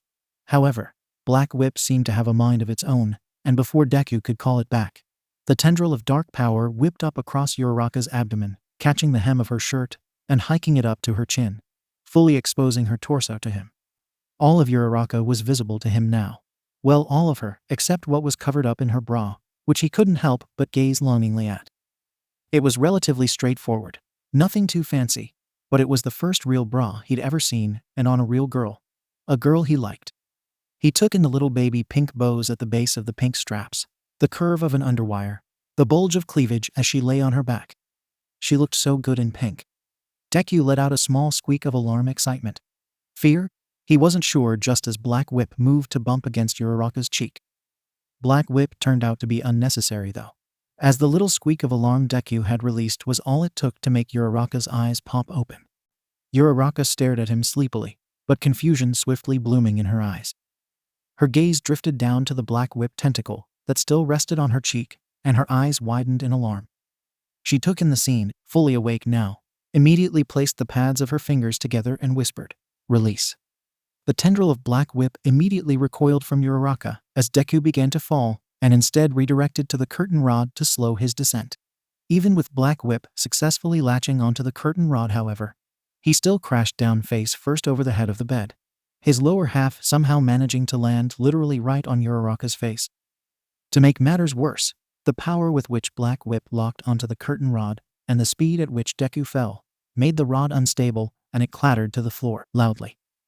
Uraraka was caught under him and desperately clawing at him to get off and out of her face. Deku was dazed after having fallen headfirst over his bed and took a moment to get oriented. He felt Uraraka's hands on his hips, suddenly, which immediately sobered him from his daze. His mind now filled with a strange mixture of excitement and panic. Before he could do anything or process the strange sensation of foreign hands on his hips, however, he was floating again. Uraraka shoved him off her and away as he became weightless. He floated about foot away before Uraraka haphazardly released him, and he landed with an oof and loud thud on the floor. Well, if the loud noises in here were overlooked before, they certainly won't be now. Now everyone is going to come round to see what is going on in here, Deku thought to himself in a panic, his eyes moving to the door to stare wildly at it. His alarm clock went off then, and he practically flew out of his skin, emitting an alarmed yip in response. He looked toward Uraraka, who looked flustered, red-faced, and embarrassed. Somehow her shirt had managed to stay pushed up well above her breasts this entire time. Deku felt his face flush hot and looked away from her. If he spent even a moment longer looking at her, he felt certain that the excitement he'd felt rousing at the unexpected touch of her hands on his hips would potentially put him at full mast in a second. Why was it so damn hard to be a teenager? Pun not intended. Uraraka started quietly but stopped dead when there was a loud knocking on his door. They both stared at each other in pure terror as another knock sounded on the door. Mon Dieu, are you all right, Midoriya? I've heard quite the ruckus, came Aoyama's sing-song voice. Yup, all is well, Deku squeaked. The tone and pitch alone were enough to be entirely unconvincing. Mon ami, do you need help? What is going on? Aoyama asked on the other side of the door, and Deku saw the handle twist. Pure horror shot through Deku, and on impulse he raised his right hand, and a black whip tendril shot out with shocking speed as it latched itself onto the door handle, preventing the handle from turning. What was it going to take for him to realize that a locked door was an absolute must in the future? Closet, Deku whispered with a panicky gaze at Uraraka.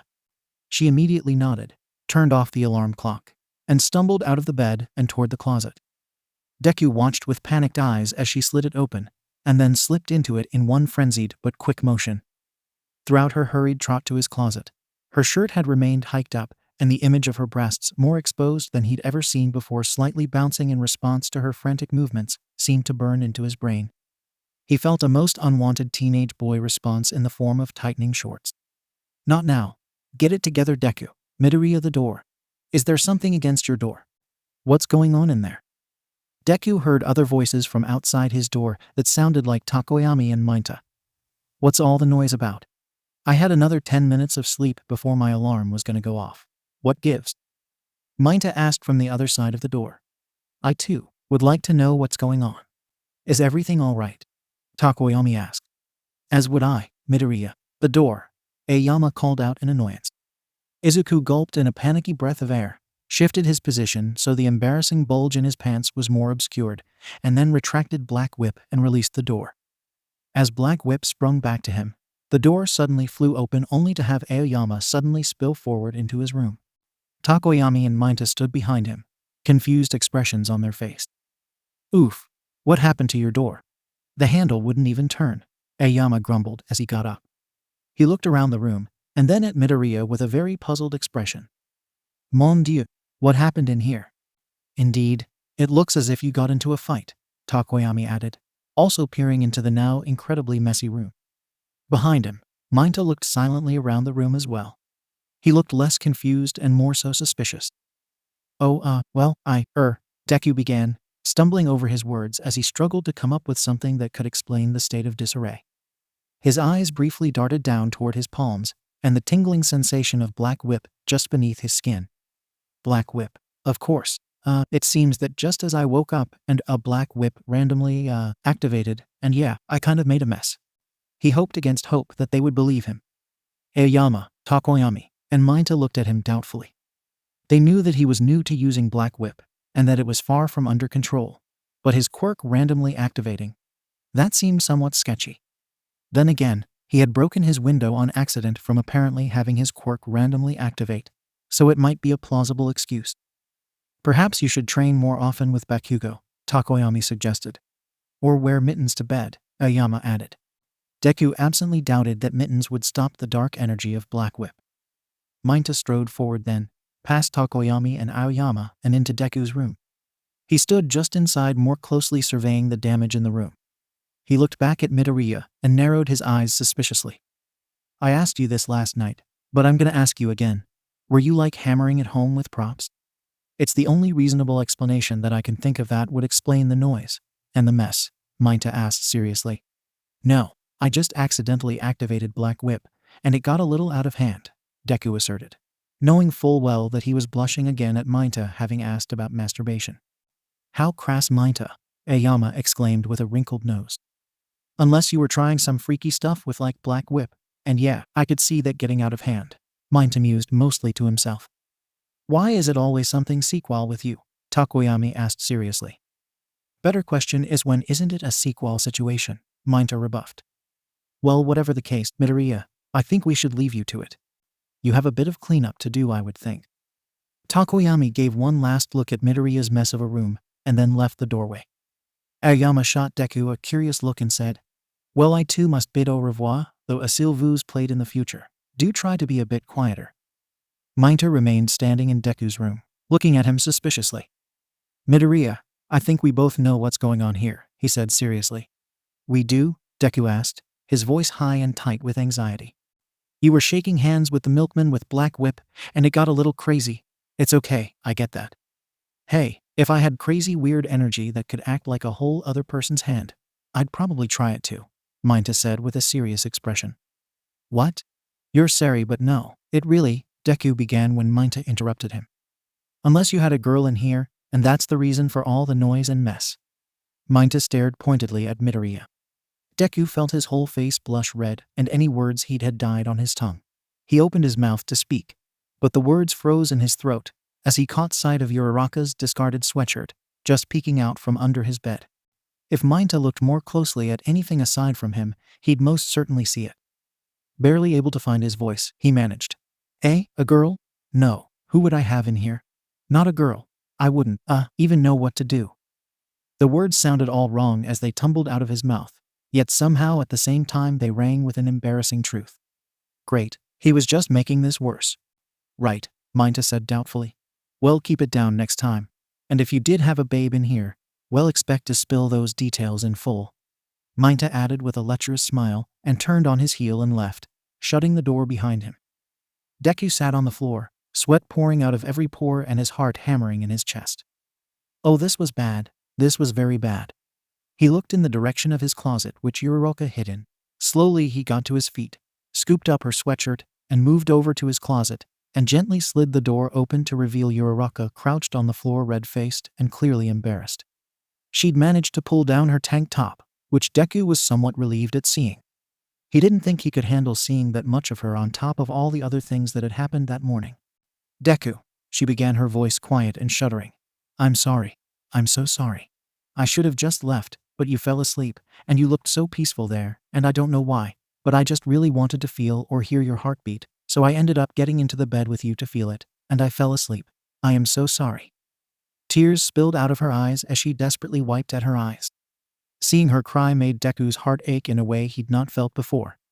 He decided that he didn't like it and never wanted to see it again. Getting down on her level, Deku crouched on the ground and instinctively took her face in both his hands and forced her to look at him. Hey, it's okay. It's all right. SHH, don't cry, he reassured gently, moving one hand from her cheek to her head to stroke her hair soothingly.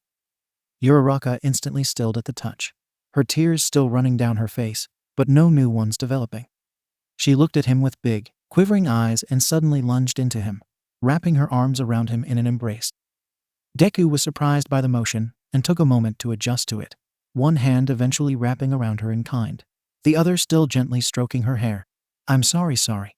I should have just left, but I didn't, she murmured softly, her face pressed against his chest. It's okay, Deku murmured. Now that she'd stopped crying, and now that they were locked together in a tight embrace, he became acutely aware of that proximity.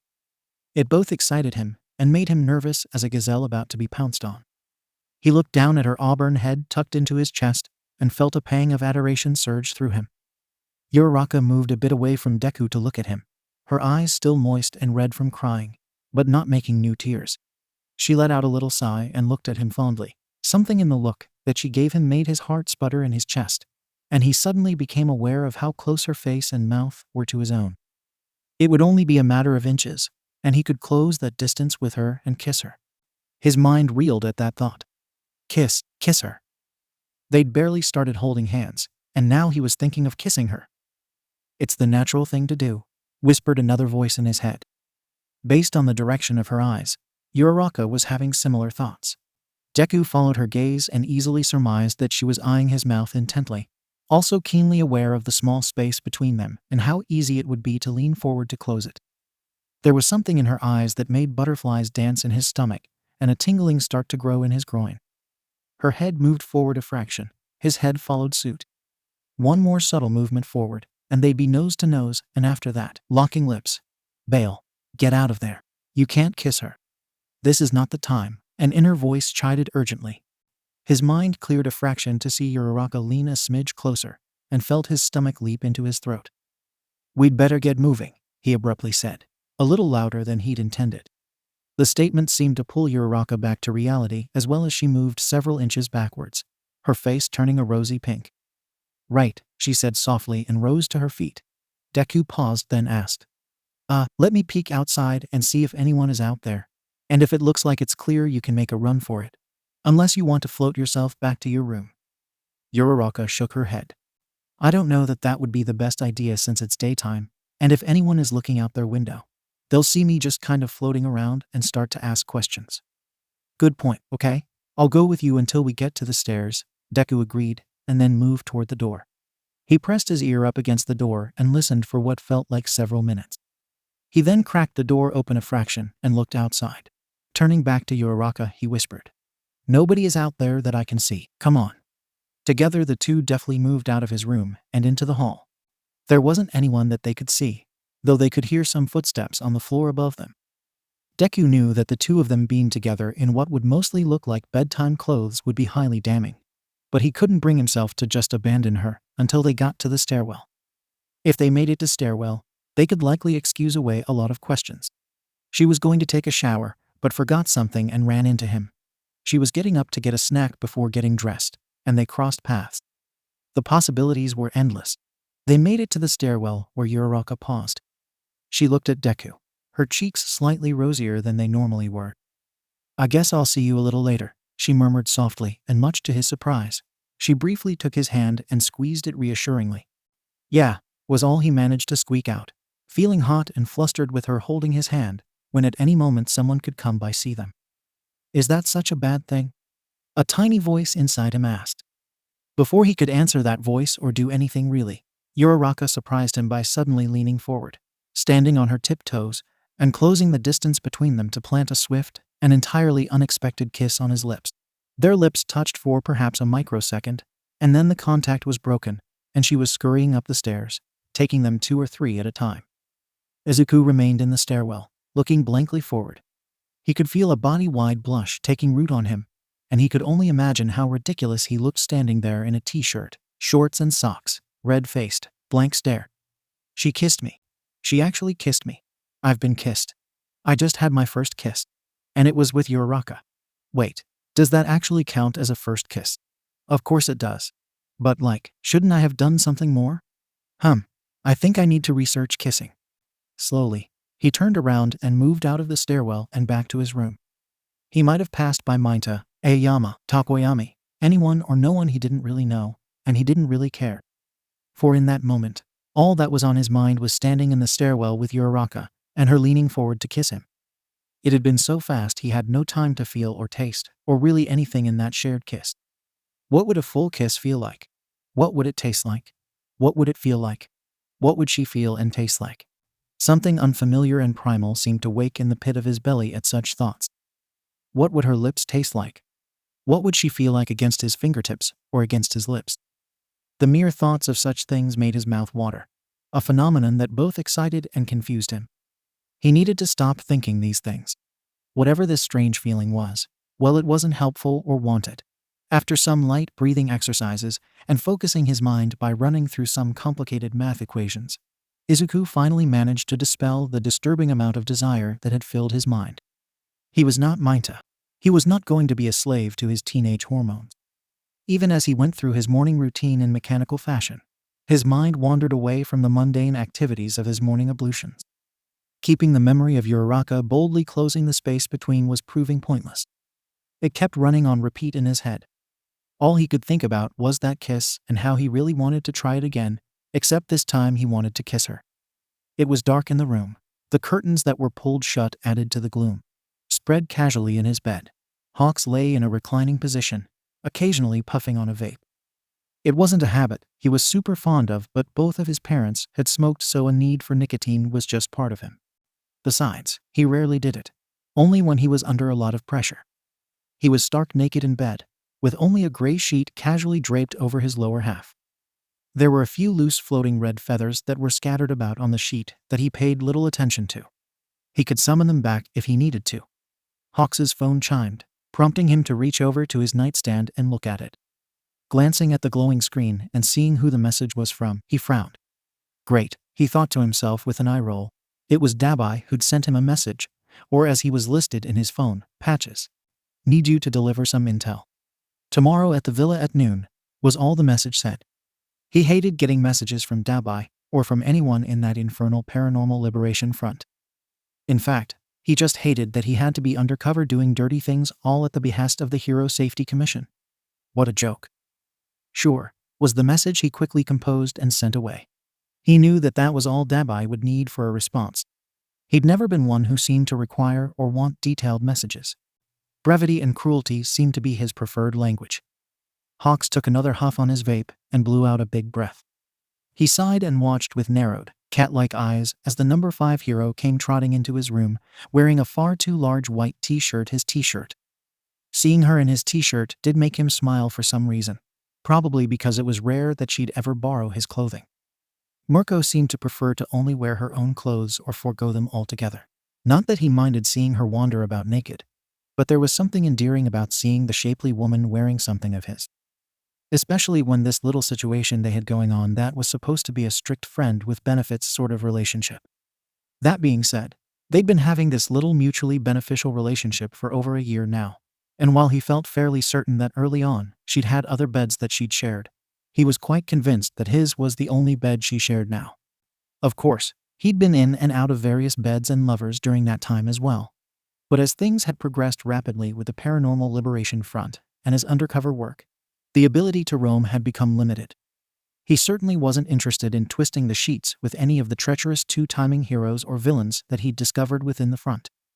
Besides, things were easy with Mirko because she rarely asked questions and seemed perfectly content to let him keep his secrets. Not that Mirko herself didn't have her own secrets. He knew part of the reason that they'd worked well all this time was simply because she didn't care about whatever personal matters he had going on. Or if she did, it wasn't something that she expressed to him. For all intents and purposes, she seemed perfectly content to continue with their occasional romantic trysts. At least for the time being, that worked for him too. He watched as she bent over, the shirt riding up so that he got an oh-so-sexy view of her rump. She was bent over the dresser that was in front of his bed, apparently looking for something. Something I can help you with, number 5? He asked silkily, enjoying the sight before him. It may have been gloomy in his room, but not so gloomy that he couldn't make out her exquisite shape. Ha, judging by that expression, I'd say you have no interest in helping me find what I'm looking for, she shot back, looking over her shoulder. Hawks took another puff on the vape and gave a languid stretch. Well, that depends on what you're looking for. Mirko turned around to fully face him and eyed him with a gaze that would have made lesser men gulp. It made him recall their first encounter and how she'd looked at him with those same intense and predatory eyes before she'd pounced on him. He'd found it to be unnerving at first, but that hungry wild look she was prone to giving had soon become a pleasant thing to him. She was by far the rowdiest and wildest creature he'd ever bedded. She was also possibly the most physically fit and physically powerful woman he'd had the pleasure of knowing carnally. Mirko was all muscle everywhere, except for maybe her world-class breasts, which he also very much enjoyed. That's a nasty habit, she said with a wrinkled nose as she looked at the vape in his hand. In all the times they'd been together, she'd never once taken a hit of his vape or had any interest in it. Hawks shrugged casually and gave her a carefree smile. Yeah, it is, but what can I say? I'm a slave to my addictions. Mirko smiled and hopped onto the bed. She crawled her way up so that she was astride the reclining Hawks. She hovered just above his groin, a precarious position, but one that he was certain she'd planned intentionally. It had barely been an hour since they'd last had sex, but her hovering over his crotch, with only a sheet to separate them, made his nethers twitch in excitement. He took another drag on the vape and intentionally puffed out the smoke into her face. Mirko frowned and fanned her face in irritation. "Melons," she murmured. She knocked the vape out of his hand and leaned closer to him, their lips just barely apart. "Looks like someone's getting excited," she mused with a sly smile and a downward gaze. Hawks abruptly grabbed the back of her head to pull her into him with one hand. The other latched onto her hip to direct her pelvis down into his lap. Mirko allowed this, but just as their lips began to touch and her pelvis rolled into his, her legs suddenly came around and up, disrupting his grip on both her head and hip. A half a second later, and both her legs were all that he could see until she deftly rolled backwards, flashing him a full moon as she nimbly rolled off the bed. "Come on. If you want me, you gotta put some effort into it," Mirko teased with a smirk and moved around the bed. She stood somewhat proudly at the edge of the bed, still wearing his shirt, her hair messy. "Effort?" Hawks mused softly, and then faster than the eye could see. A dozen of those red fierce feathers shot forward and pinned Mirko to the wall by impaling the corners of her oversized shirt. Mirko looked down at the feathers pinning her to the wall and gave a mischievous smile. "That's more like it." Hawks rose from the bed, the sheet falling away from him, leaving him completely nude as he approached the rabbit hero. Pinned to the wall with his feathers and wearing his shirt. Well, that just made him all the more excited. He strode over to her position on the wall, grabbed both her hands and raised them above her head. His face was mere inches from hers, golden eyes locked onto crimson.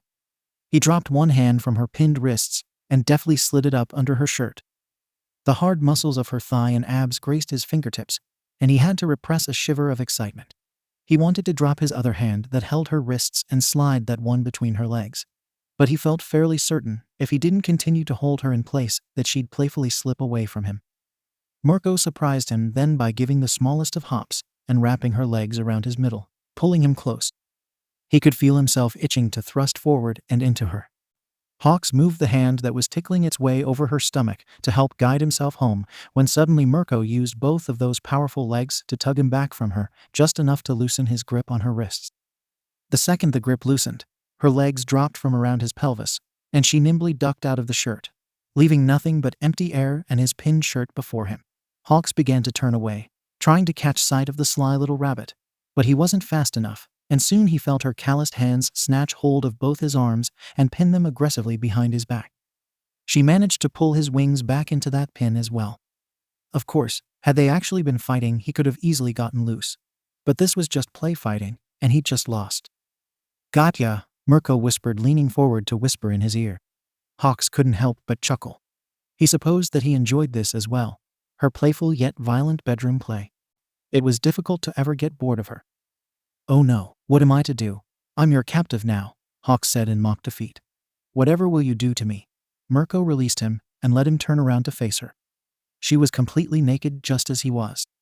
Even though he'd seen her naked a multitude of times, the sight never failed to excite him, as if he was a teenager and seeing a naked girl for the first time.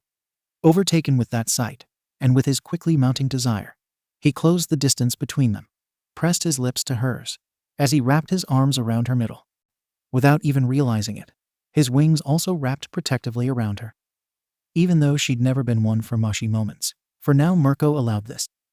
That first kiss turned into shorter, more fevered kisses, with Mirko nipping and biting at his neck and collarbone. That was something he had always felt annoyed about after being with her. The amount of hickeys, scratches, and bruises she left him with was excessive. It always made him grateful for the high collar of his shirt and jacket when in his hero garb. He'd never been a biter himself, but whenever he was with her, well, he often found himself mimicking her behavior and had learned to give as good as he got. Their kisses rapidly evolved into touching, and the two had found themselves once again on his bed, rolling around. As Hawks managed to find himself atop her, working his way downward, leaving little kisses and occasional bites along her belly and thighs, He briefly hoped that she wouldn't get too excited and destroy the bed. That had happened last time, and he'd had to replace the mattress and bed frame, which had been annoying to say the least. The time before that, it had been his kitchen table that had gotten broken, before that the TV stand and the TV itself, and before that, well, he'd forgotten. But he knew that he'd replaced every piece of furniture in his apartment at least once since he'd started sleeping with Mirko. It was all worth it, though. Looking up from betwixt her legs and seeing her flushed face, eyes squeezed shut in sheer bliss, hearing her moans of satisfaction, it made the broken furniture worth it. In truth, he liked all of Mirko, even her haughty and brash bits. He loved having sex with her, the feel of her body, the taste of her, the wild unpredictability of it. But he also liked just spending time with her. Of course, he'd never tell her that he was that fond of her. Hawks wasn't sure how well she'd take that. Casual was the name of this game, and Hawks didn't really have the desire, or honestly, the boldness to try to change the agreed-upon status. A while later, the two of them lay side by side, stark naked, and with a light gleam of sweat on them. Hawks was tired. Between doing double duty for the Hero Safety Commission by playing spy for the Paranormal Liberation Front, and some light hero work on the side, well, he didn't have the stamina to match Mirko the way he used to. He was ready for a nap. Well, that was fun, but I got a jet, Mirko announced nonchalantly and sat up. Hawks watched her rise from the bed and begin looking around for what he assumed was her clothes. He couldn't honestly remember where they'd first disrobed. Mirko began sorting through a laundry pile that was outside of the bathroom attached to the bedroom. Hawks vaguely took note of that growing pile of clothes and made a mental note to get it washed before she came by again, whenever that would be. "What are you looking for? I know you've left some clothes here before." "Check the drawer," Hawks said with a shrug and pointed toward the dresser. Mirko's ears twitched in response, and she wordlessly moved toward the dresser and began rifling through it. If she had been anyone else, he'd worry that she'd searched through all the nooks and crannies in his apartment. But thankfully, Mirko seemed mostly uninterested in digging up his secrets. It was a good thing too, since the second bedroom of his apartment was solely dedicated to his notes and findings on the Paranormal Liberation Front. That room was always locked, but a locked door wasn't really all that much of an obstacle for a super-powered person. In all the time that they'd been together, though, she'd never pried into any of his personal space aside from the rooms they occupied. Even though she was brash and at times frighteningly aggressive and forward, she seemed to have great respect for his privacy. "Some underwear," she replied as she shut the drawer and turned to look at him in frustration. "Well, there aren't any in there, just a bunch of useless shit. I'm gonna wear some of yours," she decided, and pulled open one of the other drawers to take out a pair of his more form-fitting boxer briefs. She slid them on, looked down at herself and laughed. "Ha ha, these barely fit. You've got no ass, Hawks." Mirko laughed again and looked at her backsides with a smirk. The boxer briefs sort of fit her, though she'd been right. In comparison to her, he had no ass. Her rear was practically busting out of the undergarments. "My quirk is fierce wings, not having a bootylicious backside," Hawks quipped with a smirk. She laughed at that and again resumed searching for her clothes.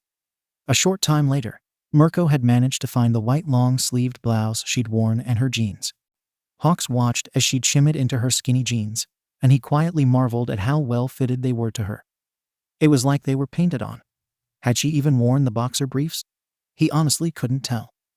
"Thanks for the sec, I'm gonna go," she said casually and started to head out, but stopped at the door and turned to look at him. "Did ya hear from the stiffs in the commission yet?" Hawks sighed, remembering the angry phone call he'd gotten just the day before about their behavior at UA and Mirko's breaking of a student's desk. It had been more so a slap on the wrist kind of incident, but he'd still had to contend with the commissioner being upset. "Yeah, they weren't too thrilled that you broke that poor kid's desk. Apparently Aizawa gave them an earful like right after they finished class. She called me yesterday night to give me a talking to. Gotta say that wasn't a lot of fun," Hawks replied with an annoyed sigh. He already had to keep close communication with the commission thanks to his double agent work. He didn't need them to be harping on him even more. "Haha, sorry about that. That kid just had to mess with him," Mirko said with a laugh. "Is that what you were doing with the other one, Bakugo?" Hawks asked a little too casually. The way she'd fired up at Bakugo's words had concerned Hawks, that she was liable to go feral and destroy the classroom. Thankfully, that hadn't happened. But she had continued to make a spectacle by jumping onto that kid's desk too, and then essentially flirting with him. Hawks knew very little of the spiky-haired explosion-based quirk-wielding kid. He'd worked with him and the green-haired kid, Midoriya, very briefly in the nationwide team-ups initiative, and he'd crossed paths with both Midoriya and Bakugo as well as Endeavor's kid, Shoto, when he was handing off the Paranormal Liberation Front book to Endeavor. Aside from that, though, he knew very little of the boy. Although he knew that he'd apparently placed first in the sports festival and had to literally be muzzled at the awards ceremony. He vaguely remembered that it had been Bakugo that had been kidnapped by the League of Villains last summer. Aside from that, though, he knew very little. Mirko had worked even less with him, and yet there was some sense of kindred spirits between the two. Maybe because they were both hot BL-dead and prone toward violence. "What, you jealous, number two?" Mirko teased. Frowning, Hawks said, "No, just saying, it could be seen that way by others, and that is a kind of thing you don't want to have whispered about you." Mirko let out a loud laugh and rolled her eyes. "FCK Hawks, he's a kid. What do ya take me for? A pervert?" Hawks felt a blush color his cheeks. It had been a mostly innocent gesture, at least innocent when it came to Mirko. "Look, I'm just trying to look out for you." Again, Mirko just laughed. "What can I say? I like that kid. Guess I see a little of myself in him." A little of herself in him? Now that he thought about it, yeah, that did make sense. He'd not known Mirko as a teenager, but he could easily imagine her to be just as fiery and foul as Bakugo was. While he hadn't known her at that age, he'd heard rumors that she'd been kicked out of school on multiple occasions for fighting or getting caught fighting in fighting rings. Fiery definitely seemed a good way to describe either of them. "Okay, yeah, I see that," Hawks agreed and added, "You're both BLD thirsty." "Haha, yeah, thirsty for the BLD of villains. Besides," she began with a playful smile directed at him, "I'm no cradle robber." Now it was Hawks' turn to laugh. "Haha, yes you are. I'm almost 4 years younger than you. You're literally cradle robbing right now." "Oh yeah, I always forget you're younger than me," Mirko admitted. "Well, I guess you're the exception then." "How kind of you," Hawks said with an eye roll. "Damn right." Mirko's ears twitched briefly, and she looked towards the window with the curtain drawn. "Well, I'm gonna jet. See ya," she nodded briefly and then turned and left. Moments later, Hawks heard his door open and close and knew that she was gone. He felt surprisingly alone now that she was gone. His phone buzzed again and Hawks rather reluctantly picked it up, half expecting it to be some message from 𝗣𝗵𝗺 or even twice. He was surprised to see that it was a message from Takoyami. "I hope to work with you for the work studies this weekend," the message read. Hawks sighed sadly and put his phone back down on the nightstand. "Wish I could spend it with you, kid, but duty calls," he murmured to himself and slowly rose out of bed.